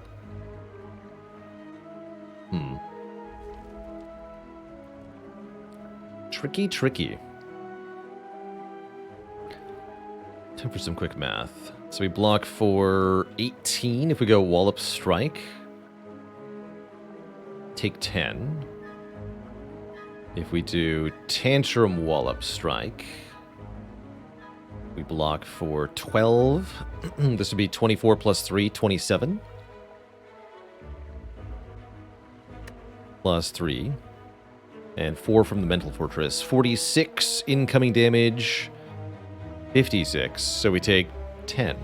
Wait, really? It's the same damage either way? That's funny. Hello? I guess we do the Wrath line then, as it deals more damage.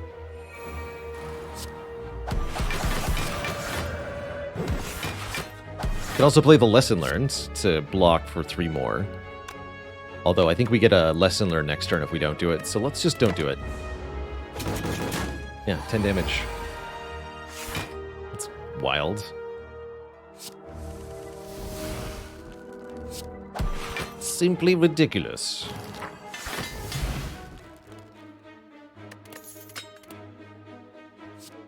Fear No Evil is a 1-cost Calm entry. That's a very good card.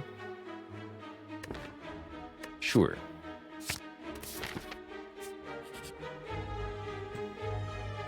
And Apparitions I don't really want. No thanks.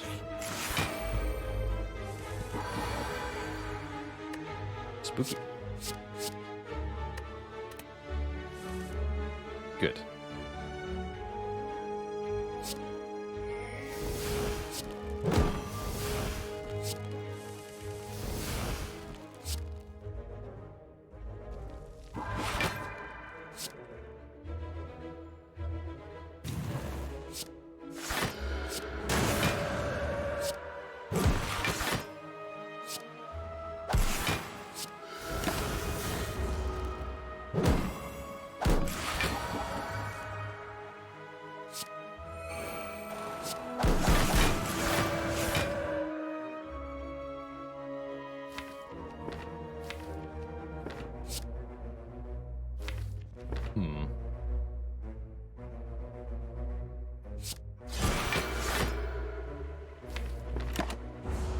Might have to kill this rat.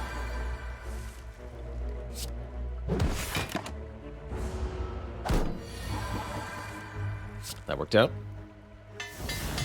Judgment plus. Wave of the Hand, nice way to apply weakness. Although without more card draw, I really don't think we can afford to put it in the deck. Too much dead weight in terms of cards. Are non-subs allowed to game vote? Yes. Everybody who can see the game vote link can vote. So whether you're a lurker, a sub, just some random person off the street, you are allowed to vote in the game vote.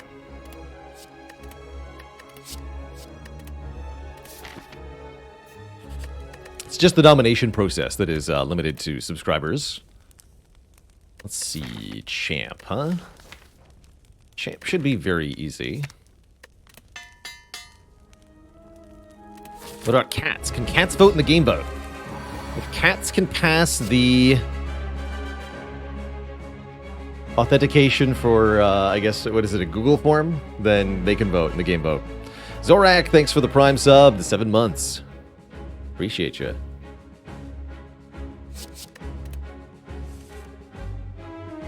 Tell your friends, tell your dog. It's game boat time.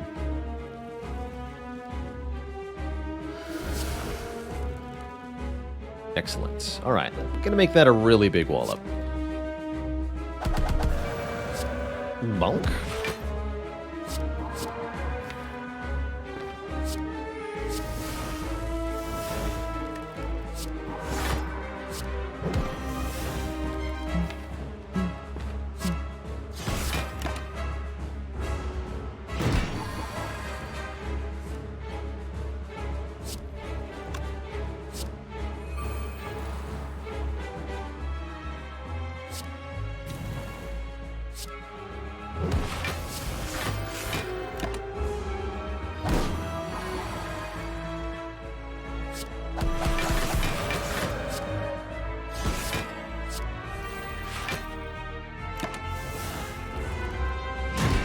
It's time. I think. Is it time? Not clear if it's time. I think it might be time.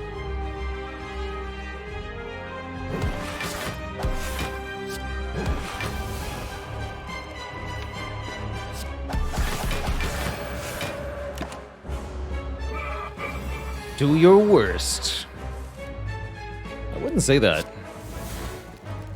You haven't seen my worst.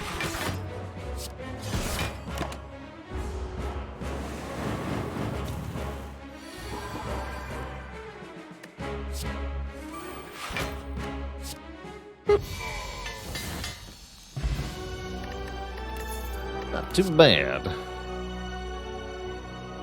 Pass, pass, and pass, I think. Got enough cards as it is. No judgments here. Don't think this Dex potion is any good. Pyramid? The end of our turn, we no longer discard our hand. That's very strong, as it allows the lesson learned to be much more effective. It allows Wallop to line up with Pendant more consistently. There's quite a few good things we can do with that. Could opt to transform and upgrade 3 cards. That's okay. Does Apotheosis upgrade Smite and other created cards? Yes, just Blake. As long as they exist when Apotheosis is played.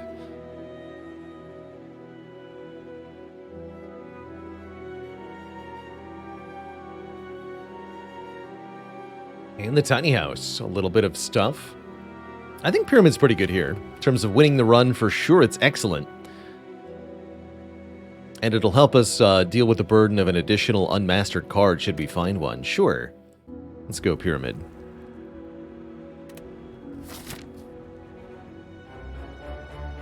Doesn't Deus Ex combo well with the gambling chip? That's true, it does, actually. Hadn't considered that much. But there is a positive interaction there. Let's see, how many more card rewards do I want to look at? I guess shops are okay.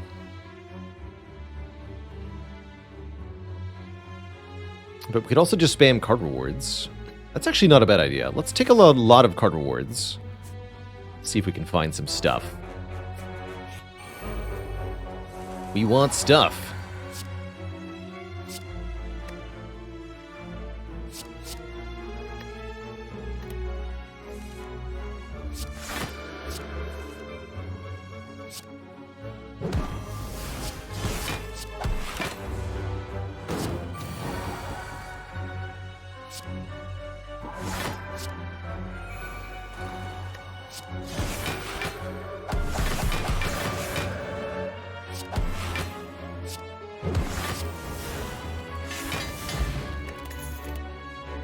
There's Rushdown. Even comes with a free upgrade. When we enter Wrath, draw 2. Perfect. Took long enough to find one. Not gonna lose all my money for a relic. A lousy, stinky relic.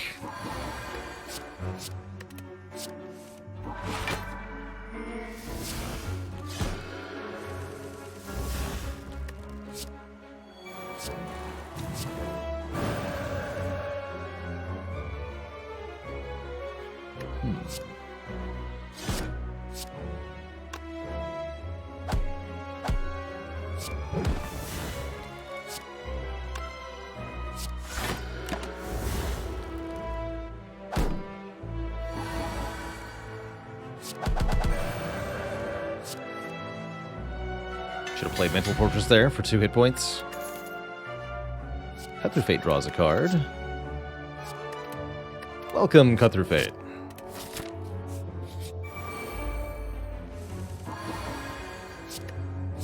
Shouldn't need jacks in this fight. Doesn't mean I don't, just means I shouldn't.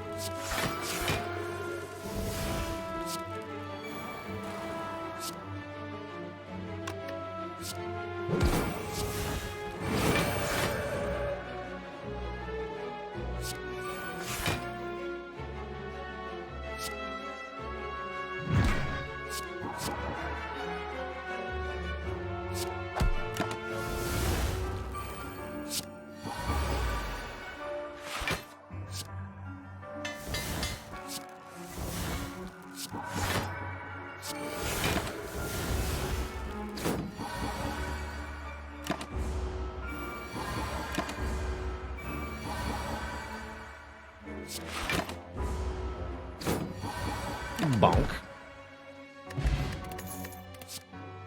Second wallop is here. Crush Joints is back. Crush Joints could be good.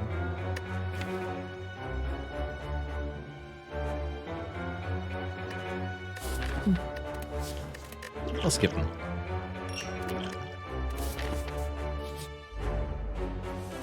Hello.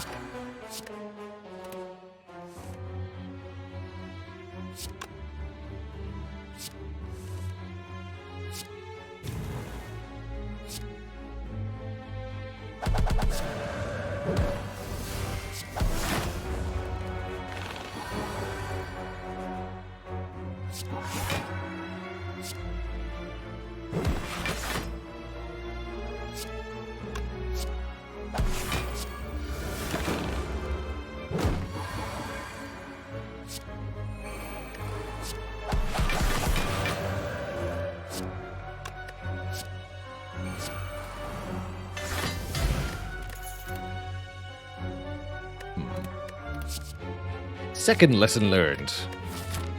When one lesson just ain't enough.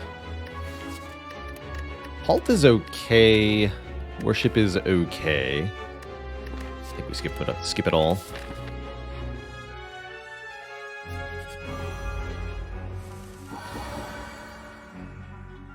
It's a pretty sweet opening hand, actually. Let's lose the vigilance.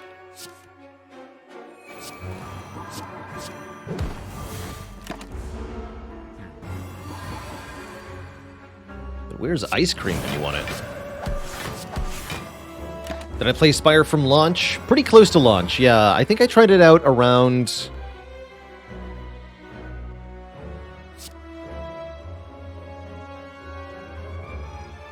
the winter of 2017, I want to say.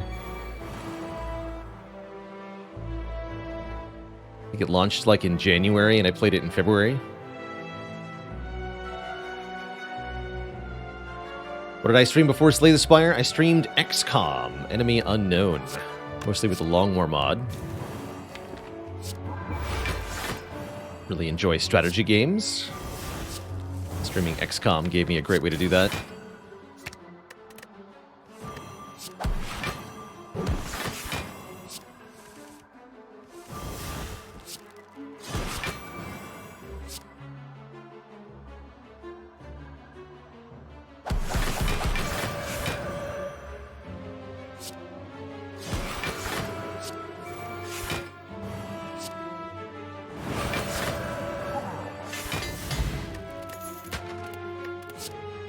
There it is, judgment number 2. The enemy has 30 or less health, set their HP to 0. Prayer wheel. Actually, I guess I can't really blame that on prayer wheel, but we have a candidate. We have a card. Let's do it. All we have to do is win, and that looks like it's pretty likely from here. Though far from guaranteed, mind you.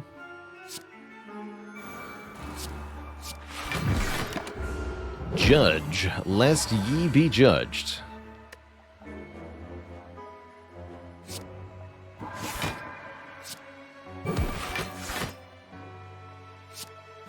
Wait, no, not the face. Actually, wait, yes, the face.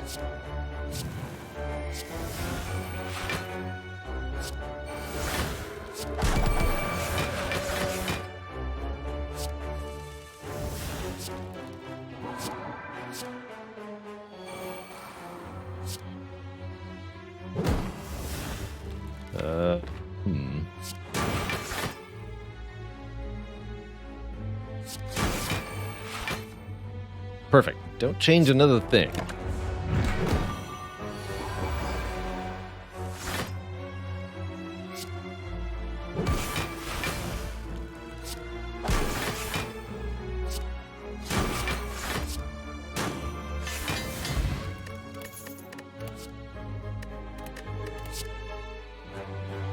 Third Eye is pretty good with Pyramid. Look at the top 5 cards of the draw pile. Discard any of them. I like that a lot. I like that quite a bit.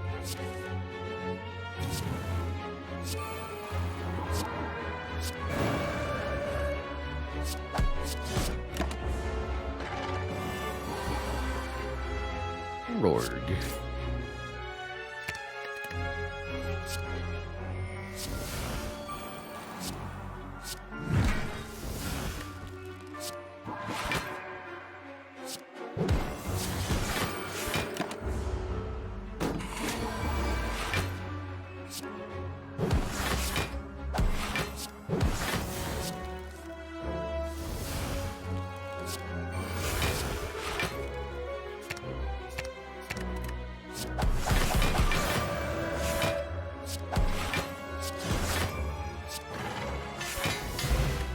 Ambrosia, that's a better stance potion. Enter Divinity immediately.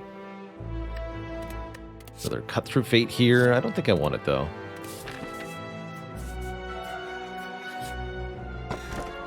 Sundial or Blue Key? What an insult.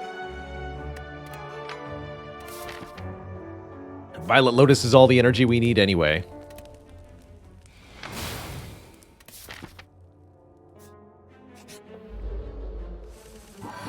Yeah, like we need a sundial. Exactly.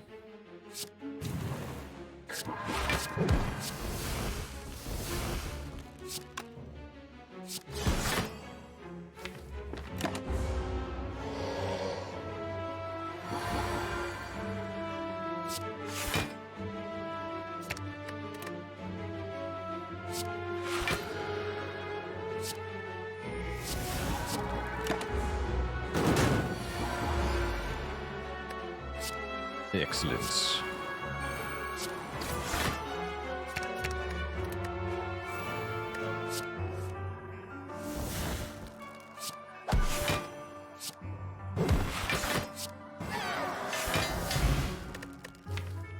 It's even left unupgraded. Nothing. That was the last card. Good talk.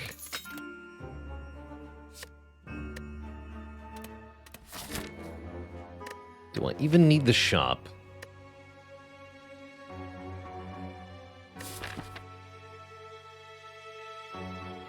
I don't think so.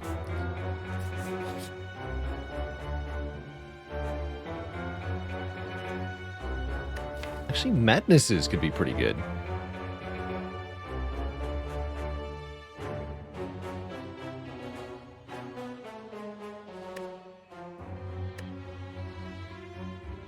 Don't think we need them, though.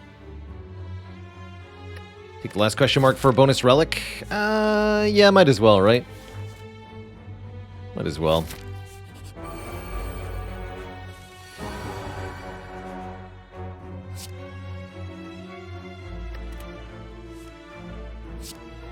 Judgment really good on these Reptomancer daggers, especially with Gremlin Horn here.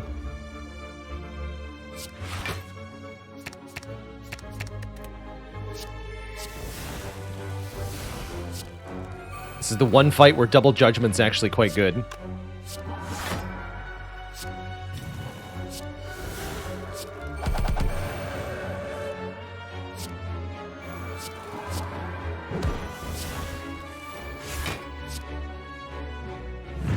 I like it.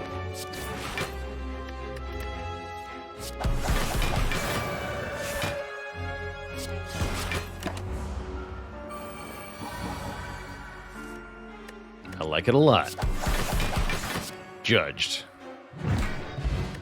Get a duality. Every time we play an attack card, we gain 1 temporary dexterity, which is quite good. Especially with zero-cost blocks like Prostrate. Slay the Solitaire. Slay the Dreamcatcher. Oh boy. I mean, wait. I might as well, right? Alright. Sleep. Take a Spirit Shield? Question mark?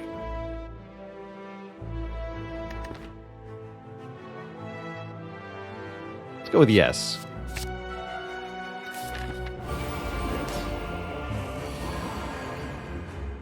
Let's go with yes.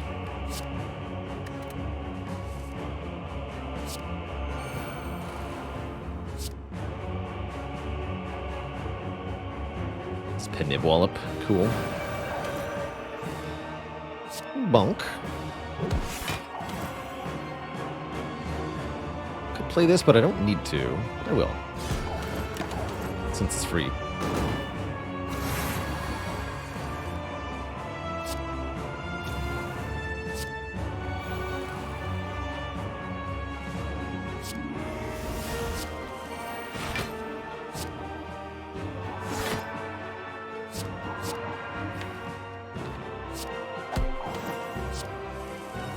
Good.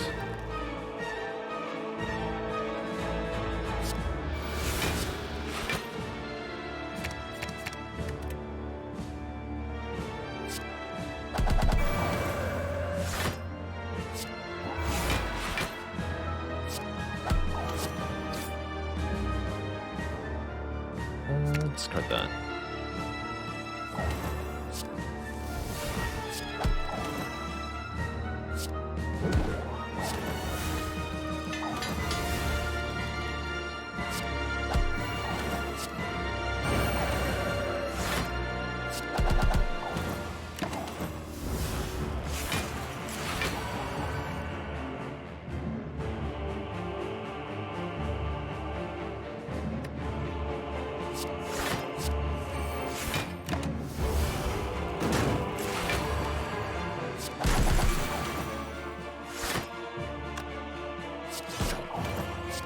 Judged.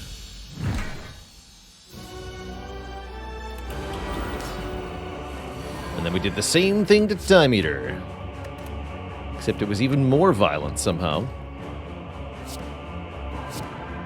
Truly gruesome stuff.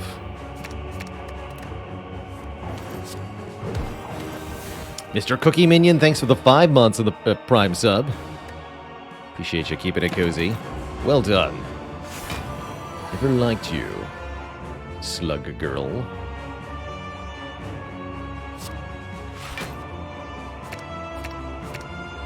Keep the eruption.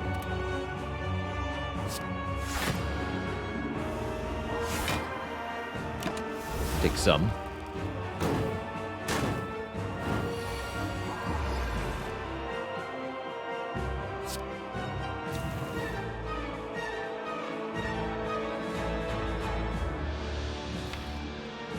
That wallop. This works too.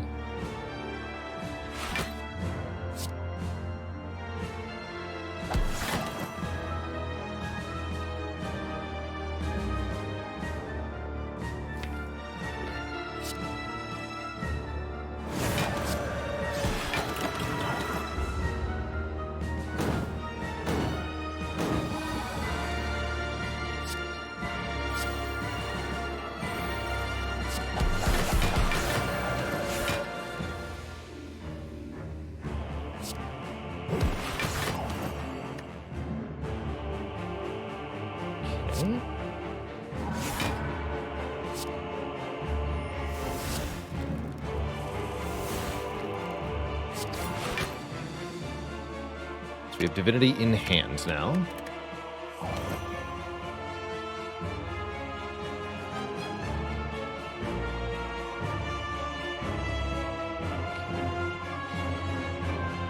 We want to do just as much damage as possible and try to kill this turn, and kill next turn if possible. Ideally with Pen Nib. So let's use the Jacks to do that.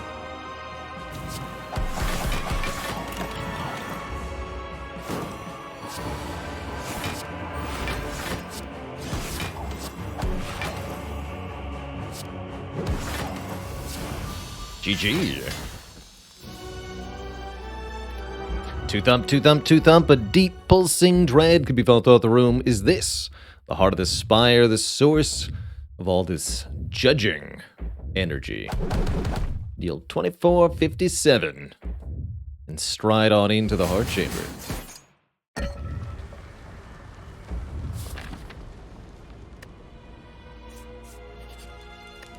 I have to sleep. Could take a third prostrate. It's not a terrible thing. Let's take one more. Leaf, thanks for the tier 1 sub. Welcome to the Cozy Sub Club. Violence. There's no way to get 2 of them, though. Still a card draw card. Medical kit could allow us to get rid of status cards. I think that's relatively important, given the comparatively small deck size we have. How's it going, Phaley? You are poised to watch us master Judgment on this Watcher run. Panacea can do cool things with duality, that's true. I'm gonna dunk medical, take the medical kit and dunk a strike. That's what I'm gonna do. Could take another wallop also. Let's do that. Take another wallop. Can't quite upgrade everything, but that's okay.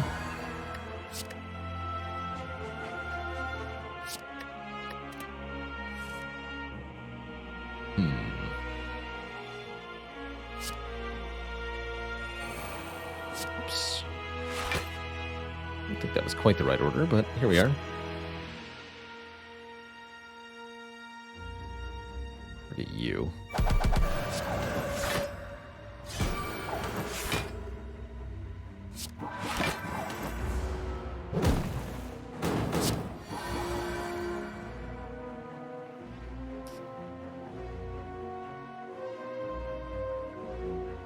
That might be enough to make me use the ambrosia. I'm okay with that. I'm gonna get divinity again next turn.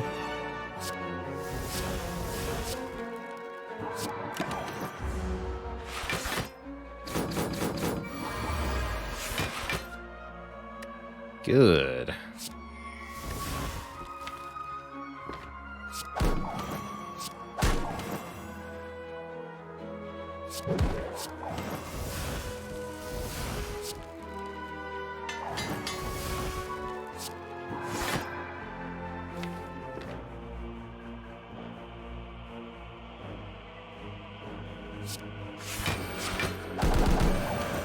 Oops, wrong order there. That's not quite right. It's all good though.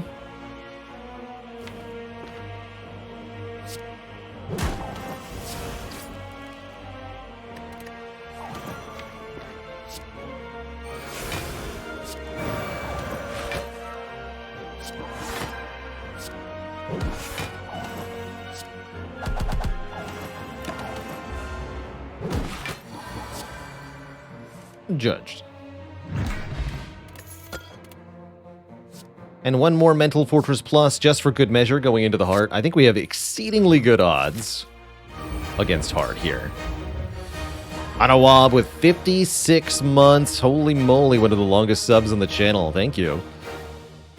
Salty Old Badger, the metric year. Thanks for 10 months. Gotta win with the judgment for style points. I respect it. We'll do it. Discard it for now, though.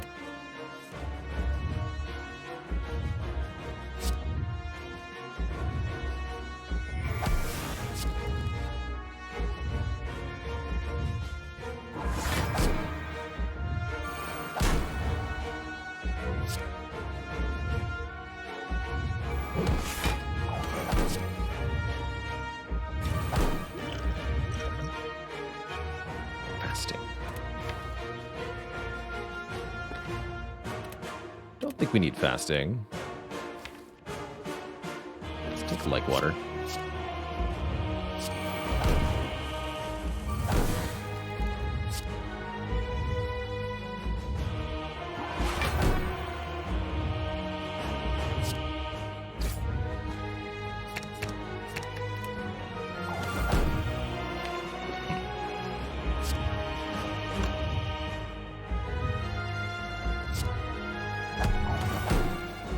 Get rid of this then, if I'm not using it to kill.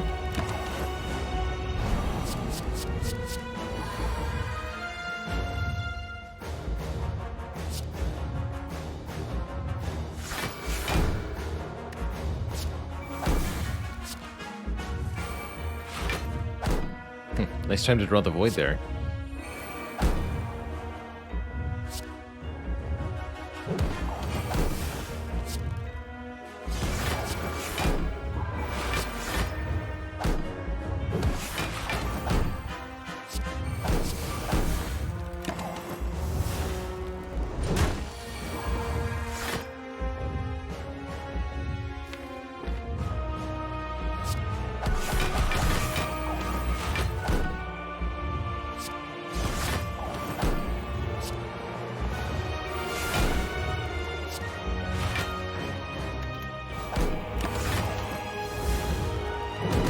Status is removed. Debuffs are gone. We have clean sailing from here. And 12 Mental Fortress to guide us.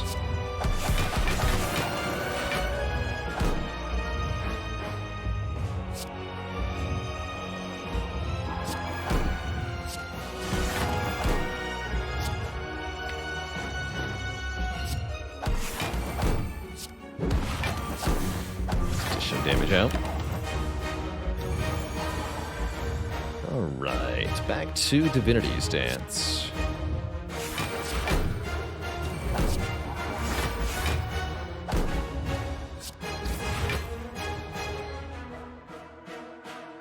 Double wallop.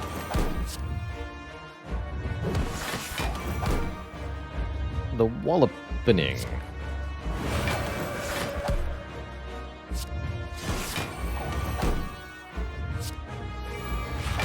Save the other wallop for next turn with Penib. If we're lucky, we can get back into Divinity even.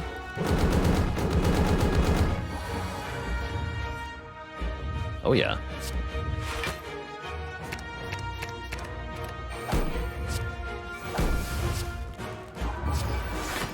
$108.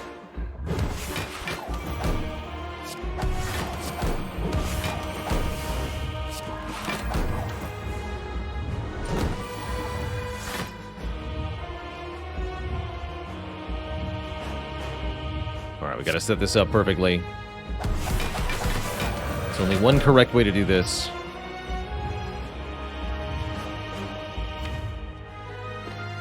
Uh-oh. And the correct way is to use the stone calendar to set up the judgment kill. GG. Pony314, thanks for the 18 months. Get judged with a moment.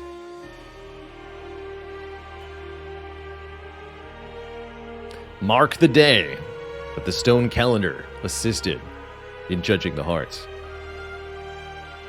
GG. GG, another card crossed off the list. Getting close, getting really close.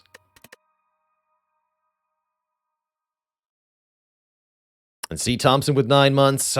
Lastly, Chunt with a dad joke redeemed somewhere in the chaos there. What is the Watcher's favorite flavor of tea? Judge Mint. Delicious.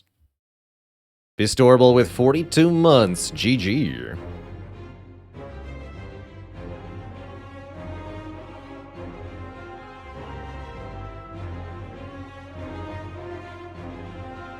Arc the Pie King, just noticing, yes, we did master the Necronomicurse. It was the stupidest run of all time. It happens. Has it been done? The Spire sleepeth. And so, Twitch chat. Shall I? Lou Bob doesn't get to watch often, but enjoy the streams very, very much. Picked up Brotato on Switch 2 days ago and have been enjoying it. I think Brotato is one of the best dollar price to enjoyable time ratio of basically any video game. Is the Necro run on YouTube? Not quite yet. It's going to be hitting there soon. Ferox Theory, thanks for the Prime sub and the 3 months of support. Yeah, it'll be on the YouTube soon. Any more Spire today? Oh yeah, that was only our first run of Spire today. I got 1, maybe 2 more in me. It was a pretty quick run as well, so I think we can do 2 more. Hopeful. We'll see what the next run brings. It's going to be Ironclad, who is a fun time.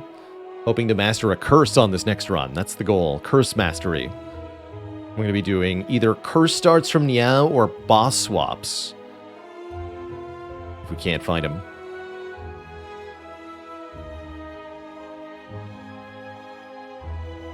But I'm going to take a really quick break before we jump into another run here. Refill the legs, stretch the water, grab a quick snack because I'm hungry. When I return, it's Ironclad time. BRB, everybody. Don't go nowhere.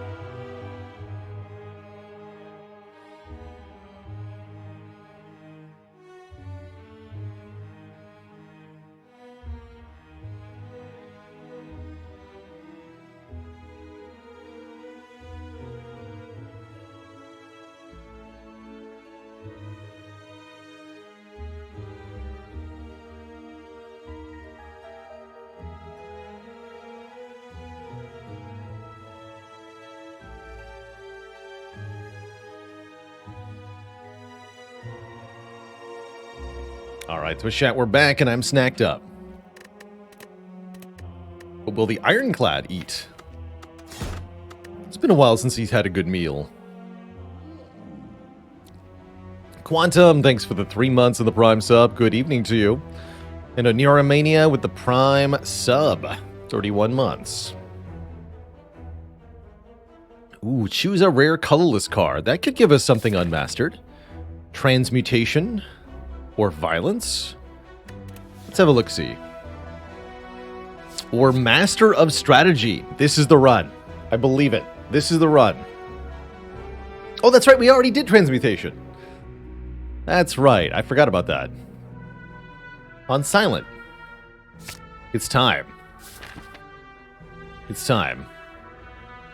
Both of those rare colorless cards are really good on Ironclad. 0 cost exhaust. Very nice. Lots of exhaust synergies on the Clad, of course. Maybe we go 3 elites? 1, 2, 3? Maybe. I don't think I do... We do this. Why has Master Strategy been so hard to master? Just by virtue of being a rare colorless card. It's quite difficult to simply be offered 2 of the same one in the same run. Nothing about that card in particular. It's just tough to get the rare colorless cards in general.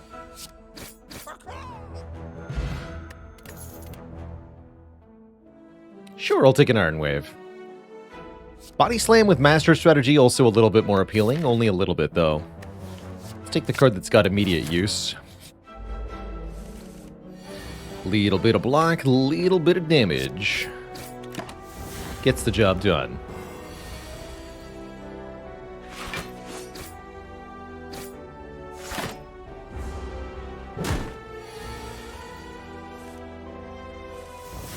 Three strikes and you're out.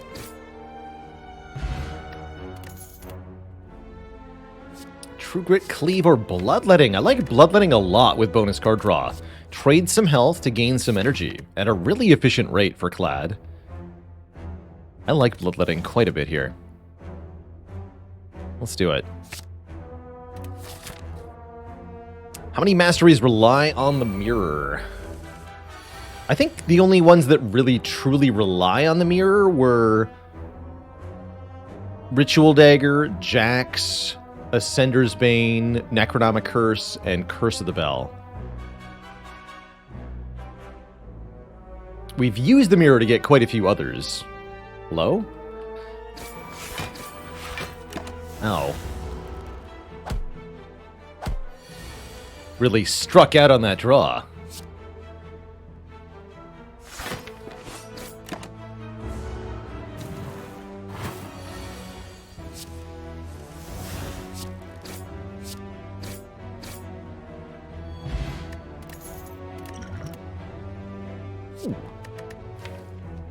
I'll take a Flame Barrier, sure. One of my favorite block cards for Clad. It's block and damage at the same time. I'll be just buying Flame here. Yeah. Seems fine. Yeah, like Iron Wave, but different than Iron Wave.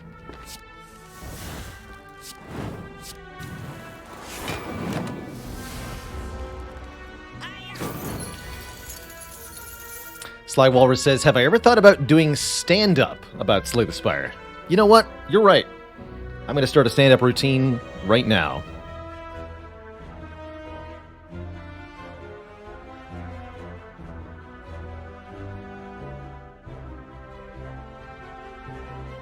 Behold.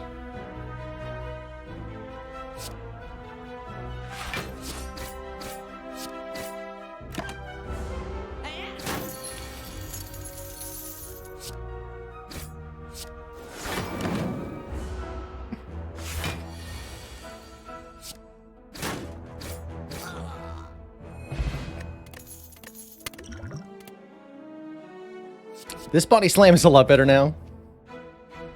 Yeah, it is. It's still kind of awkward, but let's try it.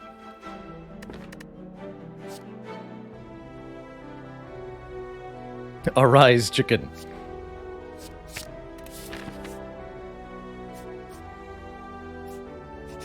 I am Sofa King.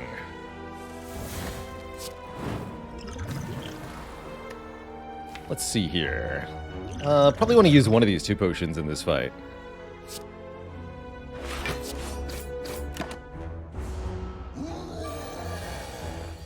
Ugh, I was hoping liquid memories on Bash would be a thing. Ugh, that's not good.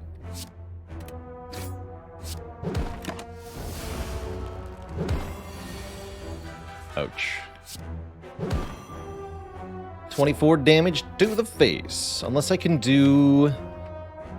No, I can't do 38 with both potions. I can only do 35. Bummer. Good news is we save 1, maybe both? Just 1. Let's see. Liquid memories or fire potion? I think we want to keep the fire potion. Let's liquid memories Bash here. Matrushka, right before the chest. Cool. And I'll take a headbutt, a decent attack that puts a card back on top of the draw pile. And we're going to be okay. We're going to be okay. Hopefully. Usually stream for somewhere in the 6 to 8 hour range, Raging Weasel. So I'd say we've got 2 to 3 hours more.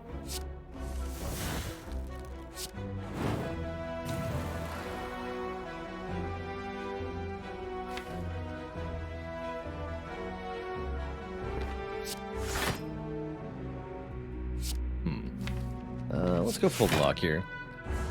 Definitely gonna use the fire potion. We have 3 relics for the next elite fight. Oh, really? Do 19 damage? What a bummer. Damn it. At least Iron Wave is here to console me. Blah.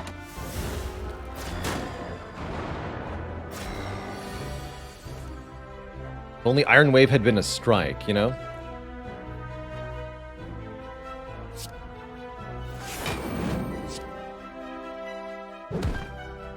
Oh well.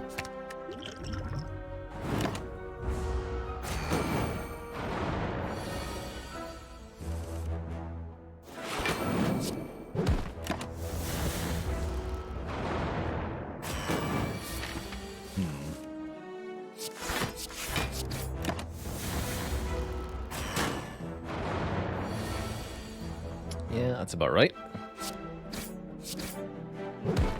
Ouch.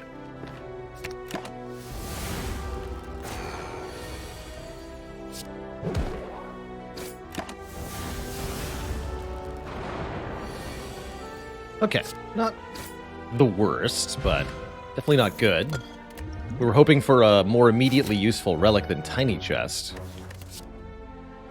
Take a second Iron Wave? Is that a good thing? I'm not sure that's a good thing.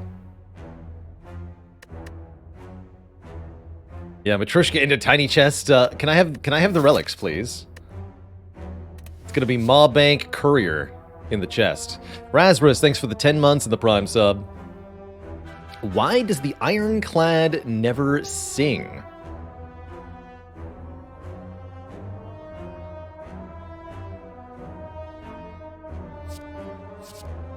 Why doesn't he?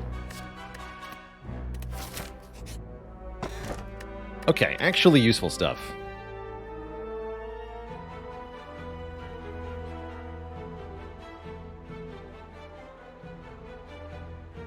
Razor says, sorry, I don't know either. Sounded like the setup to a joke. I was wondering. As he claps instead.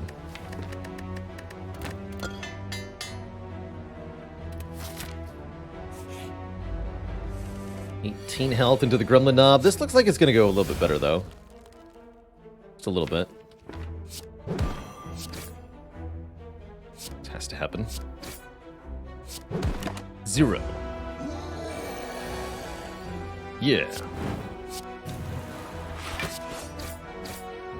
33. We have exactly...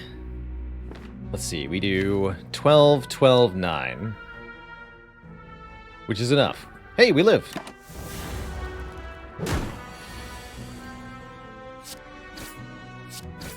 Exactly enough. We get a boat thingy. Gain block on turn 3, and a shockwave thingy to apply AoE weakness and vulnerable. Or a burning pact. I'm probably going to take shockwave here. Have liquid bronze for the Hexaghost. Disagree, sir. We're going to upgrade, I think, Body Slam. It's actually quite good now that we have the boat thingy. At least in theory.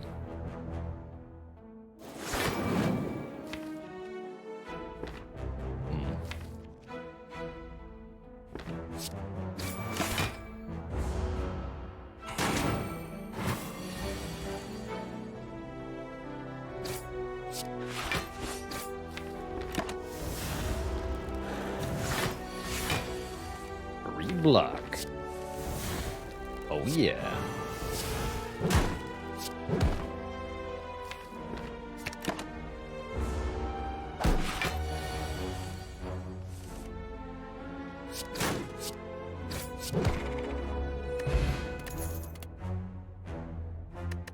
Anger is passable, but I feel like we already have so many cards. We don't need another.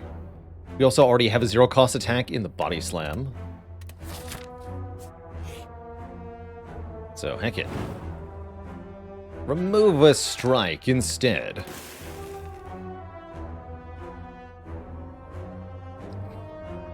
Bailey says, to this day, my favorite joke somebody told me was at a party. They said, what's the difference between a joke and a rhetorical question? And then left.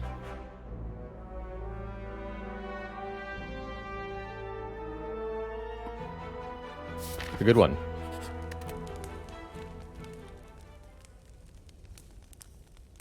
Flame Barrier or Shockwave for Hexaghost. I think 2 more turns of Weaken Vuln for this boss fight is really quite valuable, actually. So we'll try that. Yeah, we'll try that. Poke. Oh wait, I was supposed to do that on turn 2. Increase the damage this attack dealt, but we full block it anyway. Unless I feel the need to play Bash. It's definitely the wrong timing. I do feel the need to play Bash. Alright. Take the 5 I healed. My bad. Hopefully that won't matter much. Hopefully. Get attack for ×2 next turn. Let's headbutt the Flame Barrier. How many tickles does it take to make an octopus laugh? 10 tickles.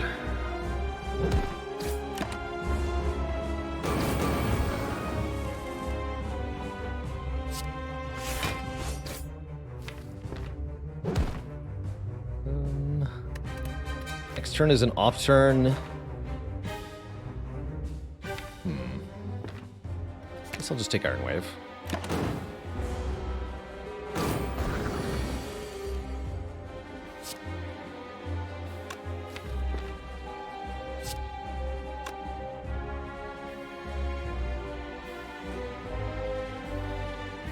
I find octopus jokes a particularly cephalo form of humor.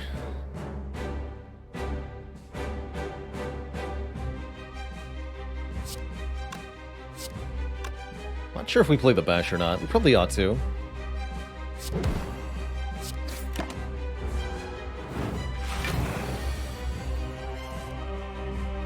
Spooky.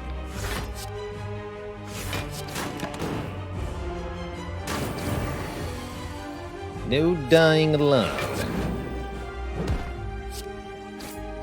You can see here that if we hadn't used the Thorns potion, if we tried to keep that potion, we'd be in a world of hurt here. Super dead without using Thorns Pot. GG. Ooh, Fiendfire versus Exhume. Classic. Exhume can get back Master of Strategy. That's kind of cool.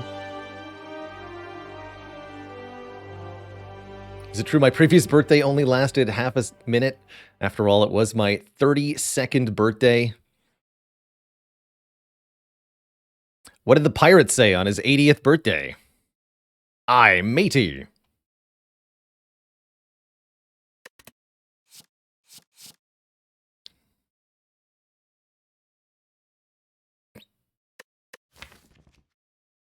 I'll take the Fiend Fire.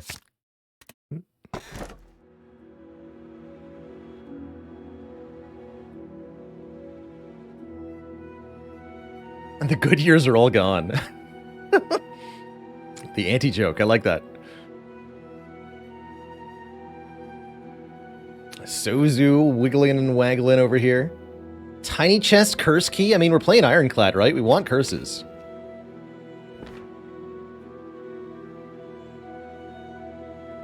We want some curses.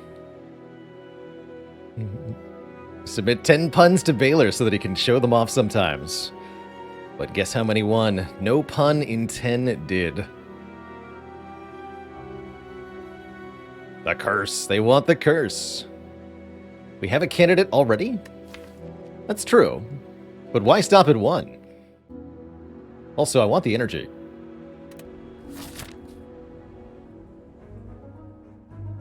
Yeah, I think for Mastery Challenge, this is a way to go. With the tiny chest, this is definitely weird. Let's see what our first curse is.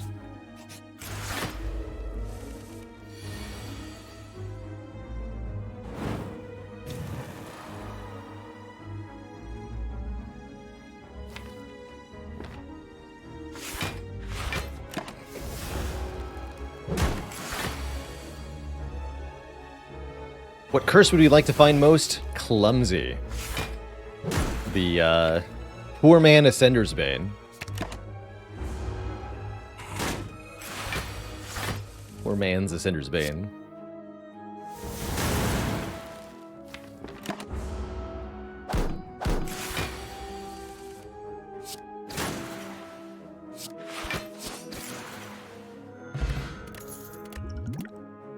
Ooh. Take a Shrug Plus quite happily. Very good with our Body Slam. Curse? Would anyone like a lot of curses very suddenly? I don't think I want Writhe. Give me a Regret instead. And a Red Skull. If we're at or below half health, we have more strength.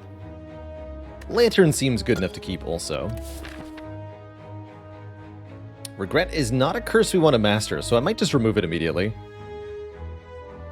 Let's do that. Let's do that. Oh, I wish I could afford Pocket Watch. Pocket Watch makes life a lot easier.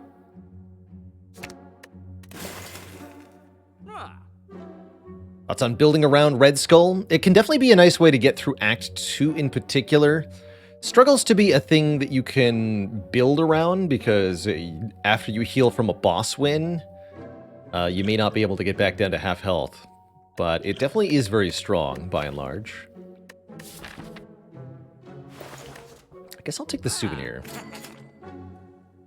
Souvenir is alright. Block the first debuff that we would take. For better or for worse.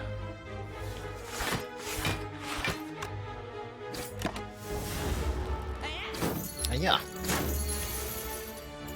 Hiya.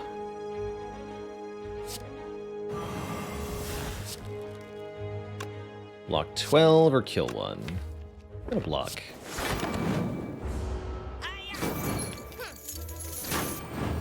Red Skull activated. Ultimate power, go.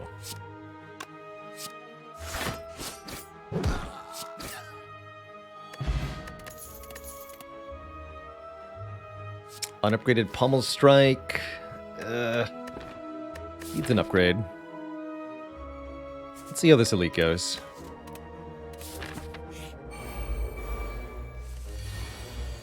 Excellent.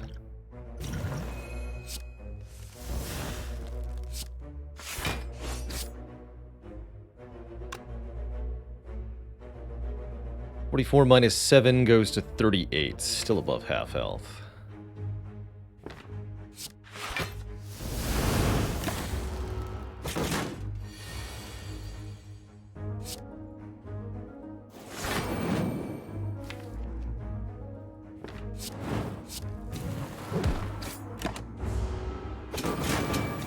Here we go.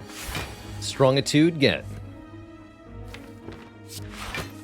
Oof, bottom card Shockwave is kind of bad.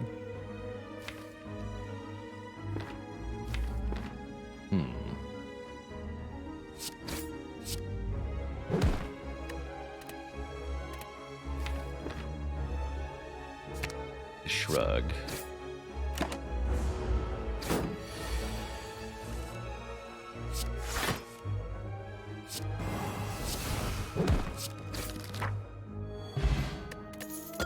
Even more energy is good. Iron Wave and Trench are fire breathing. And Trench is interesting. I have no guarantee that it will be good, though. Don't think I trust it.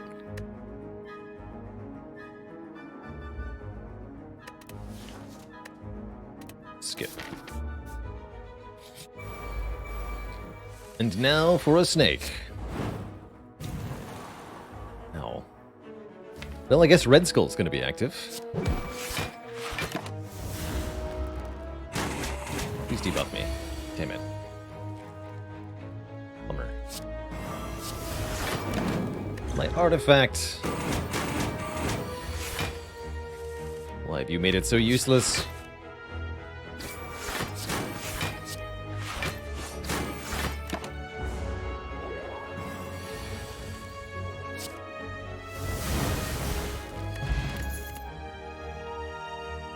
Mediocrity. Could heal here, but I think with the Red Skull we want to stay below half health. Let's upgrade our card draw. Fiendfire was also an acceptable upgrade there. I'm gonna risk it. Clumsy, there it is, the Unmastered Curse, or one of the Unmastered Curses. All we need to do is get another copy now. Slash, don't die immediately. That's the other thing we need to do, is don't die. I forgot about that part. Seems like an important part, actually.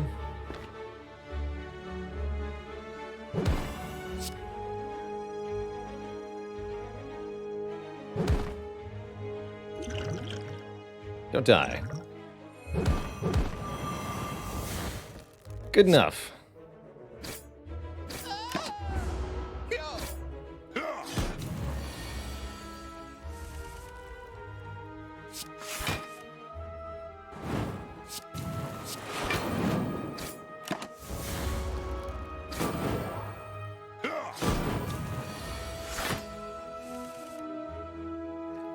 Just don't die, forehead. Easy peasy. Fish is just going to give us some money. That's not a big deal. Card removal is a big deal.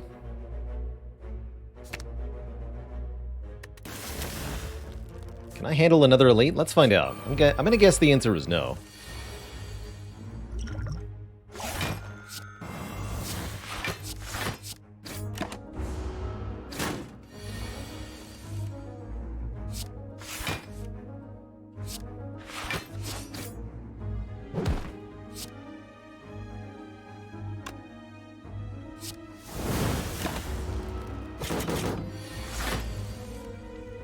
I was wrong. The answer was yes. Like super duper yes.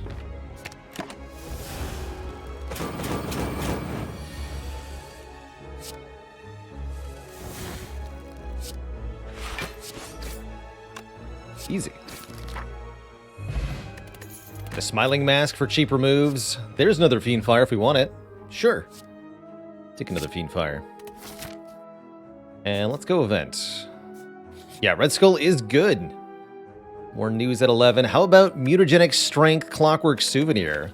So we have 6 strength for free. Let's keep pushing our luck, because I'm crazy. Slavers again. This time, it's personnel.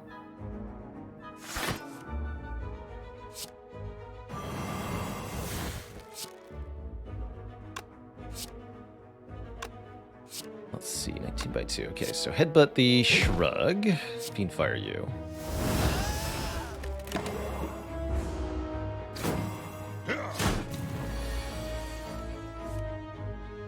He can't keep getting away with it. Or can he?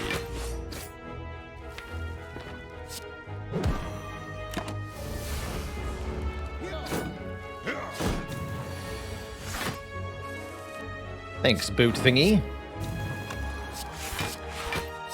This is 41 damage. I'll still use it here. Feels like a bit of an overkill, but stop the weaken.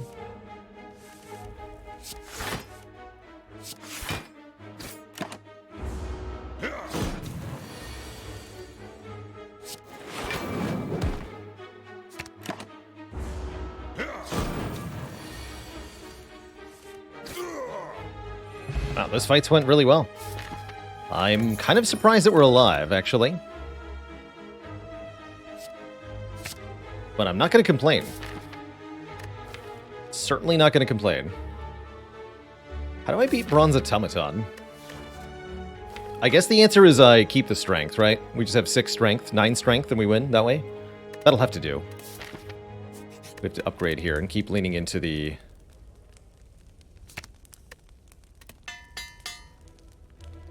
Red Skull. It's the only way this is going to work.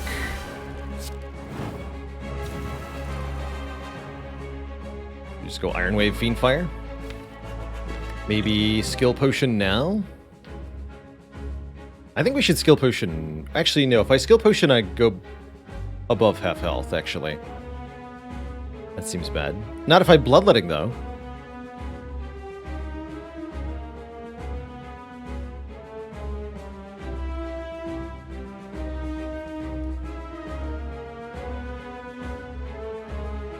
Why even Iron Wave? Just so that we don't destroy the Iron Wave. We'll want it later in the fight.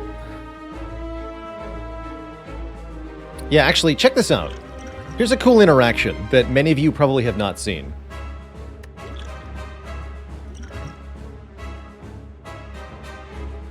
It's fine.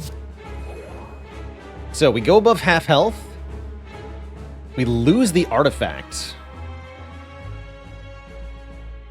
And our strength doesn't change. Go back below half health. Now we're at 12.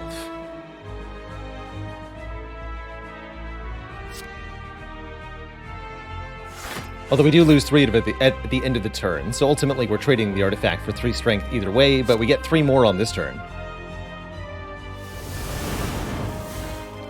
Let me do a bit more with Fiend Fire that way.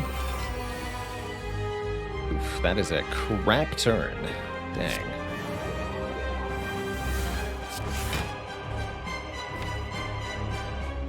I have only commons in the draw pile. Enjoy.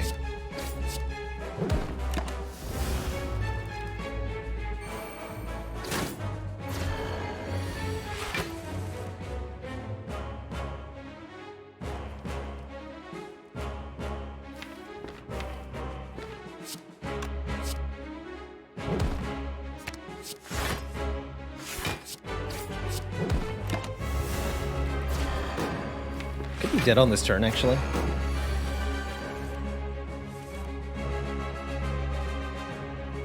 Looks like just enough to stay alive.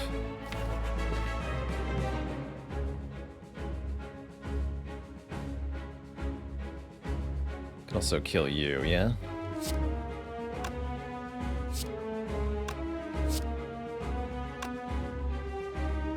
That works too. Although we really want to put all the damage on Bronze Tommy here.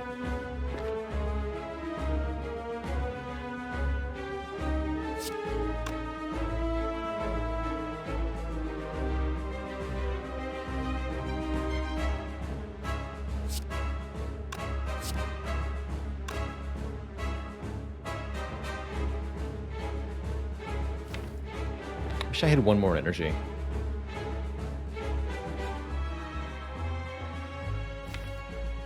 Not sure we do have lethal next turn. This hand is pretty mediocre.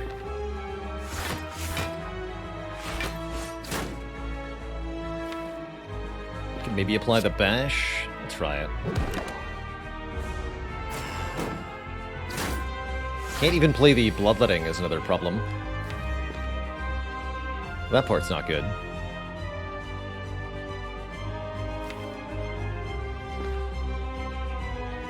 Actually, let's have Bloodletting get stolen then. Although, yeah, have Bloodletting get stolen. That's fine.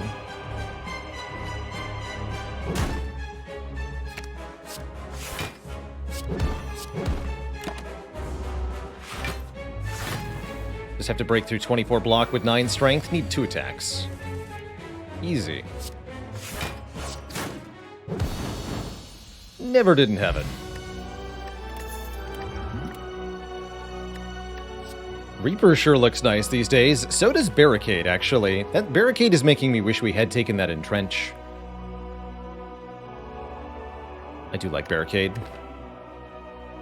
I'll take Barricade. Oh, Barricade Pyramid. Interesting.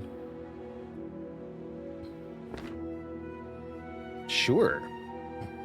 No longer discard your hand makes Body Slam notably much stronger. Fiend Fire much stronger. Bloodletting much stronger. Oh yeah, it's all pretty good stuff.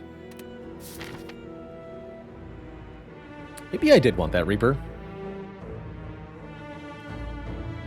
Okay, I have to go here. Start here then. 2 more chests. 2 more curses from the curse key. Again, we're trying to find the second copy of Clumsy.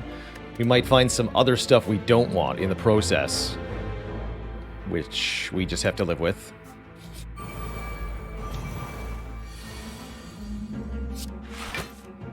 Or die with. Either's fine.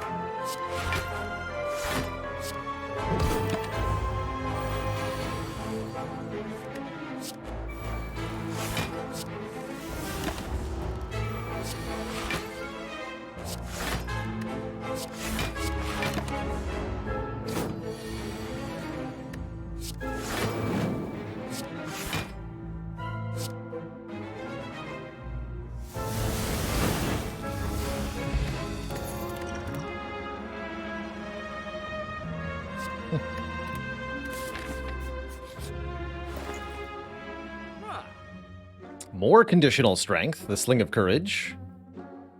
Preserved Insect is pretty good, making elites smaller and easier to kill. Should we set up Flower a little bit more often? Probably. Battle Trance looks particularly good with Pyramid here. Can play it as our last card draw card on most turns.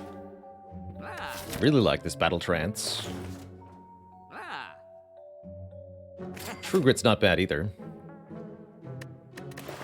It's not removing a card, huh? Does it screw with our Souvenir? Only if we play it on turn 1, which we won't do.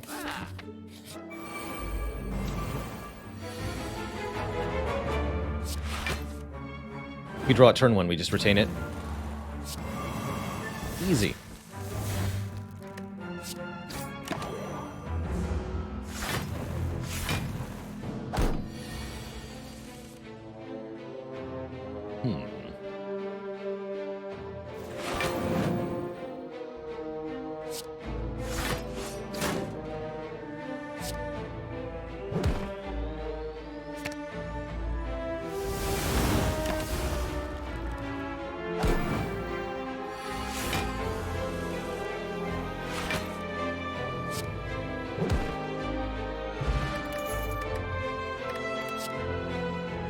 Ooh, Heavy Blade looks pretty powerful.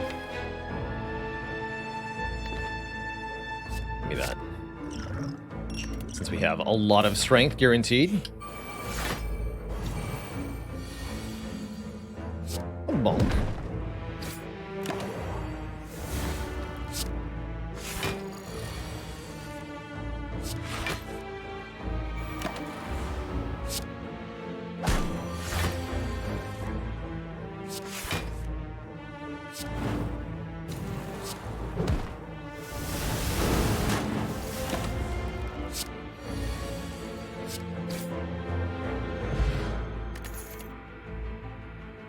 Both Disarm and another Shrug are quite good. I think with the Body Slam and the Barricade, I'm going to grab the Shrug. I'm going to go this way, unless I really feel like I need an upgrade. Barricade upgrade is pretty good. Don't need it, though. Curse me! Doubt and a Bag of Preparation. I doubt that that's a bad thing. We get +2 draws, but also -1 draw from the Curse. Sounds like fair game to me.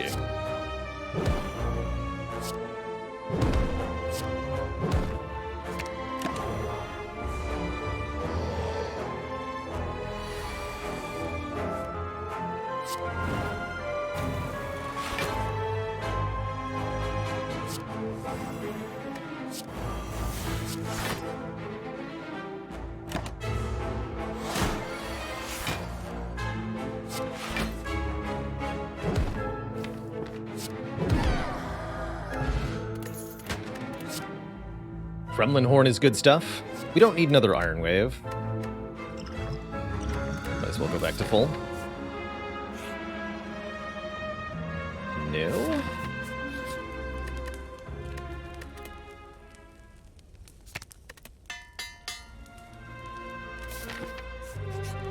Alright, last reasonable chance at another Clumsy here. Yo, we got it! Double Clumsy! Hey! All we have to do now is win, and another difficult curse will be mastered. Cursed Key, Tiny Chest, Synergy? Let's go. Let's go. Just don't lose, Forehead. We're gaming now. And then we lost a Transient.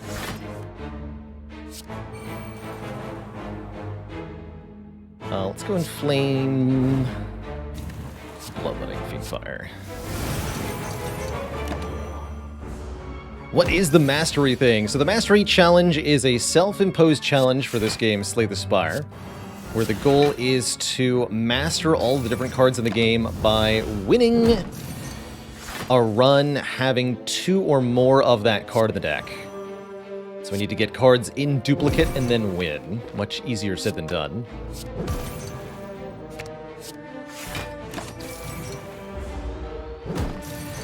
We've been separately tracking all of the different card progresses in our Slay the Spire Mastery spreadsheet! Exclamation point Master Sheet. Oh, get body slammed on, friends. Boom.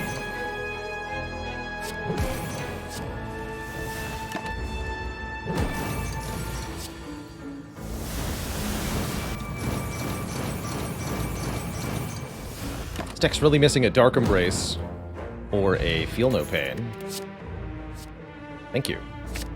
This deck is really missing a Dark Embrace.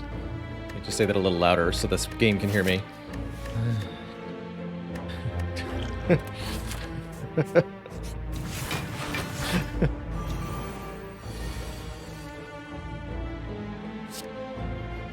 Please, game, you must. But thou must.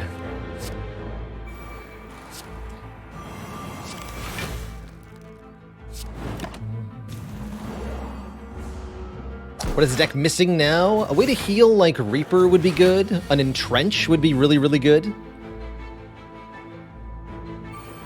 A Feed would be okay. Although we don't really need much of anything at this point. Good.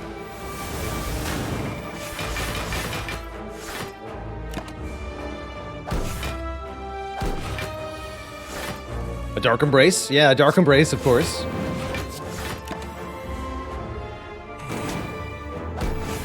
Be very welcome, or a Corruption. One than the other. Dark Embrace? No. Heavy Blade or Bloodletting? Neither are that good on their own here.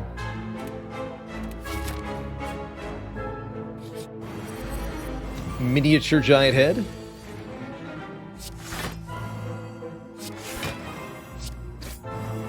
So large, yet so tiny. Oh, hey, my strength! Oh no, the doubt. Oh, that card has to go. Excuse you.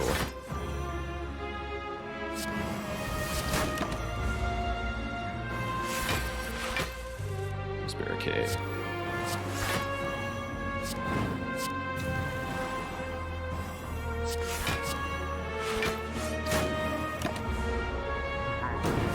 One.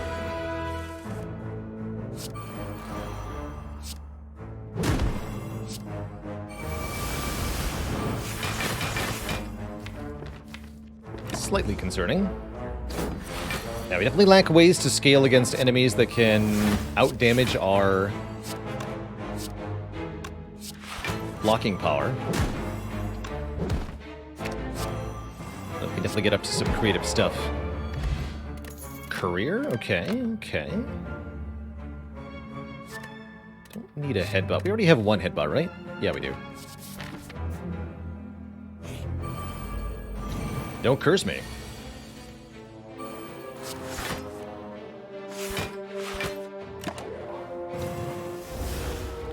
Freaking doubt, man. Why's it gotta be like that?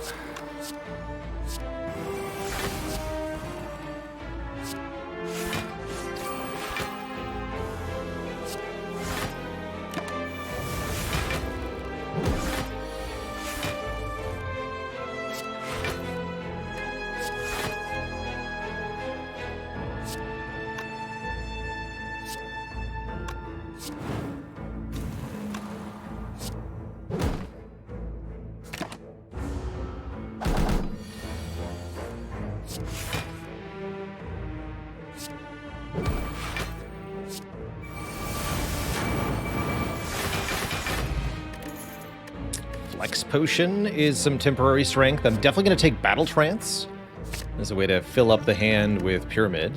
I actually like Liquid Memories Gambler's Brew more. And one last elite here on the way to the bosses. Flex Pot, you can view of it as just a strength pot, actually, if you're combining it with a souvenir, given that we already have the 3-for-1 ratio happening. It's not that much of an improvement, actually. It's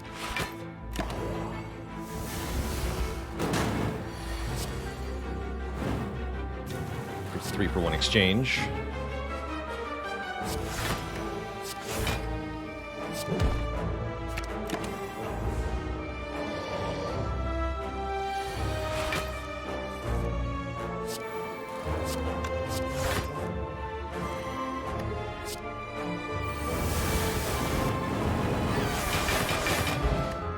Double boat thingy. We get free block on turn 2 and turn 3. Really like a duplication potion also, as that can allow us to put a power in play twofold. Let's go dupe pot Gambler's Brew. We have to recall here. Duplicate the barricade.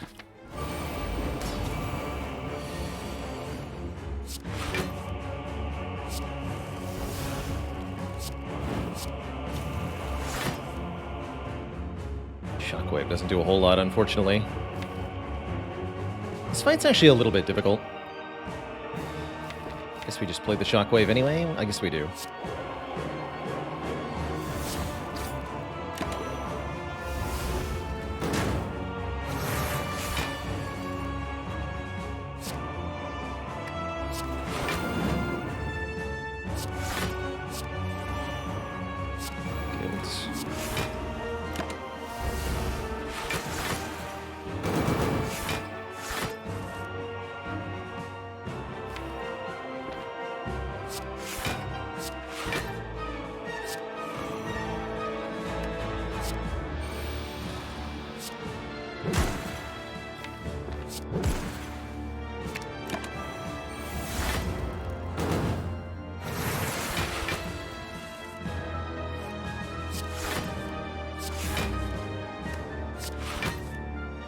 Delete all of this. Yes.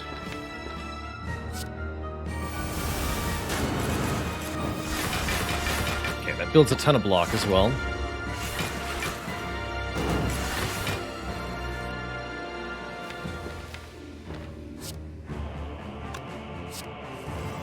Use the Battle Trance as a good card draw card.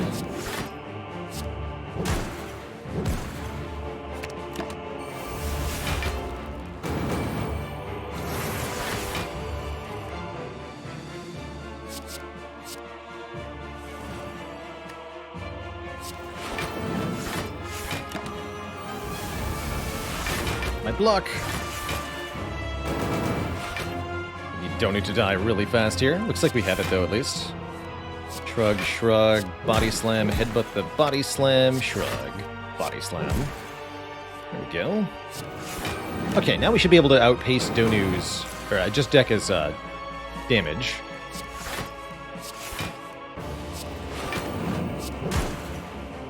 Oops. Isn't quite right.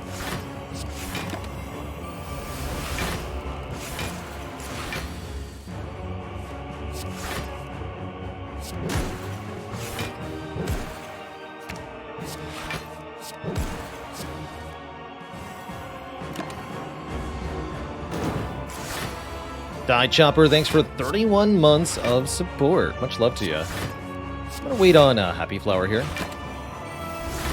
Make it turn 2. Actually, no, we have Bag of Prep turn 1. Turn 1's good.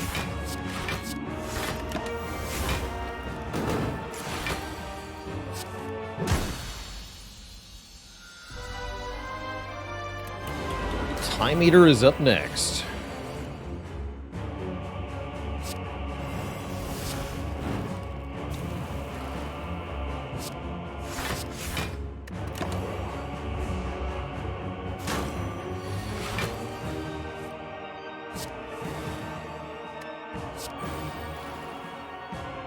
Lose 2 shrugs? Seems questionable.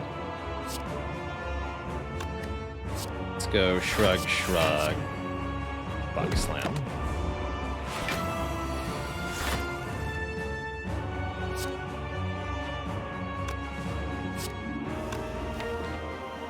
Battle Trance. Heavy Blade, Fiend Fire.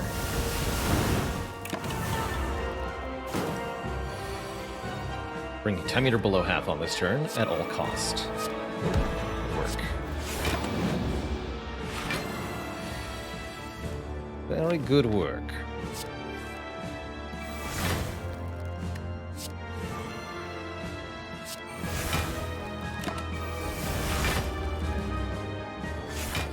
Foolish, foolish.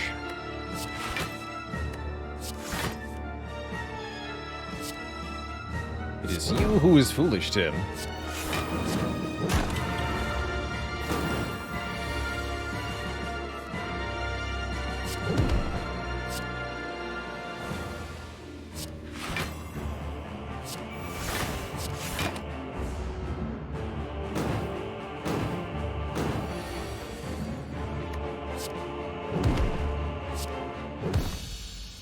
Good fight. Two thump, a deep pulsing dread can be felt throughout the room. Is this the heart of the Spire, the source of this curse mastery? You ready your injured heels? Tripping over banana peels over and over again on your way into Act 4.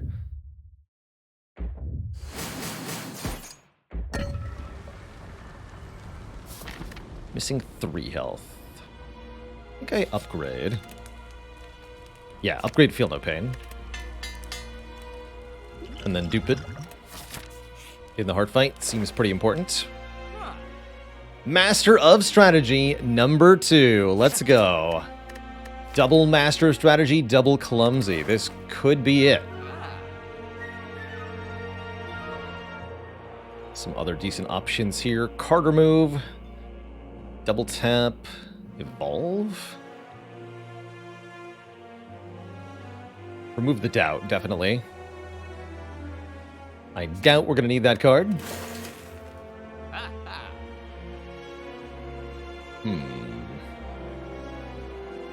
Can't afford Art of War at this point.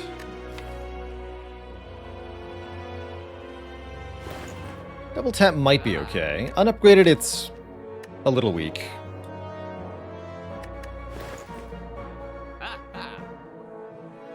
Dex Potion could be a big deal.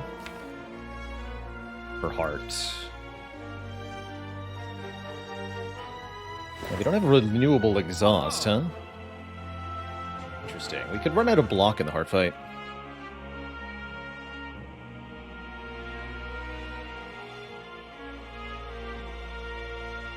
I like the current potions, though. I'm gonna trust that we have what we need. Just go.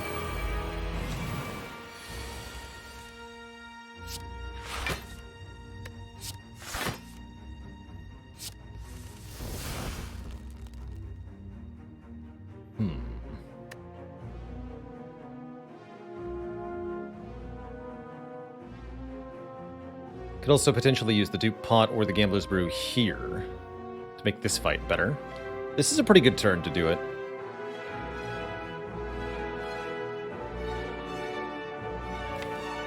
Go for the Fiend Fires. You know what? Let's do that.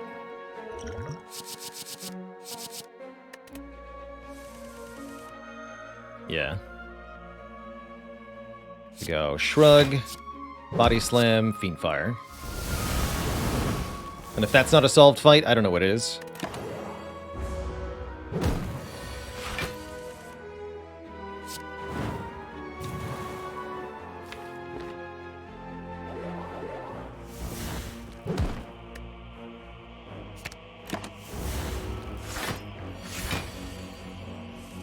Good reminder to set up Happy Flower for the heart. We can do that.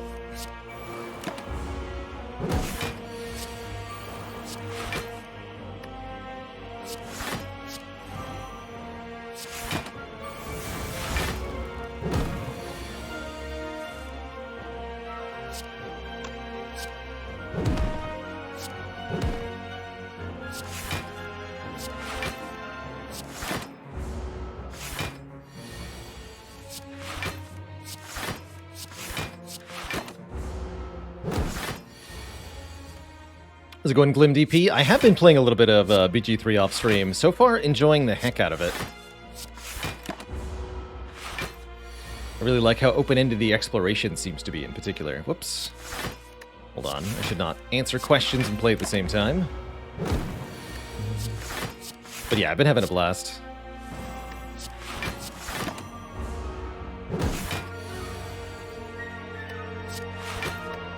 I mean, it's a D&D game where I found an actually good use for Featherfall. That alone is pretty cool.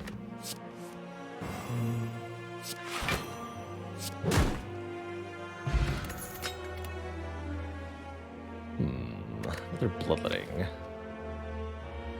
feels about right, actually. I'm gonna grab this.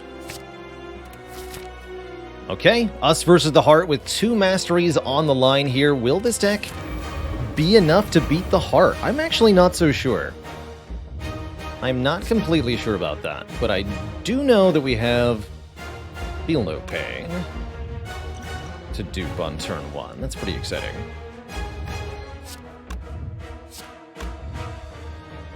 So what is this? Bash, Heavy Blade, Shrug it off, dupe the Feel No Pain. That sounds good. Definitely need to do damage.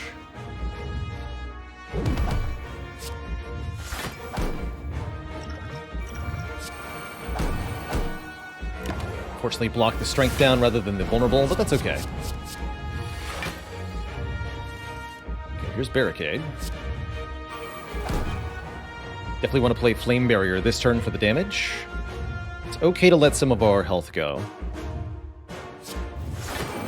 Although we don't want the Fiend Fires to be drawn together. I'm gonna push it a little bit.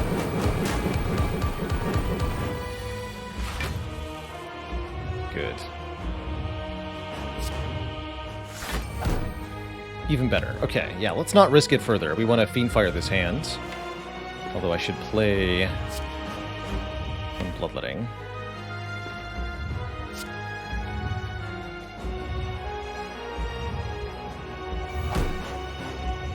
To keep it around.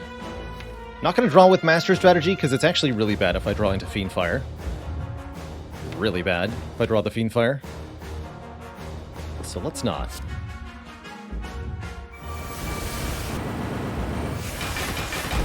Tons of block. Very important. We'd even get to keep some of it. There we are.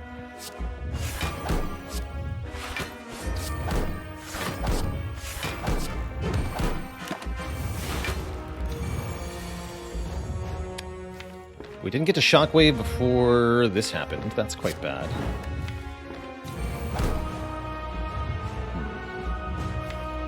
I have a bad news, Twitch chat. I think we're in trouble here. I guess I'll just do this.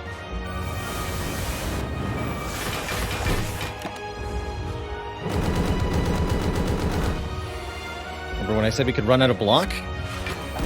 It's Certainly looks like that's what is about to happen here.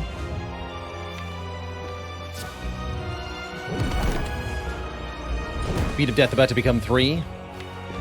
I'm not so sure we've done it.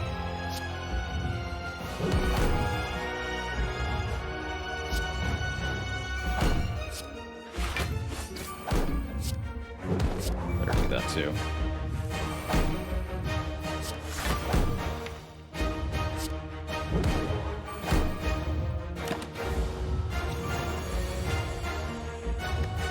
Lots by 15 next turn.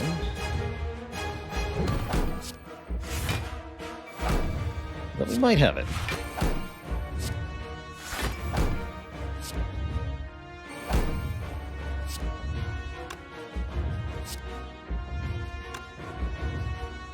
I can't bash right now.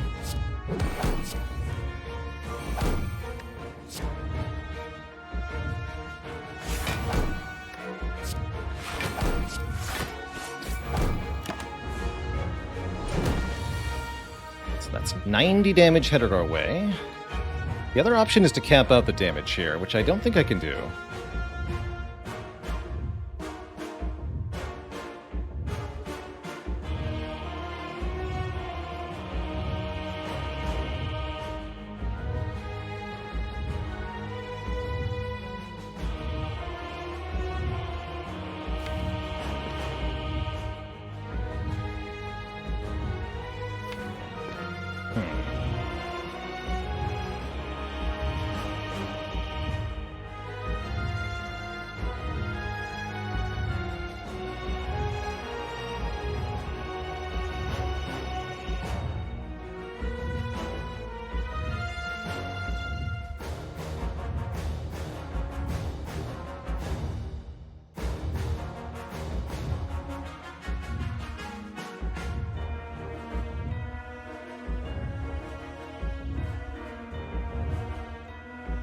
So we're just a bit short.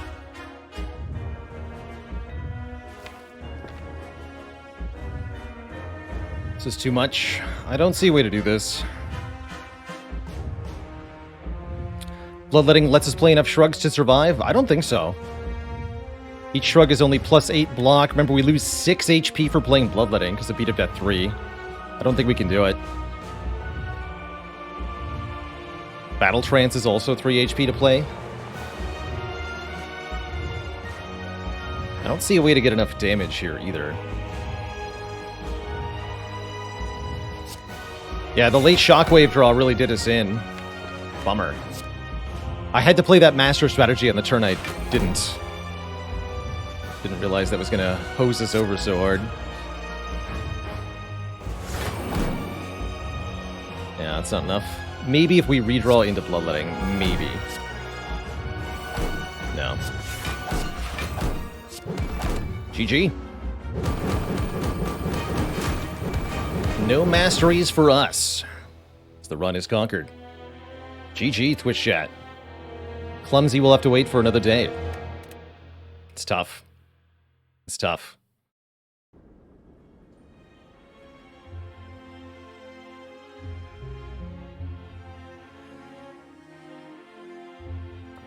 Oh, yeah, if only we'd taken the Entrench. Or something other than Barricade, I guess. We shouldn't have taken Barricade when we did. Because we didn't have enough to make it actually work. Do I think the Dex Potion would have made the difference? No. No, I think without the Gambler's Brew, we just lose to the Shield and Spear.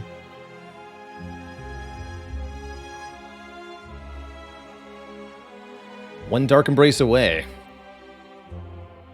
Dang. But what am I supposed to do with all this optimism? Throw it in the garbage.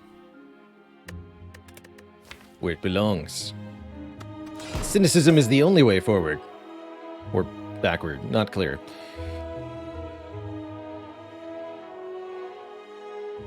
I guess we'll go one more.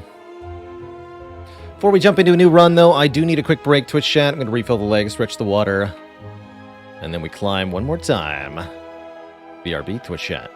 Don't go nowhere.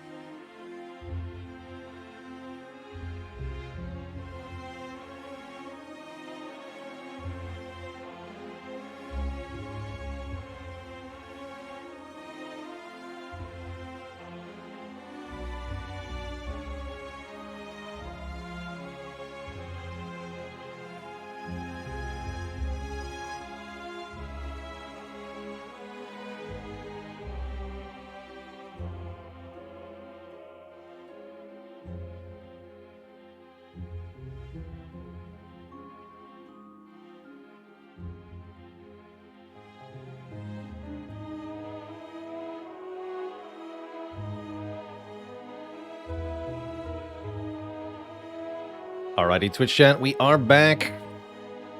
While I was away, Spark Spice, thanks for the 7 months of support. Ironclad, thanks for the Prime sub and 15 months. And Crater Creator with 4 months.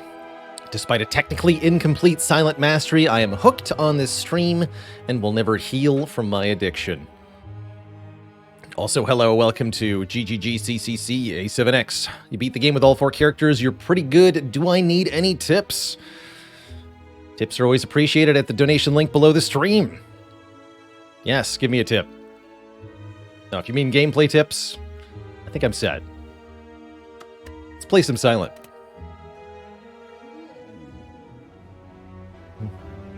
Have I been playing BG3 at all? Yes, I started playing it off stream, having decided not to stream it. It kind of opened the gates for me to try out playing it. I've been actually experimenting.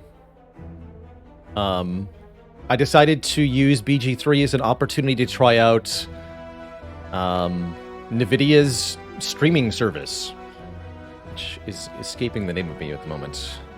NVIDIA Direct or something? GeForce Now, that's what it's called. And I've been actually really impressed with that service overall. For those who haven't heard of it, GeForce Now is a streaming service run by GeForce that connects with your Steam library or other service, such that you're not paying for access to a streaming library, but rather paying for the ability to stream games that you own already, which is a really cool take on it.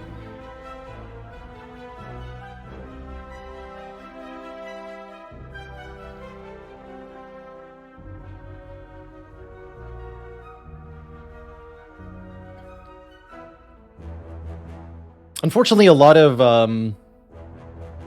publishers make their games deliberately unavailable on GeForce Now. So for example, anything published by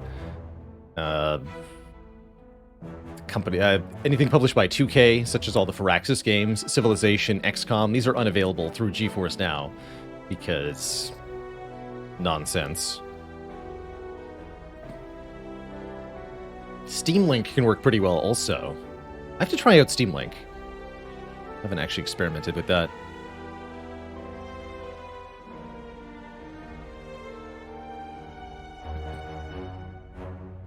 Yeah, it's always about money in the end, for sure. Hey, look, a curse.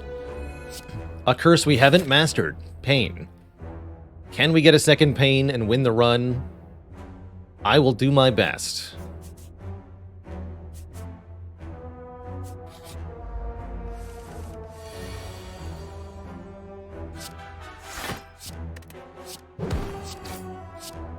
Jawworm with a pain in the deck. Pretty spooky.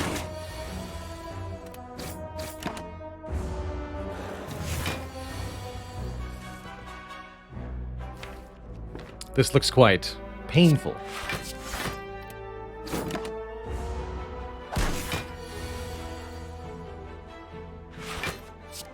Alright, just kill it.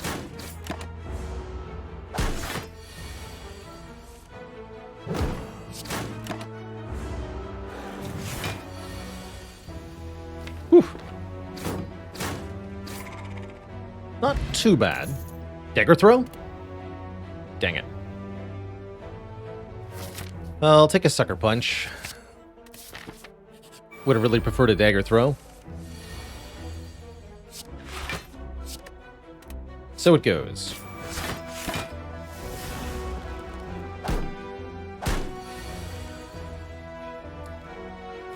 So it goes.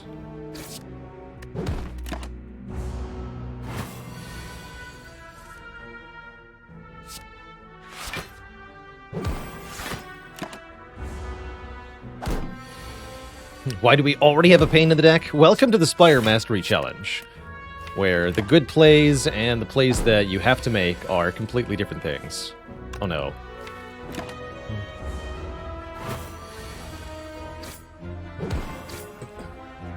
Alright.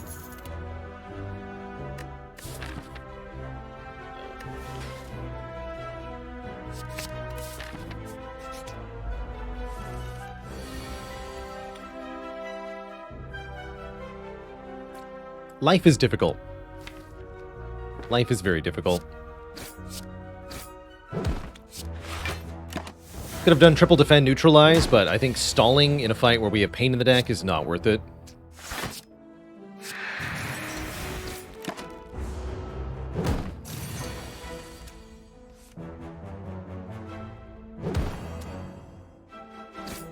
This run is painful.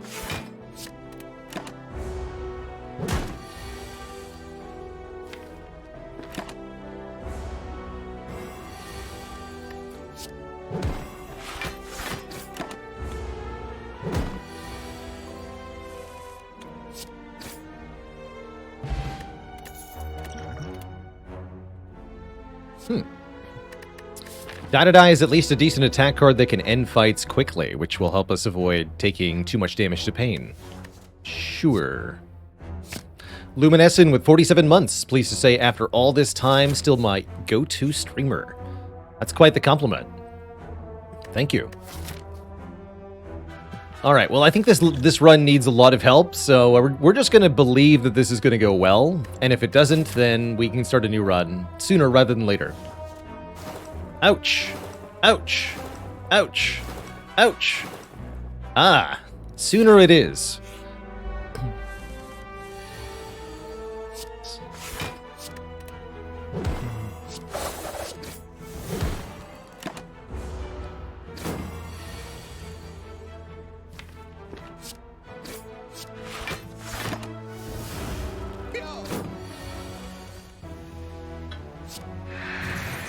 Pretty much never abandon run in Spire, but I'm definitely tempted to right now. Very much tempted to.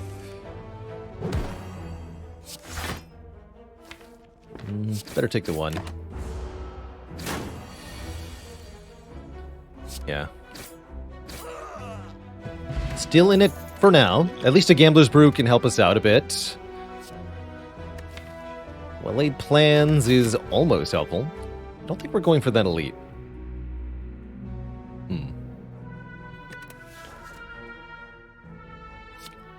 Play Dance Pain. Yeah, how about no? Give me a card reward. Eviscerate. Okay, here we go. That's a step in the right direction. Now we just need the discard. And we get a free upgrade in addition to the rest. Here's where we could remove pain, of course, in a normal run, but we're determined to keep it, which seems terrible. Retain the pain. Retain the pain, mainly in your brain.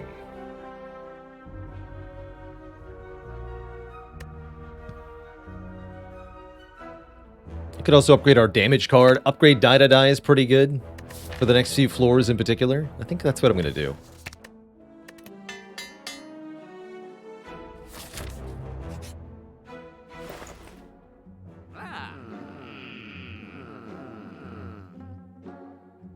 Life is suffering.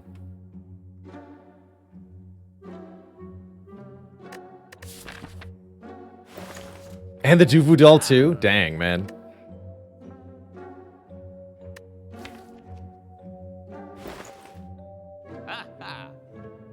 Ugh.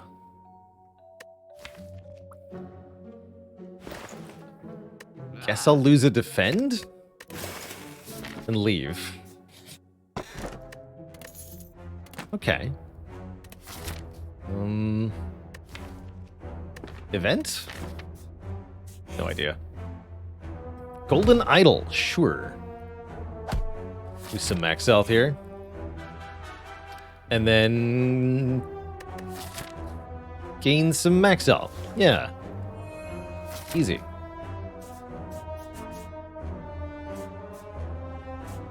That feels right. Thief. You think you can steal from me? How dare you?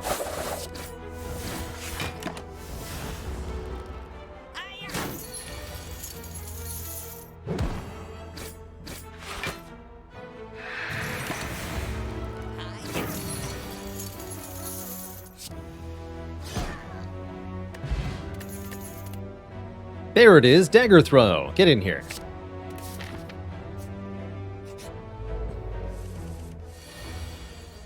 We've been waiting for you.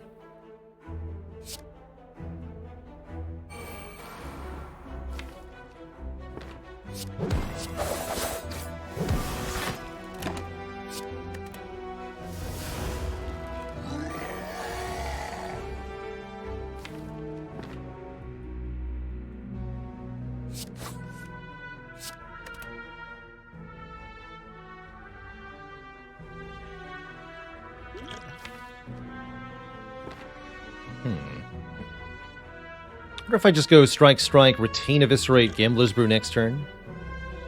Or I could use the Eviscerate, still Gambler's Brew next turn. That seems even better, actually. Use the Eviscerate, Gambler's Brew next turn.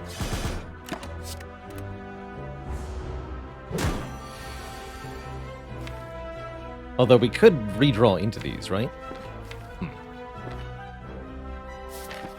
Almost prefer to Swift Potion, then. We invest both potions, we get there 100% of the time. Sure, let's Swift Potion first. Okay, there's the Eviscerate. So yeah, use this then. 1, 2, 3, 4.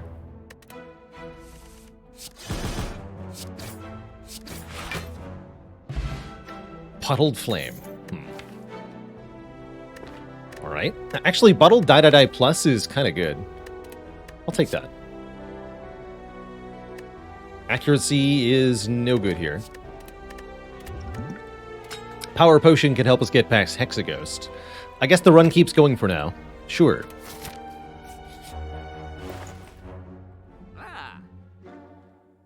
Chemical X. Curious. Acrobatics looks good. Acrobatics card remove looks quite good. Now we're actually getting somewhere. We can remove a strike, and we can really start to make this Eviscerate work for us.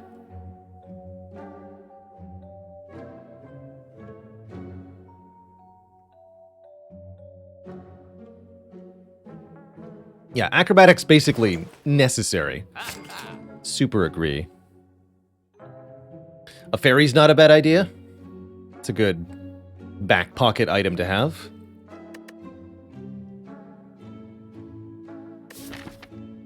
I wonder if I'm ever meant to hold money instead of removing. I feel like if I can remove, I should. I'll hold to that for now. How are we doing against Hexaghost here? I have to hope the Power Potion gets us there. Envenom or Caltrops or Noxious Fumes. We'll all do it.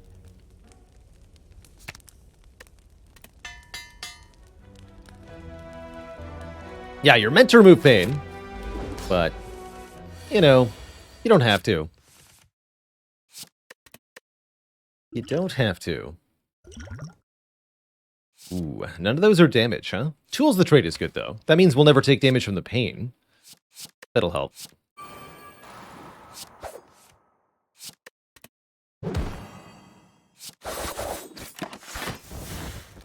But we might have to use Piercing Wail to block Inferno here. We also essentially have to play Eviscerate every single time we see it. Which means a bit of an ouchie here. But my face, though.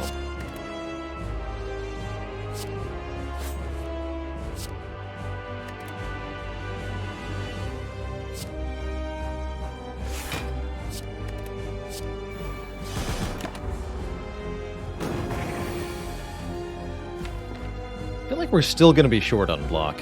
Or on damage. And block. I think we're dead.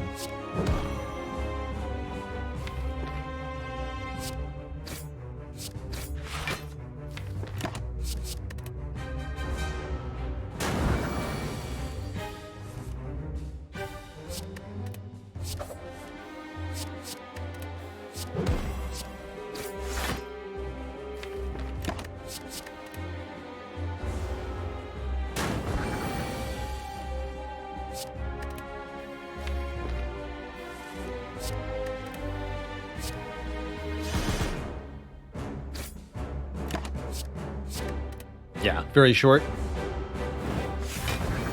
But we can discard all the burns for a while, actually.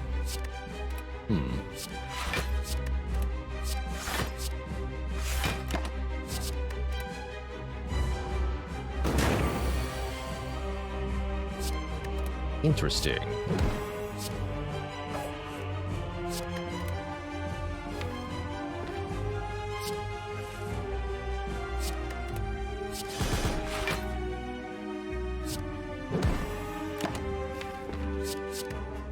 Spooky.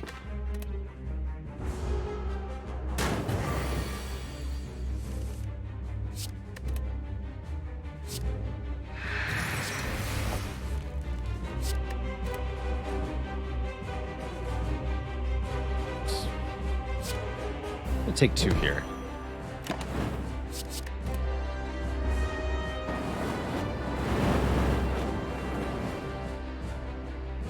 Ubla with 25 months, the quarter century. Thank you, thank you. For the support.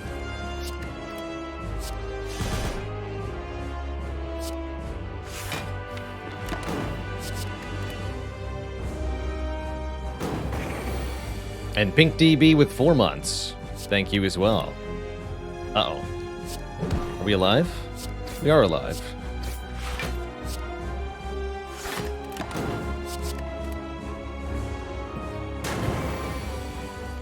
Uh-oh. Wait, we win! Oh my goodness. I have to keep playing this run? Yay, I think. I think.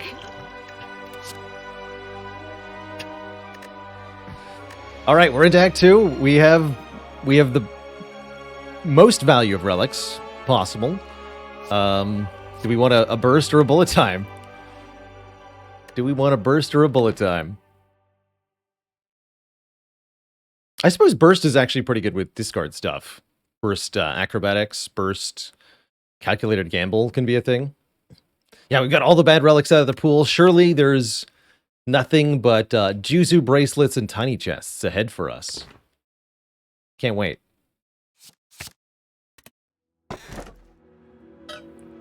More curses. It's actually not the world's worst calling bell. Don't really love Ring of the Serpent. More card draw, but less card draw turn 1. Kind of a trade-off.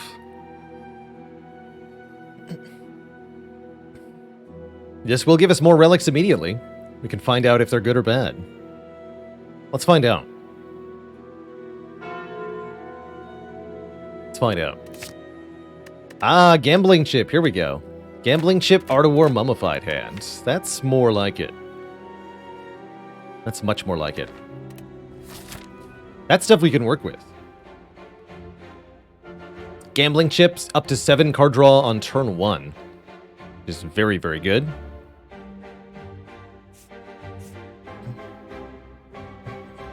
Makes Eviscerate much better on turn 1 also.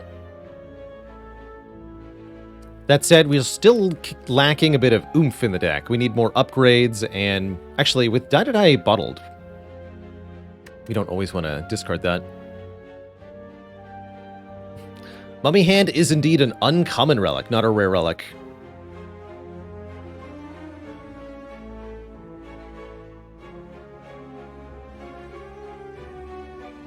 Yeah, can we make it a double pain run? I mean, do I want to live with double pain? I'm suffering enough as is.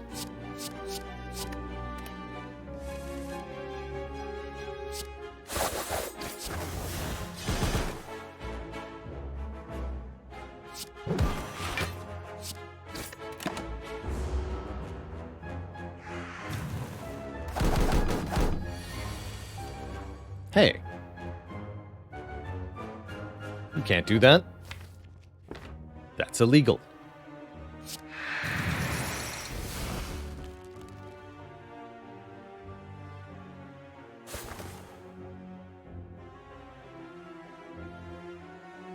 No, don't bother, right?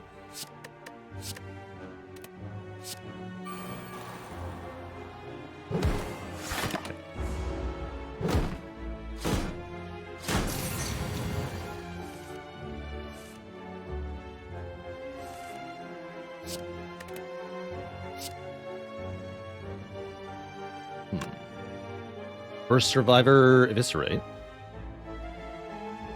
Doesn't KO any of the birds, though.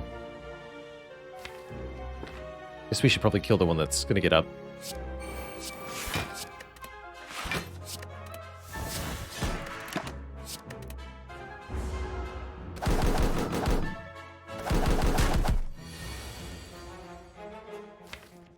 Sure.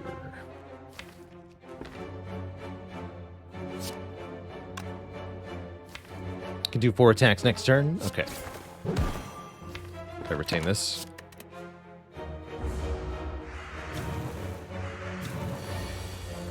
Blah.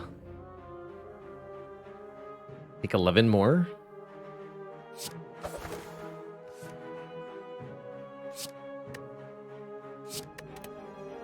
Yeah, very blah.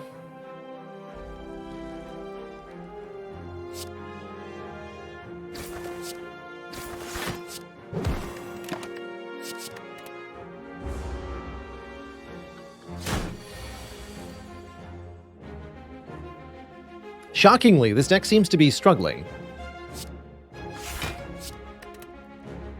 It was doing so well last act.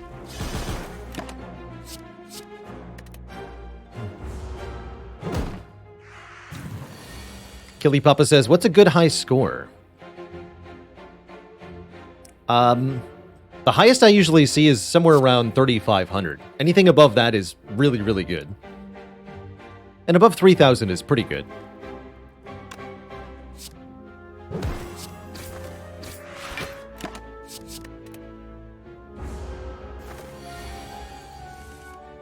But only the very, very best runs approach 4,000. Very uncommon to see that number.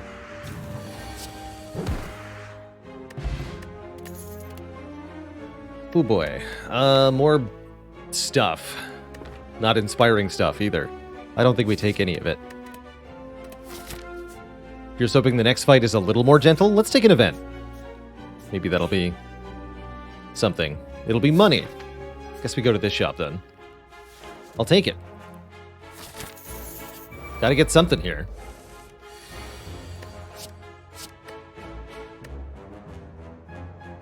Three.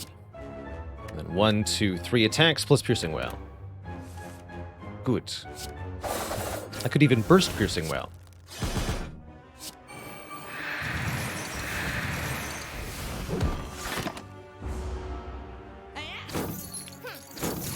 Finally, a fight seems to go half decently.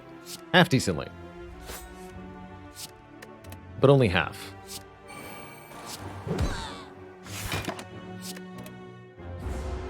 Something about having 2 curses that seems to be bad.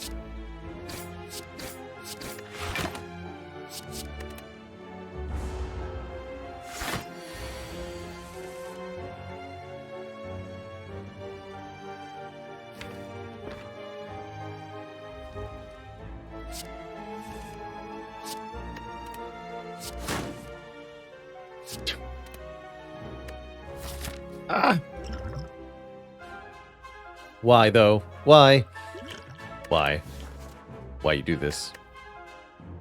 A valuable potion or all of my money? Right before the shop. You know what? I can buy a new potion. Give me my money. Give it to me.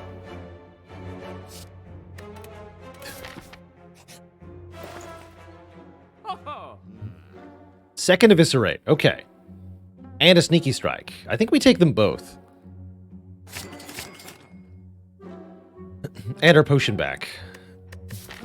That could actually let us kill an elite. I like that.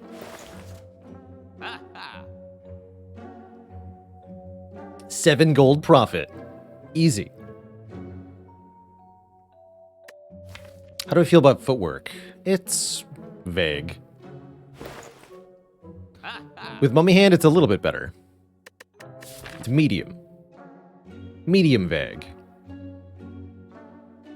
Doesn't kill an elite, though. Potion does. Nice.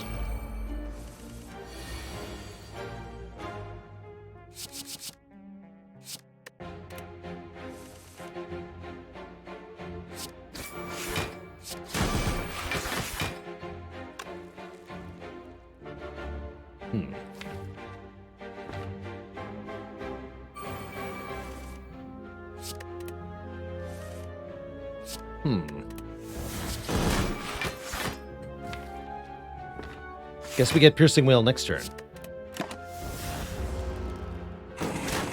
Ouch. But my face, though.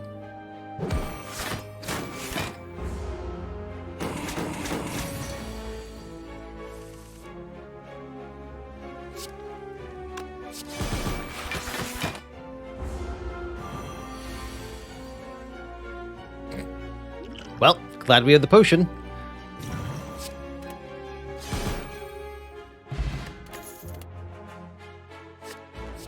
This is... yeah, this run is pain, for sure. Everything is pain. Dreamcatcher, save me. Oh. It actually did. Huh.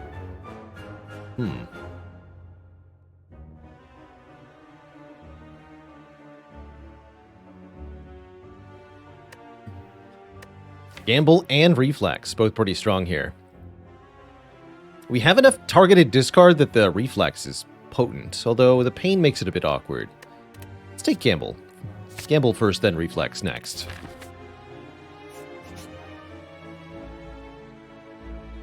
A giant book? You know what? Let's do it. Take me out of this run. With a Nilri's Codex. And then heal me. We found the Codex in the library. Where else would it be? You know what? If we survive, Mabank's actually going to be pretty good, too. This run just does not want us to die. It's true. It's true. We're here forever. Oh god, what have I done?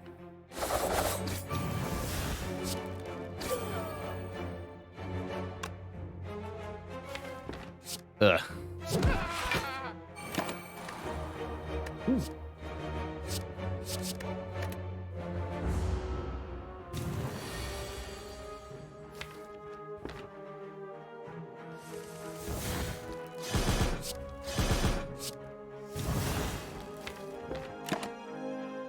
Yes, please.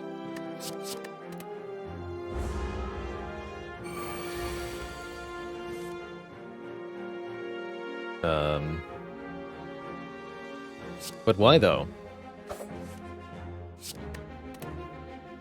Dang.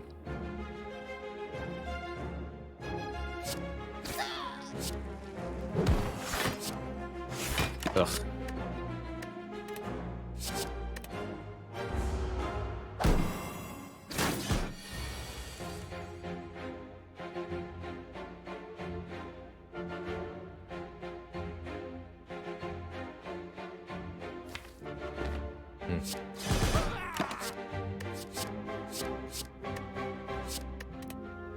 Wanted to burst Corpse Explosion, but it wouldn't have killed, unfortunately.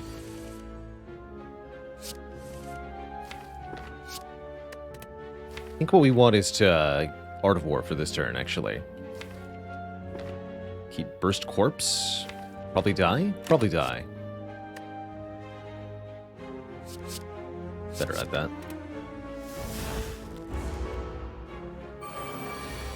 Okay, that worked out.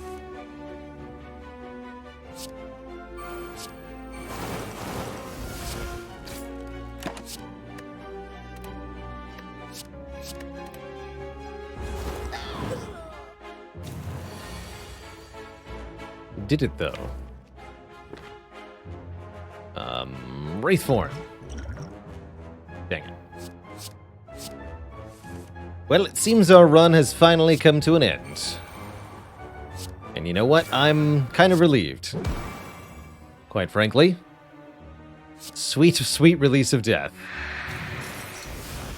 Take me home, Gremlin Leader.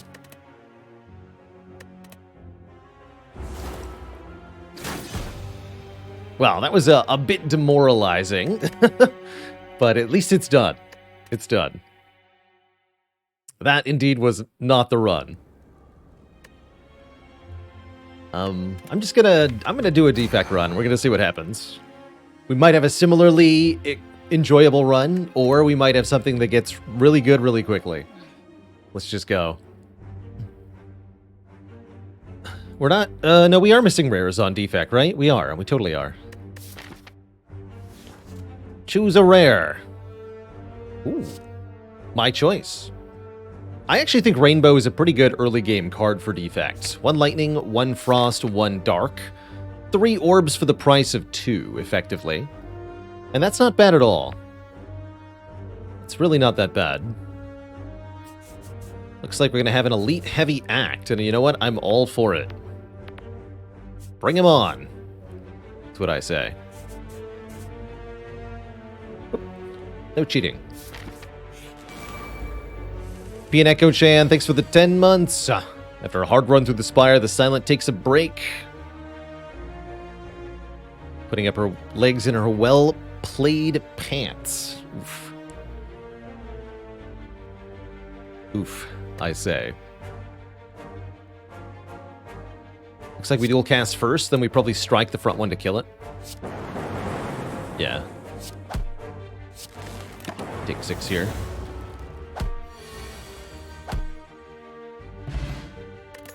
$10 and a defrag first card when we have 3 orbs.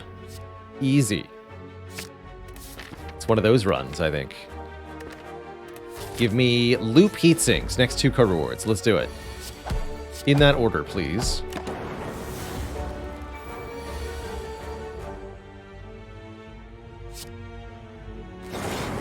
And thank you.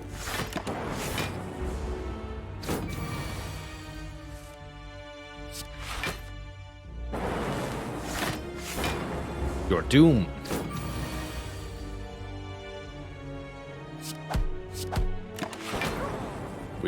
Is delayed. Oh, Sunder. Well, that's fine too. That's a big bonk right there. Yes, please. Really good for killing minions. We're just doing a lot of damage at once. Definitely a better feeling run so far. But just you wait until we have 2 copies of Pain. Then how will it feel? Then how will it feel? I ask you.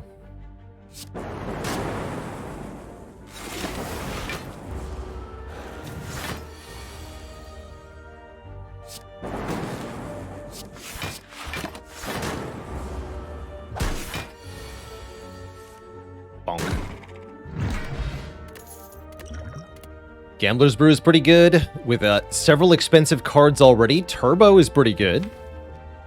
I could also see Barrage, because we can immediately fill up the orb slots. Tempest is a bit odd. I'm going to grab Turbo. I think we can fill the deck with high-cost cards if we grab this Turbo. And it's going to work out really well. We're zooming. Oh, Fission. Fission is spicy. Happy to just take a card removal here. We don't need to add the Rip and Tear, although it's not a bad idea going into these elites, actually. No, it is a good idea. Yeah, we should add that Rip and Tear. If we're going to remove a strike, especially. Okay, I'll do that.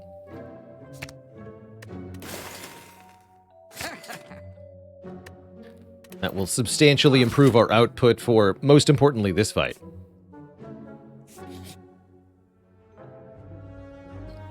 Can trade it away for a relic, or I can trade the Block Potion for a relic. Trade the Block Potion. For an Ornamental Fan. I'm a fan of that relic. Ah. Haha. Huh. Defrag Rainbow's okay, although that does awaken the Legolin. What was mastered today? Judgment got mastered, Zimur. We also got very close to mastering Clumsy, but failed at the last minute. In disastrous fashion. Alright, probably want to dual cast that orb. Ooh, next turn's bad. Bummer. In that case, keep the orb around. Let's go defend, Rip and Tear.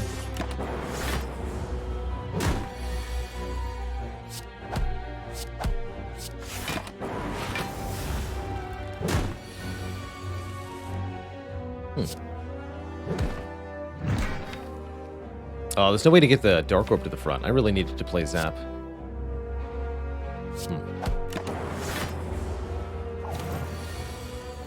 That was my bad. Good news is we can kill with Sunder next time, or if we redraw the dual cast. That also gets there. Make sure it dies. Easy Sunder. Okay. Kind of a spooky first elite, but not that bad. Definitely could have been worse. I really like both Steam Barrier and Go for the Eyes. Go for the Eyes really good with these relics in particular. Steam Barrier just nice to go with all the high-cost stuff. Let's take the Go for the Eyes because of the attack relics. We've been getting a lot of games in Ceramella. So it's one of the final Watcher cards to have been mastered. I think we're almost at 200 heart wins into this challenge now. A lot of good upgrades. Sunder Plus, Defrank Plus. Both looking really good here. Sunder Plus seems particularly important for killing sentries, actually. Let's take that one first. And we could take a combat or an event going into the elite here. I think I want the event. Maybe a heal. Combats seem not that good. Although a combat is what we get, whether we like it or not. Come on, Sunder. Rip Gambler's Brew, looks like. Yeah.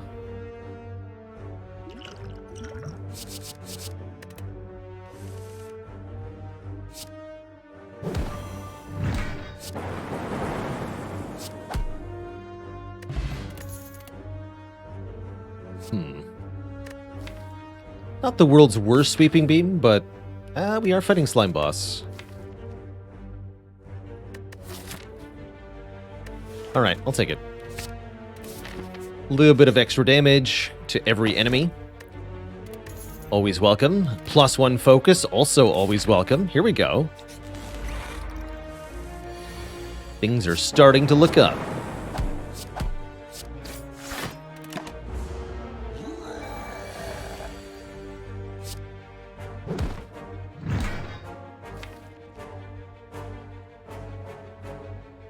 Things are no longer looking up. We're just gonna die? We're just gonna die.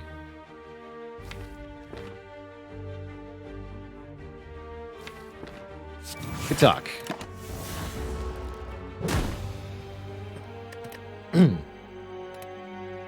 Alright.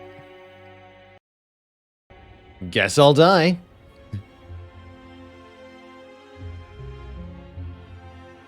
Guess I'll call it there.